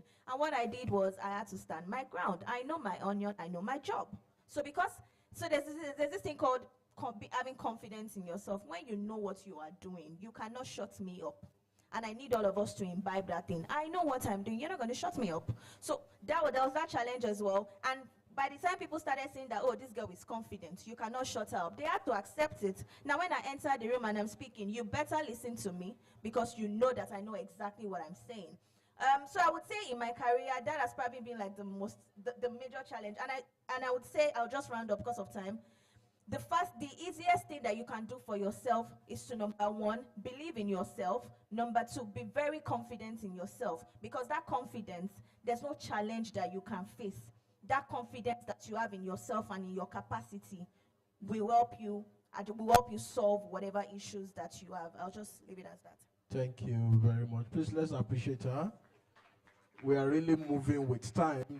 I know the bulk of the remaining question is for the police officer. So, sir, I want to beg you, police is our friend. The only way you will prove it to me is, sir, you help us answer the whole question in 2 minutes. Please. And then we can, I know Ms. Balikis have something to say too. Please, you have 1 minute. I will interrupt when 1 minute passes, please. I'm sorry, I'm overriding your work as moderator. I'm sorry, ma'am. Yeah. Please, And if you can't accept my apology, tell him to arrest me. All right, thank you so much. I'll be as fast as I can. On animal farming, that is why we have animal doctors. What are animal doctors called? What is vet? What are animal doctors called? So if you want to ensure that you make the maximum profit, don't go on the journey alone. Get a veterinarian to consult for you and manage your animals so that they don't die and you don't lose money. How do I inspire the next generation, even with the whole insecurity that is happening? You are still lucky, and I pray that by the time you get into the market, everything would have been solved. So keep us and Nigeria in your prayer so that you won't have a farm that you'll be scared to go into. I don't want to go into context, but what we can say is we can continue to support ASP and our friends to ensure that we have maximum security in the system. UN General Assembly, who asked that question? How do you know I work in the climate space? Your career. My what? Relationship with the career. Agricultural space literally deals sometimes with climate action, so I was curious. Oh, you're smart. Like, please, let's appreciate her. So I work in the climate space, and in fact, my journey started as a climate activist, right? And over time, I've had to build innovations, which is where I picked agriculture, climate smart agriculture. So if I am a UN General Assembly president today, one thing I would do is follow the money. Every year, we gather at COP. COP is called the Climate, the Conference of Parties by UNFCCC.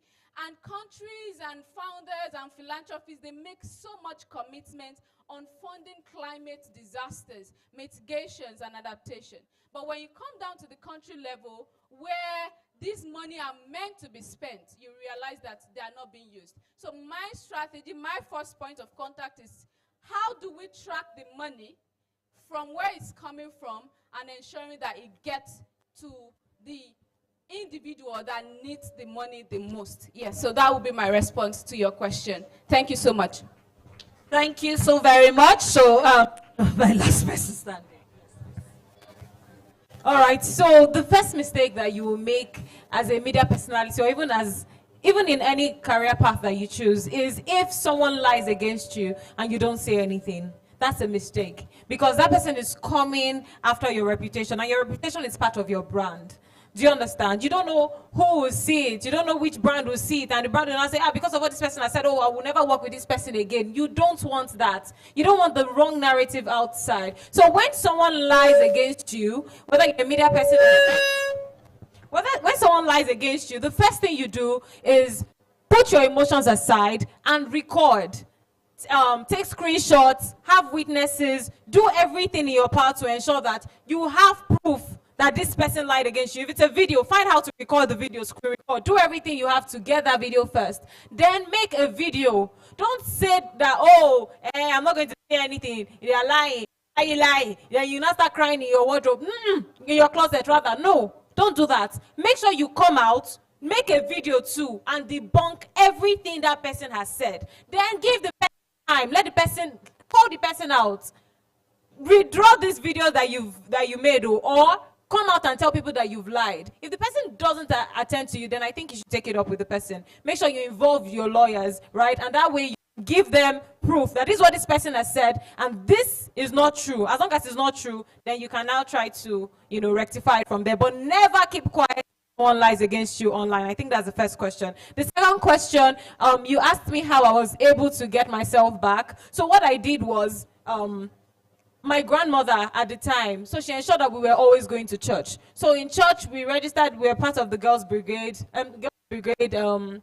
Girls Guild. We're attending a lot of events, and I was in the Sunday school. I was very active at the time in the Sunday school. So there were leadership programs that we were going for, and some events like this too. They would just unpick out of 20 people. They might say, this person. So by God's grace, I feel like God was just very intentional about that. So they would always pick me to represent. I'll go for competitions. I'll do all of these things, right? So God was working on me, even when I did not know, even when I'd lost interest in my media path. Do you understand? So that was how I was able to now come out of it. Then because of how active I was in church, they now said, oh, I should start teaching other children in the Sunday school. So from teaching Sunday school, then I went to the upper class where I started moderating service in the youth, for the youth and all of that. So that's how I started to build my confidence back. Remember I said I lost confidence. So the more you do something, the more you get at it, whether you're a natural or you are not even a natural, right? If you want to be a TV presenter today and don't have the skills yet, if you can dedicate time to do it over and over again, whether anybody is watching you or not, best believe you'll get better at it. So this is my final, whatever it is you're doing, make sure that you are rehearsing, you are doing it again and again until you get better, but definitely you get better at it. So that's, I hope I answered your questions. All right, thank you. Just before, I think I need to guide your questions because, you know, you have quite a lot. So is there a space for us for ICT?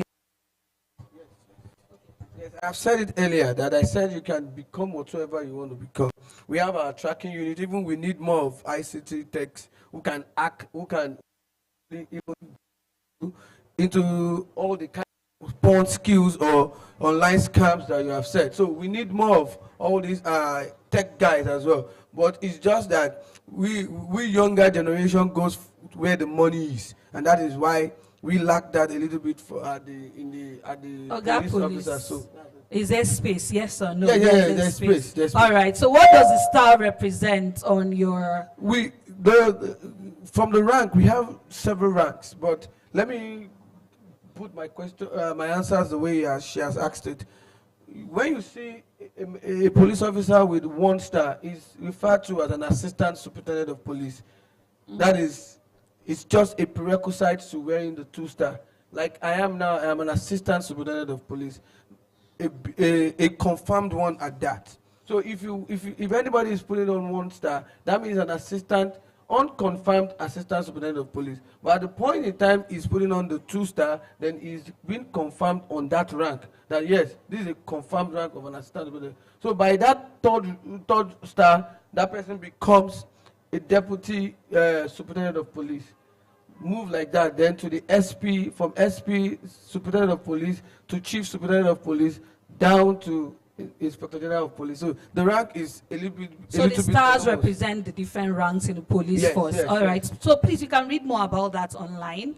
All the information is available online for us. So the other question about cyberbullying that someone asks, how do you know what you're posting is wrong? I think So okay. I guess that was the first question directed to me. See, and that, while I was talking about cyberbullying, when the moderator asked, I said you should get acquainted with the laws of the land.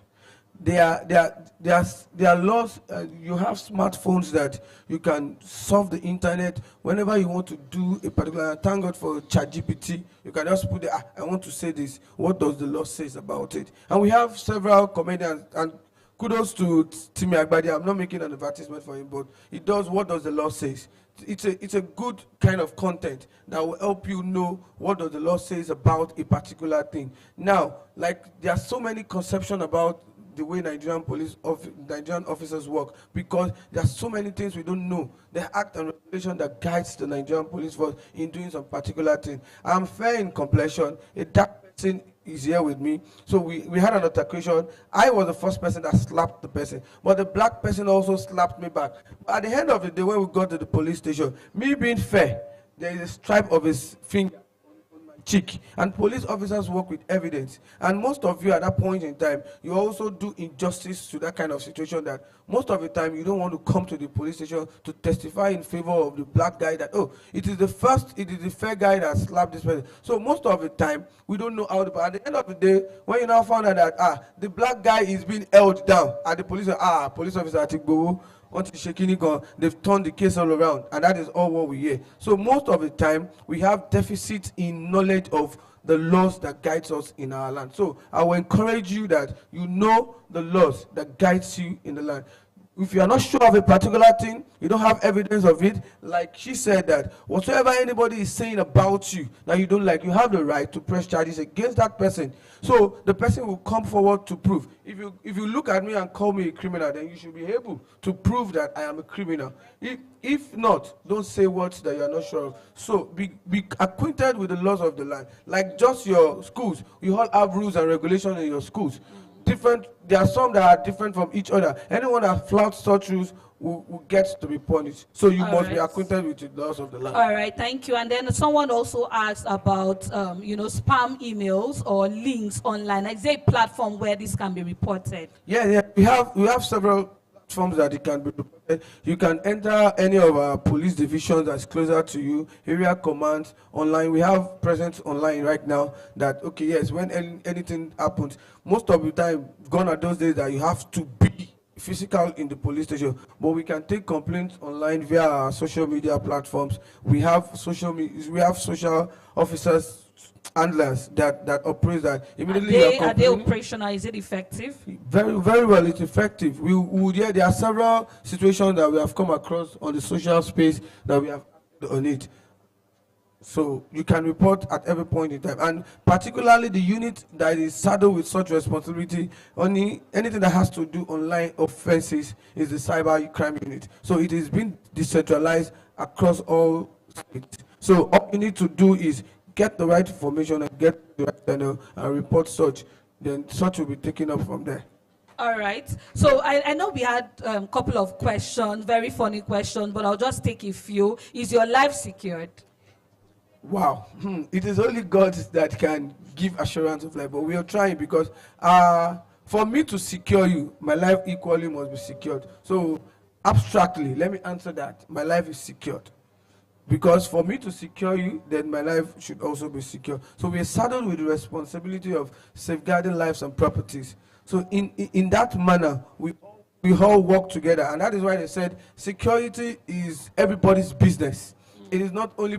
That is why we come with a mantra that says, when you see something, say something. We don't stop at that again. Do something about it. When you see any strange faces among your community, in your household, if you know you cannot challenge, you call the attention of an elderly person to checkmate, to challenge whosoever that is going out. That is an act of being security conscious. So security about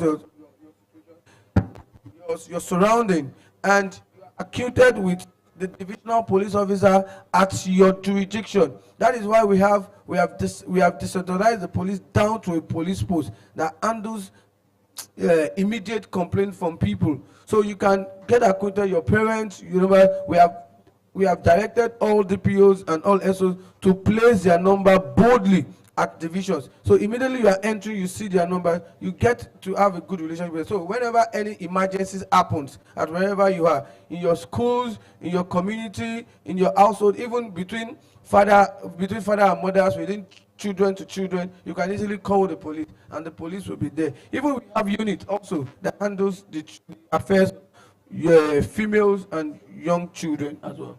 All right, thank you very much. I know there were questions about police getting money on the roads. I wouldn't want us to go into that. Let's go through that, because yes, it's one of the things that I get. But we come outside for the. That is why we have the former Inspector General of Police, that is Oluka, while passing it down to the present Inspector General of Police, IGP Williwan Disu, who has strengthened the unit we call Complaint Response Unit. It's not only even about extortion. I've given our flyers to the media team to help us please project it. You see our numbers there. You see our social media handle there where you can report. All we beg people to do, or we advise people to do, is when police officer has or behave in an unprofessional manner, please, for the safety of your life, do not have confrontations with them, but pick everything you can be able to pick, then contact. That is the office where I am saddled in such responsibility to handle police officers who have heard or who have acted unprofessionally or who have acted in civil to the members of the public. So please do use the number. And if you go online very well, you see people find that the scenario has been there. Because when you are being offended by an institution, you have a complaint channel, at least the tension, with that downs the tension, and when you get result and justice for whatever you have complained about, the unit is there to handle it. No. Okay. All right. Thank you very much. My panelists, just, sorry, MC, just 1 minute. So let's pretend that all the students, everyone in this hall today, have forgotten all that we've been discussing in the last, maybe I'll just say 40 minutes. What's that one thing, very straight to the point, punchy thing that you would like every young person to leave this hall with today? One thing. Maybe we'll start with you that have the mic. My parting word with you guys is be dedicated to whatsoever you have put interest into. Everything is not wasted.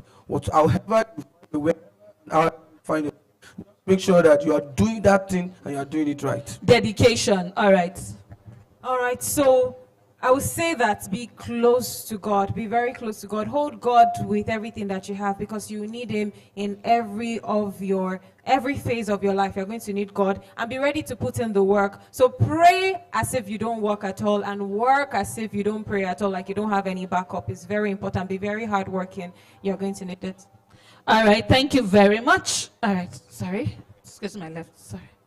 I want you to see yourself as an asset. See yourselves as an asset manager that manages assets. And manage yourself until you get to that place that you really, really want to be. So if anything, I want you all to see yourself as what? As what? As what? Thank you. Interesting. Be passionate. Know your passion. Know who you are inside and out, and also be very, very confident in yourself. Confidence can take you places. Ensure your confidence level is top notch.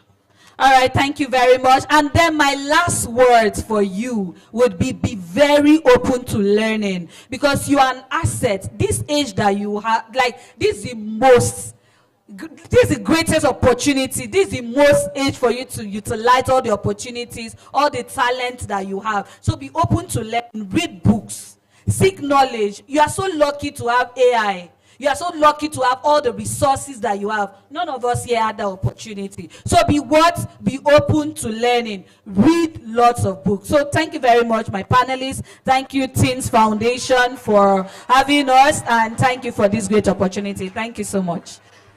Thank you, our dear moderator. Please, let's remain on stage. Please, let's clap for them. Let's clap for them. And she's giving out her books. Immediately after the award, she will be giving them to you. So just match to.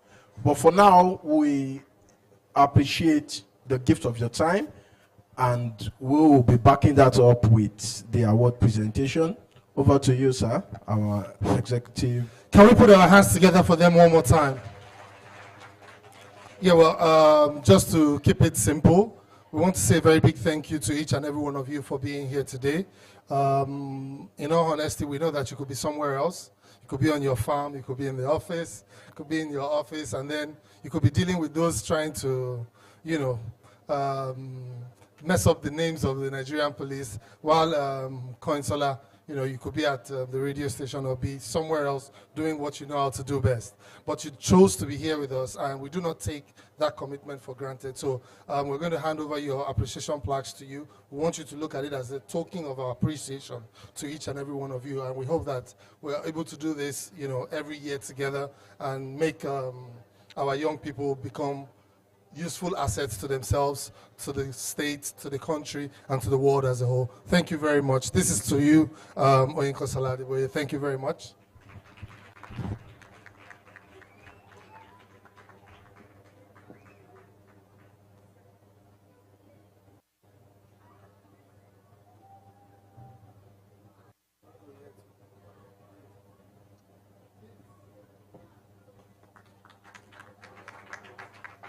Please, let's clap.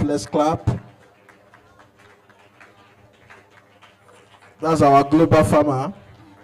By the way, she has one special breed of sweet corn. I've tasted it before. If you've not tasted it, you are missing out.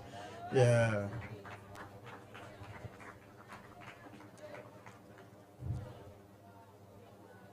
Thank you. And to our friend, the Nigerian police, I think you should make some noise for this man. Can we all say police is our friend? Yeah, you've represented them well today. So, for the sake of this event, sir, police is our friend.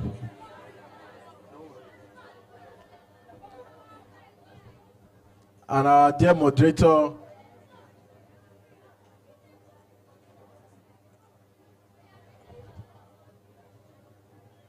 okay, so let's have a group picture with the.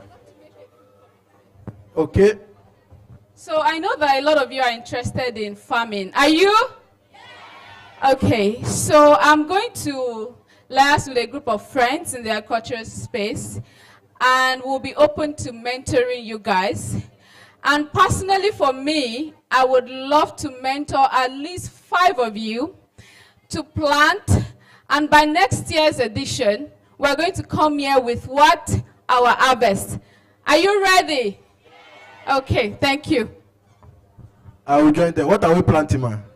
Okay. No, you two, you're on the stage. And you'll be handling the microphone too. You know, want to say a very big thank you to Damilare Oluwasegun. Please, can we put our hands together for him? Okay, so I think there was a signature clap that we had yesterday, right? Jam it, jam it, jam it, jam it, jam it, and then what? Oh, shit. We want to say a very big thank you to you for making it down here today. We know that it's not coming easy for you to be here, but you're heavily committed to what we do. We appreciate it, and we thank you so much. So please accept this too as a token of our appreciation to you. It's in no way comparable to what's on your rate card. We have an idea what's there, but you have given your day, your time, you know, and your resources to us, and we thank you very much for it.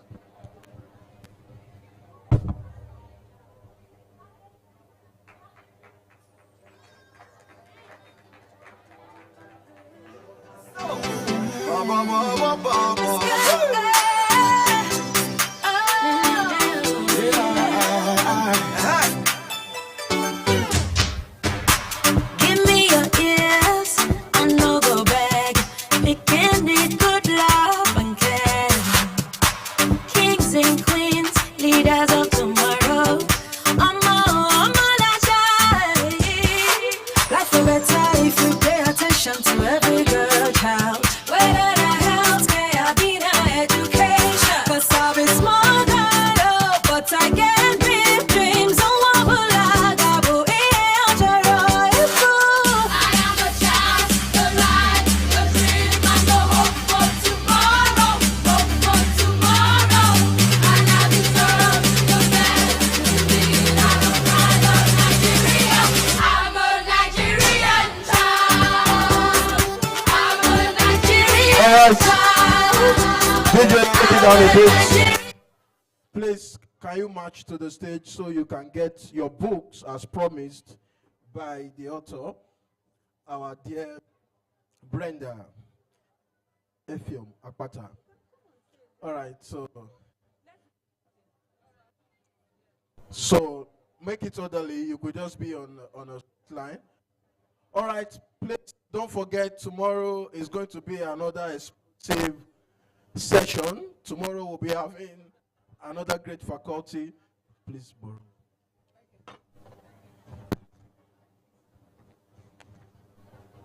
If you're excited about tomorrow, make some noise.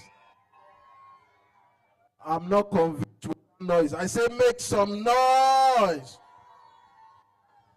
Tomorrow we'll be for our keynote address, a great man, the Executive Director, LIP Africa, Mr. Kehinde Ayeni. Can you make some noise in anticipation?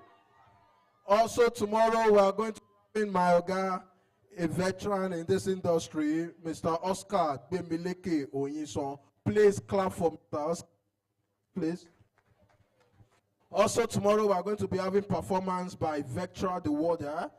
We have Obama will be having a quiz session. Our panel session will feature. Okay, can we do that again? Okay. When I say 1, 2, 3, go, you say it. 1, 2, 3, go. All right. Tomorrow, guess who will be having on stage here?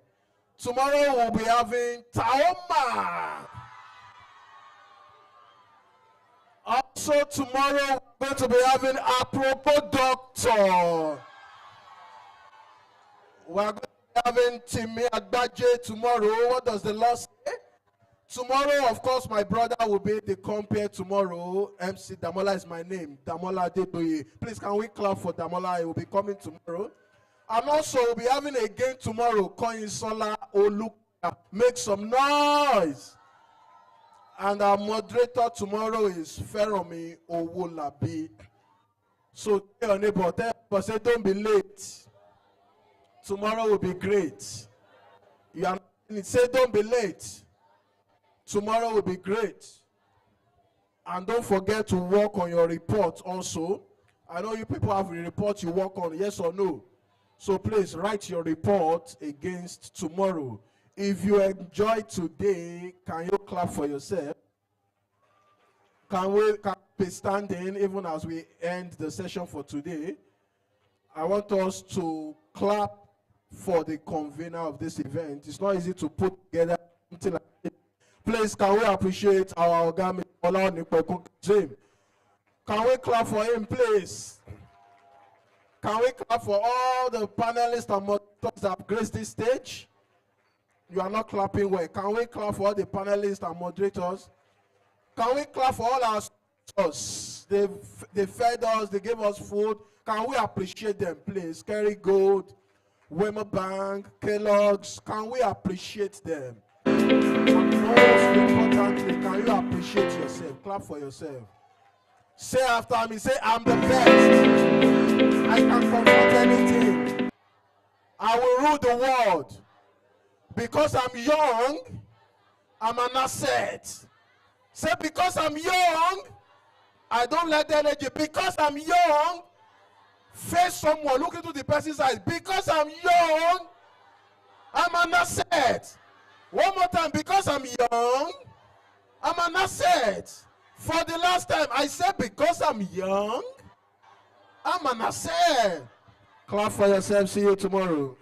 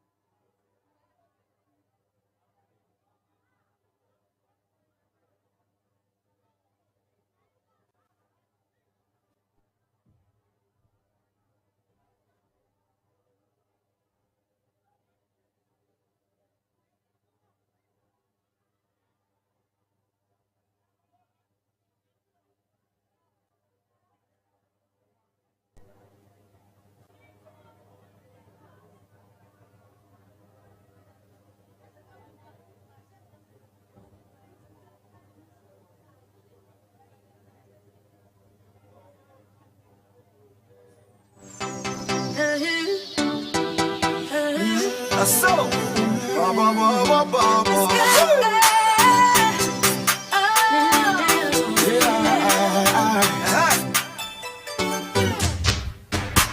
give me your ears, I know go back.